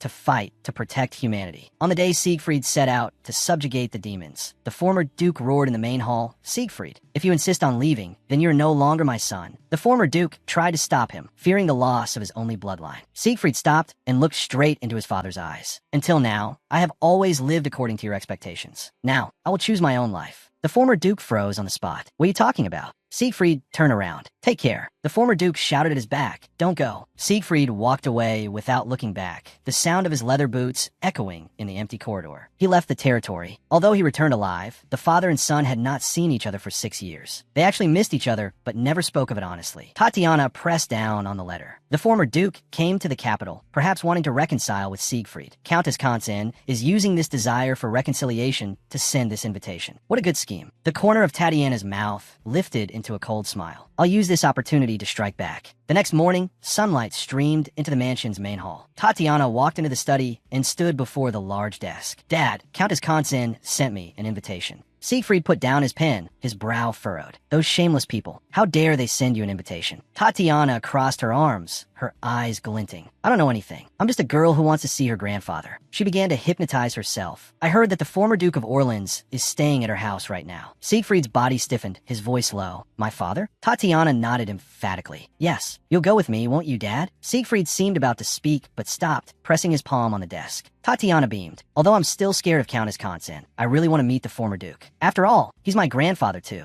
Siegfried responded in a low voice. All right. Tatiana threw herself into his arms. That's wonderful. Thank you, Dad. Countess Constance sat on the sofa, waving her arms and complaining loudly. That girl picked up from the demon world has become the Lady of Orleans. Is this proper? How could the Duke do this to me? I'm his own aunt. The former Duke put down his teacup with a heavy thud, making a crisp clinking sound. If we're gonna go there, how could you treat your niece like that? I've known all along. Everything you've done. Countess Constance shuddered violently. The former Duke closed his eyes, his tone flat. The reason I haven't singled you out for blame is because I trust that Siegfried has already handled things clearly. Why on earth did you invite Tatiana to this social event? Countess Constance lowered her head, avoiding his gaze. It was to clear up all the misunderstandings. By the way, why did you suddenly come to the capital? You never used to leave your territory. The former Duke leaned back in his chair. No reason. You may leave. Countess Constance stood up, curtsied slightly, and said, as you wish. I'll take my leave then. She then walked quickly out of the room. The former Duke sat alone, pressing a hand to his forehead and murmuring Siegfried's name. Hero of humanity. It's indeed a title to be proud of. But thinking of the hardships he endured during those years, as a father, I can't feel pure joy. Now he's suddenly adopted a daughter. Tati, Anna, was that her name? Although I don't need to worry about that child, something feels off. If my intuition is correct, or perhaps I'm just overthinking it. There's nothing conclusive yet. I can only wait and see for now. On the day of the social gathering, Siegfried sat in the carriage, watching Tatiana opposite him. In the end, he had brought her along. Even though he had given his permission, he had been hesitating until last night. If he hadn't listened to that advice, he would never have set foot in that house today. Caesar lifted his teacup and took a sip of black tea. Tatiana really should make her debut in society. The timing is perfect, although it's unpleasant that it's hosted by the Ghiberti family. You can't keep the child hidden forever. Kyrios leaned back on the sofa, his hands spread. Before her official debut, she needs to get used to the atmosphere of small and medium-sized gatherings. It's not too late to start now. Please make sure Tatiana doesn't feel uncomfortable. And don't start a power struggle in front of the former duke. Siegfried's expression was grim, and he said nothing. Caesar's smile deepened. Our Tatiana will surely do very well. Understood? Siegfried lowered his gaze. He responded in a low voice, I know. The carriage came to a steady stop in front of the Ghiberti residence. Siegfried and Tatiana stepped out of the carriage. Countess Konstantin stood at the entrance of the residence, surrounded by her retinue and family. Welcome, Duke of Orleans. Thank you for gracing us with your presence. She turned her head, her gaze falling on Tatiana. And thank you, my lady, for coming all this way. It must have been tiring. Well then, shall we go in? Tatiana stared at her. She invited me. This means she really wants to reconcile with Siegfried. Since it's in the name of a social gathering, I must also behave appropriately. Tatiana put on a smile and waved her right hand in greeting. Hello. She lifted the hem of her skirt and bent her knees slightly. Thank you for the invitation today. Her gaze fell forward. That person is the former Duke of Orleans. Siegfried. He looks exactly like him. Just looking at him made it hard to breathe. It was too quiet all around. Tatiana took a step forward. I have to try talking to him. She lifted her head to look at him. Hello, Your Grace. I am Tatiana von Orleans. The former Duke of Orleans stared at Tatiana. So this is the child you adopted? Siegfried stepped in front of her. That's right. She is my daughter. Is there a problem? The former Duke lowered his gaze. Just asking. To speak to me in such a tone. Siegfried's face was expressionless. I was also just answering. Please don't misunderstand. The former Duke's eyes flew open, and he burst out with a roar. Is this how you greet your father after so long? By starting a fight? You ungrateful thing. Tatiana stood between the two, her hands clasped tightly. At this rate, forget reconciliation. They'll only fight more fiercely. She looked up at the two men facing off. Are you two fighting right now? Siegfried instantly reined in his anger and turned to look at his daughter. It's all right. You don't have to worry. The former Duke cleared his throat, his expression becoming flustered. Not all. Nothing of the sort. Tatiana closed her eyes. Their relationship is worse than I imagined. How can I resolve this? Countess Konstantin turned to the side. Shall we go in? Everyone is waiting. Tatiana watched her figure. She's just as unpleasant as I remember. The hall had an extremely high ceiling, with white stone pillars supporting the vaulted roof. Crystal chandeliers radiated light. Tatiana followed behind Lisbeth, walking through a long corridor. The adults went to another room to talk, while I was led by Lisbeth to the tea room. In the center of the tea room was a long table, with lavishly dressed young ladies seated on both sides. All eyes turned towards the doorway. Lisbeth introduced to the crowd. This is the young lady from the Ducal House of Orleans. She has accepted my invitation to join today's gathering. Tatiana looked at the room, full of unfamiliar faces, a polite curve on her lips. The young ladies all stood up, letting out sharp gasps of surprise. The Duke's daughter really came. It's a great honor to meet you. Tatiana narrowed her eyes. I'm also very happy to meet all of you. She glanced around. These girls look to be only 14 or 15. Why does everyone seem so flustered?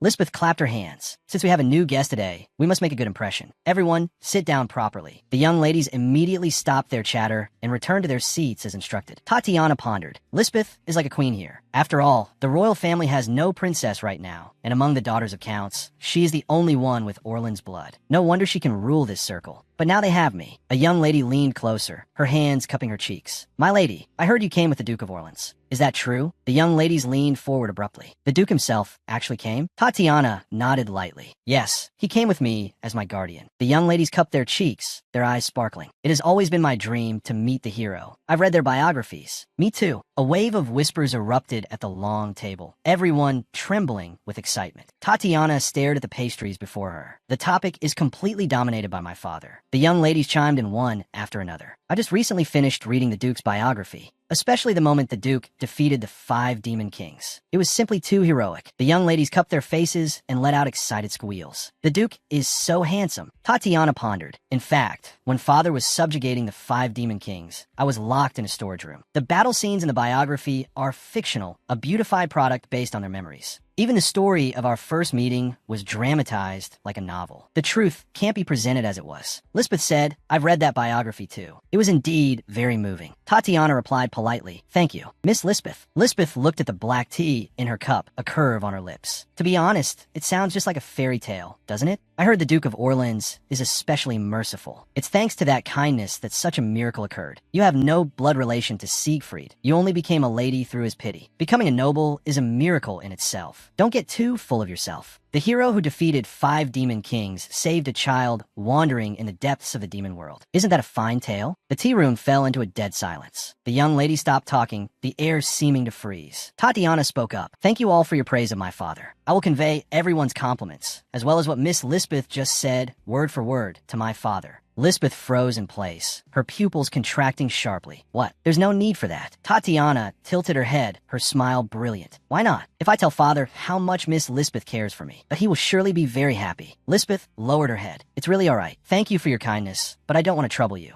Tatiana shook her head. It's no trouble. Just consider it my return gift for today's invitation. Lisbeth bowed her head deeply. I'm sorry, I misspoke. Tatiana turned her face to the side. There's no need to apologize. She pondered. Since the atmosphere has become stiff, I might as well change the topic back to the biography. Looking at the girl beside her, she said, speaking of the biography just now, have you collected the stickers? The black-haired girl's head shot up, her eyes shining. Yes, I've collected all of High Priest Caesar's stickers. I even got the picture book version recently. Lisbeth turned her head abruptly, looking at a silver-haired girl beside her. Her tone was icy. What are you doing? Why aren't you drinking your tea? This might be the only time in your life you get to drink such high-quality tea. The silver-haired girl's body trembled slightly. The tea is still a bit hot. I'll drink it when it cools down. Lisbeth roared. Are you indirectly accusing me of not controlling the water temperature properly? Tatiana frowned. What's she doing? Why is she taking her anger out on a baron's daughter? Lisbeth swung her arm violently. To ignore someone's sincerity like this is too much. I am truly disappointed. The scalding liquid splashed out. The silver-haired girl let out a scream. Tatiana shot to her feet. Miss Amara's froze in her seat, her hands suspended in midair. Tea dripped down her skirt, her eyes filled with terror. Lisbeth's lips held a smile. Oh my, you must be careful, Miss Amara's. Are you all right? She covered her mouth and nose with her hand. It seems Miss Amara's still lacks etiquette. I'm afraid we won't be seeing her at the next gathering. She doesn't meet our standards at all. Tatiana stared at Lisbeth. This is too much. This is all your fault. Miss Amara's eyes reddened, tears welling up. Her lips trembled slightly. Tatiana slammed her hands on the table, pushing herself up. I can't take this anymore. Lisbeth looked up at her. My lady, could you please sit down first? Tatiana walked around the long table to Miss Amara's side. Miss Amara's looked up, her eyes filled with astonishment. Tatiana untied the shawl from her shoulders and gently draped it over Miss Amara's soaked shoulders. Lisbeth froze in her seat, her eyes wide, staring intently at the expensive shawl. Tatiana looked into her eyes. This shawl suits you very well. Miss Amara's exclaimed, My lady, what if it gets your clothes dirty? Tatiana smiled, her lips turning up. This is my gift to you.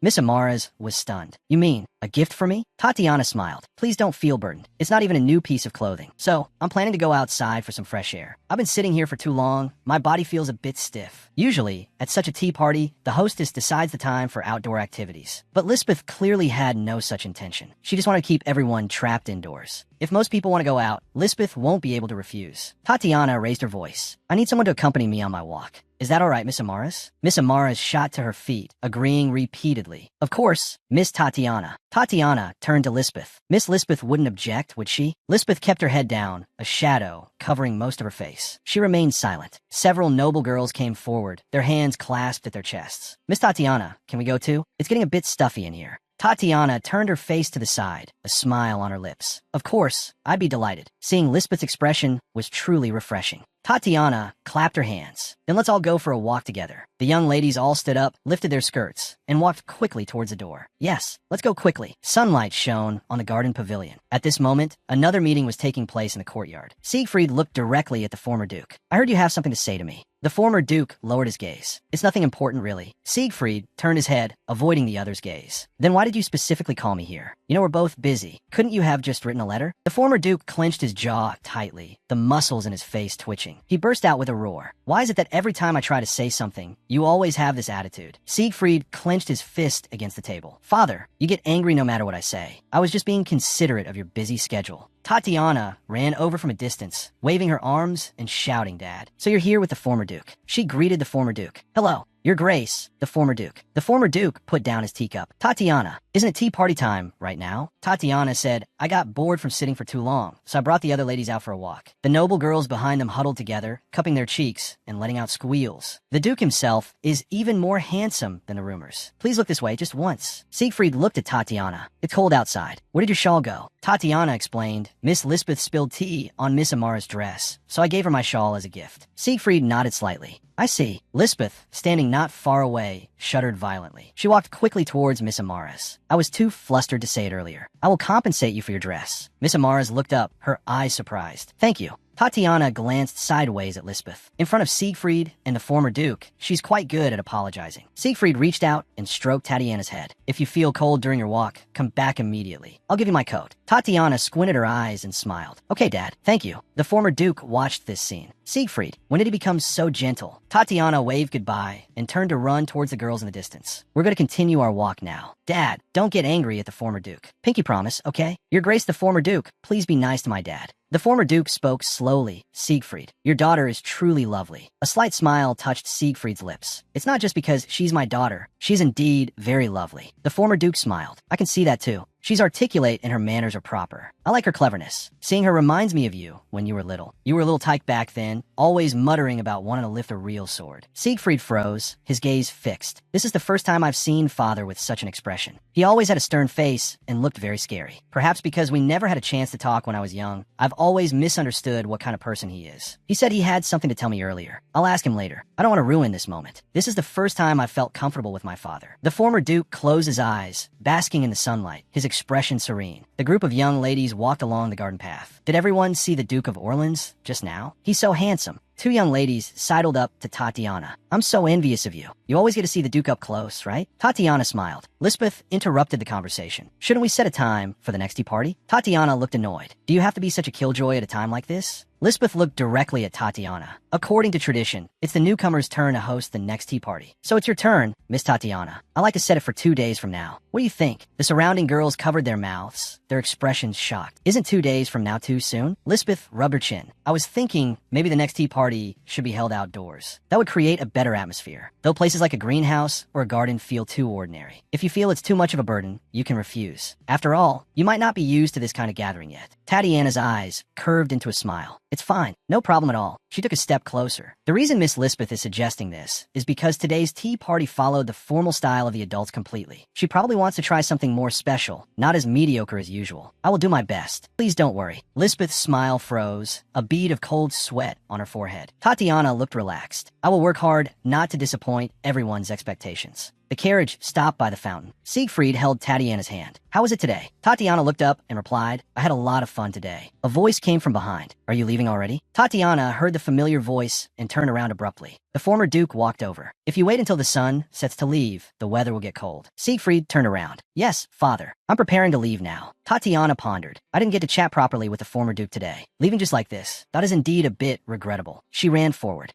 Your Grace, the former Duke. She tugged on the former Duke's sleeve. I was really happy to see you today. It's a shame we had so little time together. The former Duke looked down. I also find it a bit regrettable. Tatiana said, actually, there's something I wanted to say. I will be hosting the next tea party. I'm planning to have a picnic. Will I be able to see you again then? The former Duke looked at Tatiana's smiling face. If it weren't for this child, I wouldn't have been able to say those things to Siegfried today. We probably would have just fought again. And then parted ways. Thanks to her, I was able to see Siegfried again. The former Duke's lips curved up slightly. All right. Tatiana squinted her eyes and laughed. Thank you. Siegfried looked at his father opposite him. Then, father, we'll see you next time. The former Duke nodded in response. All right. Be careful on the road. Siegfried took Tatiana's hand and turned towards the carriage. Tatiana looked up at Siegfried's profile. Something feels a bit strange. Although the two have reconciled, the atmosphere is still tinged with unfamiliarity. It seems like a glimmer of hope has finally appeared between them. It's such a relief. 2 days later, the day of the picnic, a torrential downpour. The carriage traveled through a dense forest, rainwater streaming down the windows. Miss Amara's pressed her hands against the glass, staring at the storm outside. It's supposed to be a picnic. Is this weather really okay? I hope my lady will be all right. The coachman let out a cry of surprise. Sunlight filled the valley. Deep in the forest was a patch of clear sky. On the grass, grass stood a large white tent with a canopy. Miss Amaras stepped out of the carriage, her hands clasped at her chest. It was raining just a moment ago, but the weather here is so clear. It's simply magical. Tatiana walked over slowly. Welcome, everyone, to my picnic party. This forest is managed by the Magic Tower. I've already made safety preparations in advance. The crowd talked in low voices. Since it's a forest managed by the Magic Tower, could the Tower Master be here, too? Someone suddenly screamed. Look over there. It's the 3 heroes. To see them all here at once. It's all thanks to Miss Tatiana that we get to see the heroes. Not only is there high-strength defensive magic, but even sophisticated illusion magic has been set up. The Magic Tower's methods are truly as impressive as the rumors say. Tatiana said, my second dad helped out a lot. I'm very grateful to him. The crowd covered their mouths in surprise. Excuse me, my lady, do you call the Tower Master Dad? Tatiana scratched her cheek, embarrassed. Sorry, I've just gotten used to calling him that. The crowd sighed in admiration. That's so enviable. You look very lovely today, too.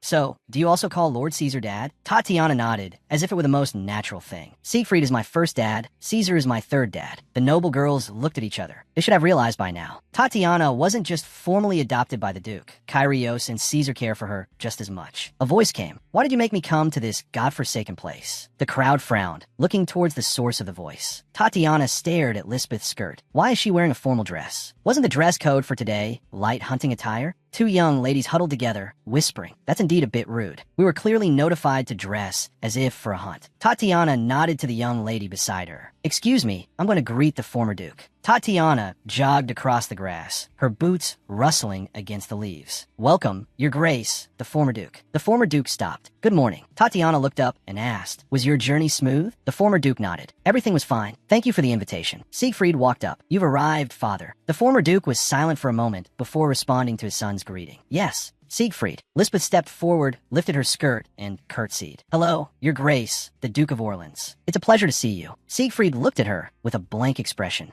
Kyrios and Caesar walked up side by side. It's been a while, Your Grace, the former Duke. The former Duke turned his head. It has indeed been a long time, everyone. Countess Consin bit her lip, her hands clenching her skirt tightly. Even though things were unpleasant last time, how dare he ignore Lisbeth when she curtsied to him? Caesar bowed slightly. We should have greeted you sooner. I apologize that we are only formally meeting now. Tatiana looked up at Kyrios and Caesar. They know the former Duke? Caesar continued. Thanks to the supplies and troops you provided, we were able to hold on until the end. I thank you again. Kyrios smiled. We were able to win the war entirely thanks to the former Duke's support. The former Duke waved his hand. No need for that. It was merely my duty. I'm ashamed I could not do more. Caesar teased, because of a certain stubborn person, my thanks were delayed for so long. Hearing you say that, I really don't know what to say. Siegfried turned his head away, his expression stiffening. In an era when the imperial family only cared about retreating and did nothing, the former Duke was the only one who supported the 3 heroes. Kyrios looked at the former Duke with a bright smile. Your Grace, the former Duke will leave our little one in your care. The former Duke frowned, replying curtly, you're saying unnecessary things again. You don't have to tell me. I'll take good care of her. Tatiana pondered. Siegfried's relationship with the former Duke seems to have eased. With Kyrios and Caesar here too, there's nothing to worry about. She spoke up, and I'll go back to the other young ladies now. Kyrios waved goodbye. Have fun. Caesar smiled and advised, be careful not to fall. Siegfried's expression was serious. If you feel unwell in any way,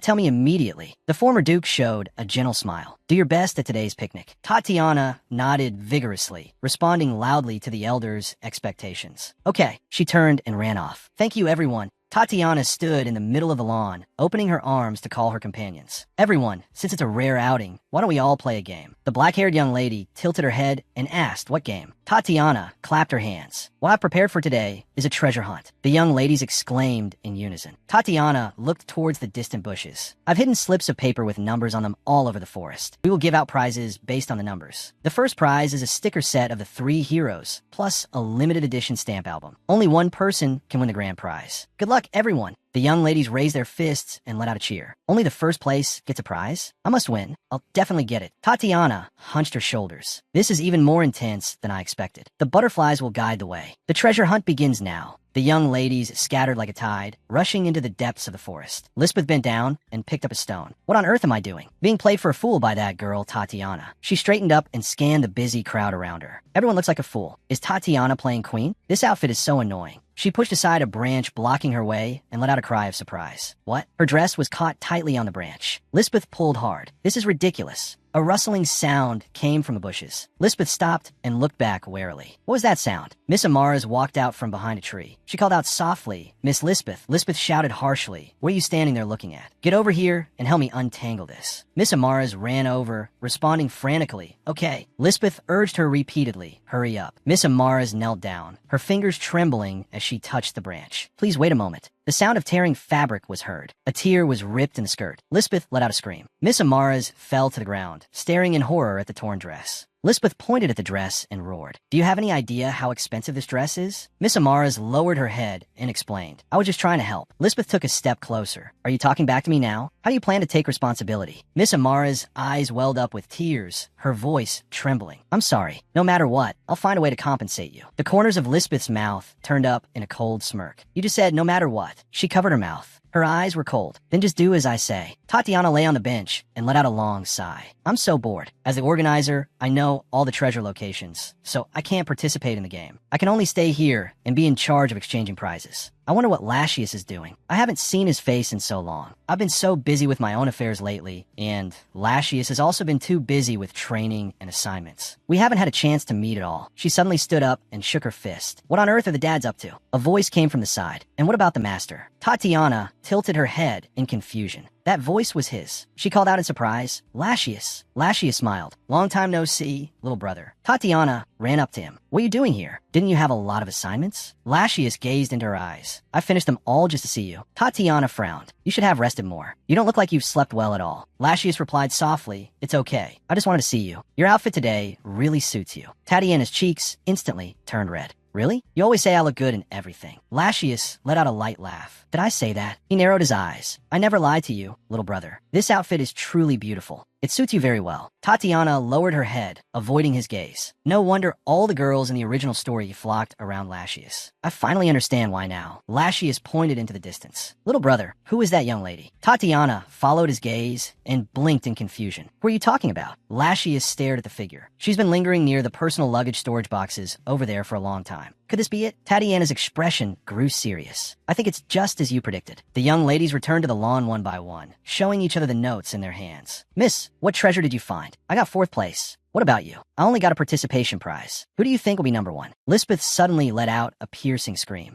"My bracelet is gone." The surrounding young ladies gathered around, their expressions shocked and suspicious. Could it have been dropped in the forest? Lisbeth shook her head forcefully, her eyes anxious. "Absolutely not. I put it in my bag. Could it be that one of us stole it? For example, someone who didn't participate in the treasure hunt." She turned her head and stared intently at Tatiana. Lisbeth stepped forward, her tone icy. "Miss, excuse me, but could you let me see your bag? To prove your innocence, I think we need to check it." Tatiana's tone was calm. "At least you know this is rude." How reassuring. Lisbeth smiled. "My apologies. So, you let us check, right?" Tatiana replied softly. "Fine." Lisbeth thought to herself, the bracelet is inside. What kind of expression will she make? I'm so curious what kind of excuse she'll come up with. Tatiana walked over, carrying her leather handbag. She opened the leather case and held it out in front of the other girl. Lisbeth crossed her arms. "Tatiana, this is the end for you." She suddenly widened her eyes, her body freezing. "What is going on?" The inside of the leather case was completely empty. The bracelet was gone. Lisbeth rummaged through the bag, her movements frantic. "It should be in here. Where did my bracelet go?" She suddenly looked up and shouted at the crowd. "Everyone, open your bags right now." The young ladies exchanged glances and began to whisper among themselves. "We're not thieves. She wants to check our bags?" Tatiana crossed her arms, watching Lisbeth. "Miss Lisbeth, have you checked your own bag?" Lisbeth turned her head and retorted loudly. "How could it possibly be in my bag?" Tatiana looked directly at her, her tone calm. "In other words, you haven't even looked, have you?" The murmurs from the crowd started up again. "What's going on? She didn't even check her own bag?" "It seems the Earl's daughter made a mistake." Tatiana said, "Before you ask to check other people's bags, how about you check your own first?" Lisbeth gritted her teeth. "If it's not in my bag, I'll have to check every single one of yours." She opened her bag. Her movements froze as she unzipped it. A silver bracelet inlaid with red stones lay quietly inside the bag. "This is impossible. Why is it here?" A commotion erupted from the crowd. Was the bracelet in the Earl's daughter's bag the whole time? To make such a huge fuss without even checking her own bag and treating others like thieves. It's unbelievable. Tatiana stepped forward. Why did you insist on checking my bag first? Lisbeth said, that's because you didn't even participate in the treasure hunt. You were here the whole time. Tatiana said, a hunting outfit has many pockets. It would be easy to hide a bracelet, but you didn't ask to check pockets. Instead, you specifically demanded to see my bag. You lost it during the event. The probability of it being dropped in the forest or in a pocket is much higher. Why were you so certain it had to be in my bag? Lisbeth was suddenly startled, her body freezing on the spot, unable to refute. A steady male voice came from a distance. It seems there's been a bit of a commotion here. The young ladies all turned their heads. That person was Lascius, walking over slowly. The young ladies covered their cheeks and let out a scream. I heard the three heroes personally took him as their disciple. He's so handsome. Lascius walked up to Tatiana. Forgive me, Mississippi. I'm a little late, aren't I? Tatiana replied softly. Not at all. I'm grateful that you agreed to my request. Lascius handed her a red gold sphere. This is what you asked for. Tatiana reached out and took it. Thank you. Tatiana held up the golden sphere and faced the crowd. For security reasons, the magic tower records everything that happens around here in this magical device. Now, let's see what the truth really is. An image appeared in midair. Lisbeth was looking down at Miss Amaras. If you do as I say, I won't pursue the matter of you ruining my dress. Miss Amaras clutched the hem of her clothes tightly. But it wasn't my fault. Lisbeth crossed her arms, the corners of her mouth turning up. If you lose my protection, life in high society will become very difficult. Just make sure no one sees you and slip it into Miss Tatiana's bag. If you do this well, I'll compensate you for the dress that was stained by tea last time. Tatiana thought to herself. In fact, I had already heard the whole story from Miss Amaras. I predicted Lisbeth would deny everything, so I specifically asked the master of the magic tower to prepare a recording sphere. Lisbeth stared at the floating image, her pupils trembling violently, her face instantly turning deathly pale. A commotion erupted from the crowd. It was real. Miss Lisbeth really did frame her. Didn't she already promise to compensate Miss Amaras for her dress? How terrifying. Lisbeth waved her arms and let out a scream. This is all a lie. Everyone knows the master of the magic tower favors that young lady, so that's why they're taking her side now. Tatiana's tone turned cold. I cannot let those words stand. Are you saying that the master of the magic tower, the one so benevolent he saved a lost child, the one who ventured into the deepest level of the demon world, would lose his impartiality just to favor me? Lisbeth said, that's not what I meant. Tatiana continued, you said so yourself at the last tea party, miss. Don't you remember? Lascius suddenly grabbed Tatiana's arm, looking down directly into her eyes. Is that true? A voice came from behind. What on earth are you talking about? Heavy footsteps approached from behind, stepping one by one onto the grass. The former Duke's gaze was fixed on Lisbeth. Is that true? Did you really say such a thing? Lisbeth's hands trembled as she shook her head desperately. I never said that. The former Duke let out a roar. Shut up. Whenever things don't go your way, you always try to shift the blame to others. Even after Miss Tatiana has presented evidence, you still intend to keep lying? Apologize to this young lady immediately. Lisbeth gritted her teeth. She bent down and bowed deeply. For my lies, and for all my actions up until now, I sincerely apologize to you. Tatiana looked down at her. Although it was a forced apology, it was an apology nonetheless. She spoke. Please do not do this again in the future. Although there was a bit of a commotion, thank you all for attending today's picnic. The prizes will be delivered to your residences later. The young ladies surrounded Tatiana. We had a wonderful time today. I hope we can have another picnic here next time. Tatiana smiled. Of course. Despite Lisbeth's interference, the first picnic was a success after all. A carriage bumped along the forest path, slowly driving away from the lawn. Countess Consin stood by the carriage. Brother, before it gets dark, a voice came from behind, interrupting her. Former Duke. Tatiana ran over. Thank you so much for coming to the picnic today. The former Duke turned around. Tatiana, I am very sorry. It seems this trouble was caused by Lisbeth's immaturity. By the way, why do you call me former Duke? Tatiana was taken aback. What? The former Duke looked at Tatiana. Aren't you Siegfried's daughter? Then you should be calling me grandfather. Tatiana clasped her hands to her chest. Really? Can I call you grandfather? The former Duke nodded. Of course you can. Tatiana said, then, grandfather, would you be willing to come back to the residence with us today? She lowered her gaze, fidgeting with her fingers. To be honest, I've always been envious of Countess Constance's family, being able to live with you in the residence. If we part ways like this, I'll be very sad. Siegfried stepped forward. Since Tatiana is requesting it so sincerely, why don't you come live with us as well? The former Duke pondered for a moment. Since you insist, then so be it. Tatiana cheered and threw herself at the former Duke. Grandfather, this is wonderful. Then let's go quickly. The former Duke looked at Countess Consin. I'll be going back with Siegfried. Countess Consin stood in the distance, her hands clasped tightly to her chest. All right, brother. Tatiana thought to herself, for today at least, I should be grateful to Miss Lisbeth. She must be furious right now. This feeling is so satisfying. Tatiana hid behind the door, peeking out with half her head. I wonder how Dad and Grandfather's talk is going. I hope they don't start fighting again. Siegfried sat on the sofa. Father, I have misunderstood you for a long time. The former Duke sat opposite him, leaning back slightly. Misunderstood me? Siegfried looked up, his gaze deep. Yes, I always thought you ignore my opinions. Back then, when I said I wanted to join the war to subjugate the demons, you not only objected, but even threatened to disown me. But later, when even the imperial family abandoned us, you were the only one who provided troops and supplies. At that time, I thought you were only doing it for the sake of the people, and still helped us. But after adopting Tatiana and doting on her, I finally understood your heart. Watching that child grow day by day, I felt happiness for the first time and developed a desire to protect her. Now I finally understand what you did back then. Your feelings for me must have been the same as my feelings for Tatiana now. You didn't want me to step onto a dangerous battlefield. You just wanted to protect me. Please forgive me. Forgive me for only now understanding your heart. The former Duke softly called his son's name. Siegfried. He straightened his back. I also failed to be a considerate father. That was my fault. I'm sorry. And thank you. A slight smile touched Siegfried's lips. That simple apology was enough to completely melt the frozen lump in his heart. Night enveloped the Orleans residence. Lights flickered between the stone window frames. A few days later, steam rose from teacups, and desserts were arranged neatly on the edges of porcelain plates. The young lady sat around a round table, talking in hushed voices. How could she frame someone as a thief? So shameless. She even instructed Miss Amaras to plant the stolen item. If it weren't for the recording from the magical device, the Baron's daughter would have taken the fall. After the picnic, Lisbeth's reputation plummeted. This caused quite a stir in high society, considering how she treated other young ladies in the past. This outcome was only natural. Tatiana picked up her teacup and took a light sip of black tea, her expression calm. Miss Amaras bowed. Thank you so much. Tatiana shook her head. Ultimately, it was Lisbeth's fault. You were a victim too. Miss Amaras smiled. Even so, thank you for saying that. The storm from the picnic seemed to have subsided, but a new trouble followed. Lascius crossed his arms, his brow furrowed. You made so many friends now. You must be very happy. Tatiana covered her mouth. Could it be that Lascius also wants friends his own age? I really have been neglecting him lately. Maybe I should introduce him to some boys. Lascius suddenly moved closer. But among all your friends, I'm still the closest one, right? Tatiana closed her eyes and smiled. Of course. No matter who else appears in this world, they could never compare to you.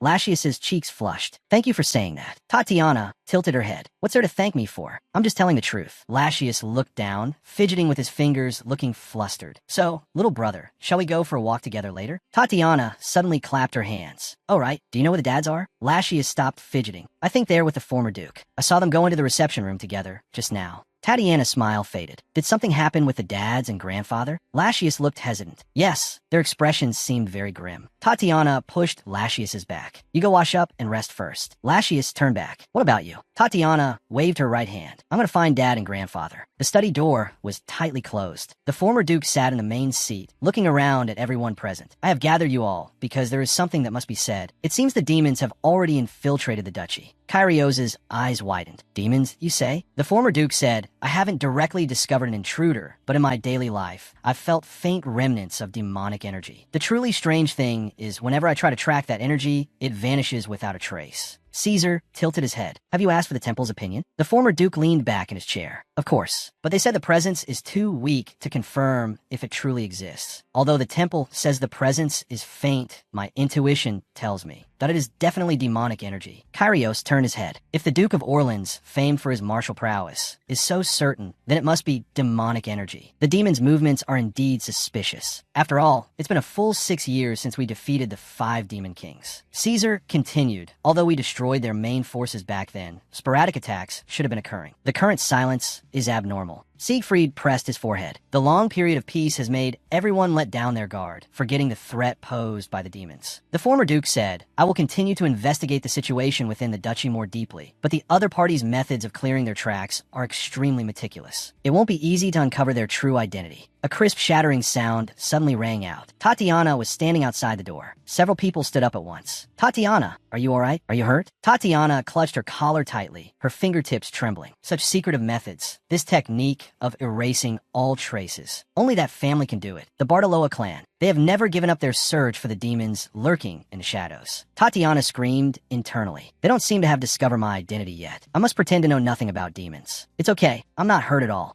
I'm perfectly fine. Another birthday has passed. I'm 11 years old. The dining table was filled with lobster and desserts. Tatiana kept her head down. A long time had passed since the rumors of demon infiltration in the duchy. Even now, thinking back to that day still sent a chill down her spine. The demons invading the duchy, that faint, untraceable remnant of demonic energy. All clues pointed to the same name, Bartoloa. Since that day, the topic of demonic energy was never brought up again. Tatiana cut the piece of meat on her plate. Is this piece really okay? Bartoloa must be plotting something. Siegfried put down his wine glass. I must go to the Orleans duchy. Caesar looked at him. It seems you finally made up your mind. Siegfried nodded in response. While I'm gone, I'll leave Tatiana and Lascius in your care. Tatiana froze. Going to the duchy at a time like this. He must be going to investigate the demons. I have to go see for myself. She raised her right hand. I want to go too. Siegfried looked directly into her eyes. Absolutely not. Normally, I would take you with me, but I'm going to investigate demons now. It's dangerous there. It's better for you to stay home. Tatiana placed her hands on the edge of the table. If I'm in danger, you'll protect me, Dad, right? Besides, I've never been to the Orleans duchy. The new year is here, and I want to be with everyone. Siegfried fell silent. The air became still. He closed his eyes, a slight smile playing on his lips. All right, let's go to the Orleans duchy castle together. Tatiana stood before the castle, looking up at the towering stone spires. The butler and maids lined up to welcome them. Greetings to the Duke and the young Mississippi Siegfried said. It's been a long time, everyone. Are you all doing well? The elderly head maid stepped forward. Young master, we're doing very well. It's so good to see you in good health. Your feat of subjugating the 5 demon kings makes us feel very proud. Tatiana was taken aback. Hearing him being called young master feels so new. It was definitely the right choice to come along. The butler and head maid leaned in closer. This must be the young lady from the rumors. She looks exactly like you. Tatiana greeted them. Hello, do I really look like Siegfried? The former duke turned his head. I'm going inside to handle some business. Take care of the child until I get back. Siegfried nodded and replied, understood. The head maid looked at Tatiana. Seeing the young miss reminds me of what the young master was like as a child. Siegfried turned his face away in embarrassment. Is that so? Could you prepare a cup of cocoa with marshmallows for her? The head chef bowed and retreated. Right away, the head maid took Siegfried's hand. When the young master was a child, he was just like other kids, running around every corner of the castle on treasure hunts all day. Tatiana's eyes widened in surprise. Siegfried actually did something like that. He seems like the type of kid who would just read books quietly. The head maid covered her mouth and laughed. When you were little, you often skipped training to sneak snacks. The old duke was always chasing after you, telling you not to skip your lessons anymore. Tatiana's eyes lit up. Did Dad really do that? Siegfried pulled his hood lower. Don't listen to their nonsense. It's all lies. Tatiana laughed out loud. It's hard to imagine Siegfried had a side like that. Her smile froze on her face. Wait, I didn't come to the castle just to hear these stories. I almost got carried away having fun. A clamor came from the distance. Movers were carrying heavy wooden crates. Be careful. Move it quickly. Tatiana wondered what they were preparing for. She stared at the insignia on the wooden crates. Lint's Merchant Guild, a name that never appeared in the original story. Tatiana ducked and crossed the courtyard. I have to go over and check. Siegfried called out from a distance. Tatiana. Tatiana stopped in her tracks and turned around blankly. Siegfried stood on the steps. We should go inside. Tatiana immediately turned and ran towards her father. Okay, since Siegfried is calling me, I can't investigate now. I'll just have to find another chance to come back later. The next day, Tatiana followed Siegfried and her grandfather as they inspected the territory. From the suburbs where the commoners lived to the bustling streets of the middle class, the group walked along the stone-paved roads. People stopped and stared. Tatiana stopped and looked around. Something was not right. Since yesterday, everything has been strange. Everywhere she looked, there were signs for Lint's. Lint's Tavern, Lint's General Store, Lint's Boutique, Lint's Bookstore. The name Lint's was simply everywhere. It was practically a monopoly, from daily necessities for commoners to the high-end market for the middle class. This massive merchant guild was omnipresent. Why, in the original story, that was it never mentioned? Tatiana asked her grandfather. The Lint's Merchant Guild's shops seemed to be everywhere. Grandfather looked down and smiled. That's because they're the main trading partner of the Orleans family. Their expansion rate in recent years has been astonishing. Now, they're even in charge of supplying all the goods for Carolinga. Tatiana put on a bright smile. I see. This is no coincidence. A massive merchant guild large enough to affect the livelihood of an entire nation was completely erased from the original story. This is very strange. I should go into a shop and check it out myself. Grandfather continued to explain, their delivery times are always punctual and their prices are reasonable. Besides us, many other families do business with them. Tatiana looked at the sign ahead. In that case, can I go take a look in that shop? Grandfather patted her shoulder. Of course you can. If there's anything you like, I'll buy it for you. Tatiana cheered. Yay, thank you. A bell chimed crisply. The clerk bowed in greeting. Welcome. If you need any help, please let me know. Or are you looking for something specific? Tatiana stopped in front of the counter, staring at a doll.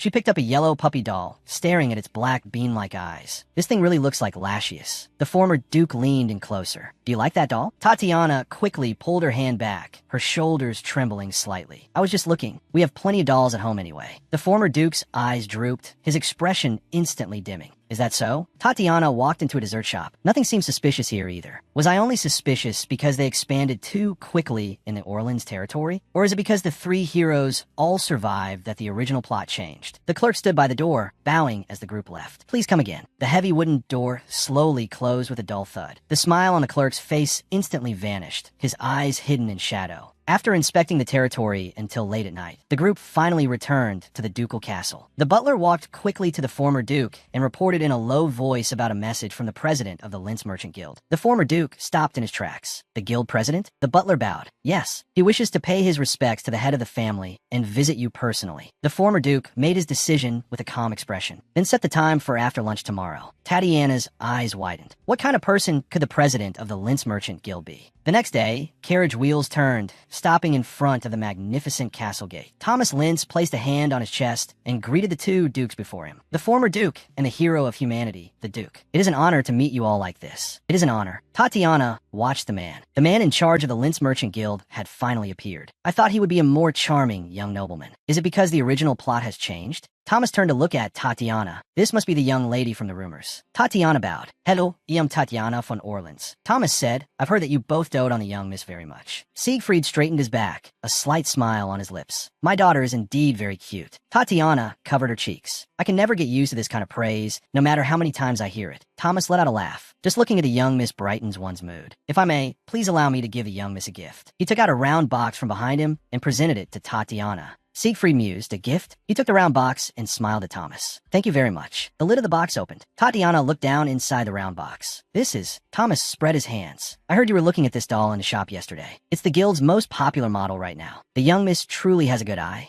Tatiana picked up the yellow puppy doll. Thank you for your thoughtfulness. Why do I keep feeling that something's wrong? Where is this sense of unease coming from? Late at night, Tatiana lay in her large bed, hugging the doll tightly. Yesterday, I told grandfather I didn't need it because I was shy, but I've actually been thinking about it. Maybe it's because it looks so much like Lascius. Now that I actually have it, my mood has improved. Tatiana fell asleep hugging the doll, feeling as if Lascius were right beside her. The sound of breathing rose and fell in the quiet room. Tatiana suddenly sat up, clamping a hand tightly over her mouth. Blood seeped out from between her fingers. My demonic energy is rampaging. She looked around. What should I do? Should I call the adults? Even if they came, it would be no use. I can only wait for the energy to subside. I don't want to make them worry for nothing. Tatiana laid back down on the bed, curling up her body. I'll just have to endure it until morning. A sudden chill descended, dispelling the burning heat inside her body. It's so cool. Tatiana's eyes flew open. A damp cloth was pressed against her forehead. Siegfried was sitting by the bed, his expression grim. Tatiana's voice was weak. Dad, Siegfried said, I heard you in pain and came in. Are you feeling better now? Tatiana nodded lightly. I'm fine now. The mana rampage was more severe than expected. When Siegfried pushed the door open, Tatiana had already fallen unconscious, the long-dormant magical power rampaging wildly inside her body. Siegfried's brow furrowed. Of all times, the door was pushed open, and the former duke strode into the bedroom. Siegfried stood up to greet his father. The former duke said, Stay seated. Don't move. I brought a doctor. The child seems to have a fever. It's best to have her checked. Siegfried bowed his head in thanks. Thank you, father. Tatiana opened her mouth, took the spoon, and swallowed the bitter liquid. A mana rampage couldn't be cured by a doctor, but taking the fever reducer would lower her temperature and cover it up. She had to play along with them and see this act through. Siegfried said, if I had known she was so frail, I shouldn't have brought her here. I was just so happy she could come. This is all my fault. The former duke comforted him. When a child is sick, it's always heartbreaking for the parents. You've been up all night. Go get some rest. I'll watch over Tatiana. Siegfried lowered his eyelids. I wish I were the one who was sick. The former duke said, if anything happens, I'll call you immediately. Now go rest. Siegfried responded in a low voice. All right. The next morning, sunlight streamed into Orleans Castle. Tatiana was still in bed, showing no signs of improvement. Every night, like clockwork, the magical power would rampage through her body. She panted heavily, a cooling patch on her forehead, clutching the yellow doll tightly. Father and grandfather would always rush in at the first sign of trouble. The symptoms would lessen when the doctor examined her, but as soon as she was left alone, the magical power would go out of control again. This is driving me crazy. Tatiana clutched the doll and burst into tears. The symptoms would ease whenever she was near her father and grandfather, which made it look as if she were faking her illness. A knock came at the door. Tatiana stopped crying. Gumin, the former duke, entered. The flowers in the greenhouse have bloomed. Would you like to go see them with grandfather? You can get some fresh air. Your fever has gone down a bit. A walk might help you recover. Tatiana nodded vigorously. I want to go. It was indeed better to move around than to lie in bed all the time. The greenhouse was filled with blooming red roses. Tatiana exclaimed, "They're so beautiful." The former duke let out a sigh of relief. "I've been preparing these, waiting to show them to you on the day you return to the duchy." Tatiana turned back. "Grandfather, may I take a closer look?" The former duke bent down. "Of course, but tell me immediately if you feel unwell." Tatiana stepped onto the grass, her white shoes disappearing into the greenery. This was the first time she had left the main ducal building to visit the greenhouse her grandfather had planted with his own hands. She cupped a red flower, inhaling its delicate fragrance. "Every plant and tree here was grown for me. I can feel the sentiment behind it. Thank you, grandfather." The former duke smiled down at her. "Child, you have more color in your cheeks now. Do you feel better after getting some fresh air?" Tatiana looked up with a radiant smile. "Yes, it's all thanks to you, grandfather." She suddenly froze, her pupils contracting. Wait, the pain in her body was completely gone. Before, the symptoms had only lessened. The agony of the mana rampage had never truly disappeared. But now, that violent energy had completely subsided. The only difference from yesterday was the location. This was my first time leaving the main building. This meant that somewhere inside the castle, there must be a source triggering the rampage. What could it be? The day I collapsed, I received a gift from the president of the Lince Merchant Guild. A doll. The mana rampage started at dawn when I was alone. Now my body has returned to normal, and the only thing still with me is this. It's this doll. The former duke pushed open the door and loudly questioned Siegfried. "What is going on here?" Siegfried held up the doll. "There's a curse attached to this, specifically designed to block our perception of demonic energy. I've already destroyed it." Tatiana peeked out and tugged on her grandfather's sleeve. "I was the one who asked father to do it. I just didn't realize it would cause such a commotion." The former duke stood frozen. "What?" Tatiana let go and began to explain. "After I was away from the doll, the pain in my body disappeared. I found it suspicious, so I told father beforehand." Siegfried's expression was grave. "Based on Tatiana's description, I investigated and confirmed the existence of a curse. It can block the detection of demonic energy." The former duke frowned. "But didn't you already defeat the 5 demon kings? How can there still be a demon capable of casting such a curse?" Siegfried said, "Tatiana's constitution is weak, so she fell ill under its influence. I will call Kyrios and Caesar over. Father, please issue an order to recall all items from the Lince Merchant Guild within the territory." The former duke nodded. "I understand. So what do you plan to do?" Siegfried's eyes were icy as a dark aura emanated from him. "I'm going to the Lince Merchant Guild headquarters myself." At the Lince Merchant Guild headquarters, movers rushed about in the courtyard. "Hurry up, push that cart over here." A mover stopped and looked toward the main gate. "Who is that?" A violent tremor came from inside the guild, followed by the incessant sound of heavy objects crashing. Thomas looked up toward the door. "What's all that noise outside?" A mover burst through the door, looking panicked. "President, something terrible has happened." The main door was violently smashed open, sending splinters flying. Siegfried grabbed Thomas by the throat with one hand and slammed him against the wall. Thomas struggled desperately. "Your Grace, why are you doing this? Spare me." Siegfried tightened his grip. "You colluded with demons, supplied the Orleans family with magical items, and even threatened my daughter's life. I've come to settle the score." Thomas struggled, suffocating. "This is unfair. Even if you're the Duke of Orleans, you can't frame an innocent person like this." Siegfried leaned close to his ear, his eyes cold. "Save your excuses for later. I imagine you have a lot to confess to me." That evening, Kyrios and Caesar arrived at the duchy. They met briefly with Tatiana inside the castle and immediately began their search for other cursed items besides the doll. Standing in the hallway, they waved to Tatiana. "Go to sleep. Leave the rest to us." Tatiana waved back. Although she was eager to know the result, she knew her fathers would handle it. Kyrios looked at Siegfried. "You're back. What did you do with the guild president?" Siegfried said, "He's been locked in the dungeon." "Caesar, I want you to interrogate him with me." Caesar nodded slightly. "Understood." Siegfried took out some evidence from his coat. "Before the interrogation begins, take a look at these." A clock and a mirror were placed on the table. "These items have all been in contact with demons. The rest of the Lince Merchant Guild's products show no abnormalities." Kyrios examined the evidence. "Before you returned, I checked them. They look ordinary on the surface, but they're actually magical listening devices." Siegfried's brow furrowed. "What did you say?" Kyrios continued his analysis. "Although the magic of a single item is limited, items like these may have already spread throughout the empire. We must report this to the imperial family immediately. However, the war with the demons only ended a few years ago. We must act cautiously. If we rashly point our swords at the demons, it could trigger another war." The former duke suggested, "How about we do this? On a palace terrace." Marquis Philomel clinked glasses and laughed heartily. "Your Highness, the second prince. Every time I see you, you are so radiant." Lachius mused. "Thanks to Tatiana and my teachers, I was invited to the royal banquet. I should be grateful.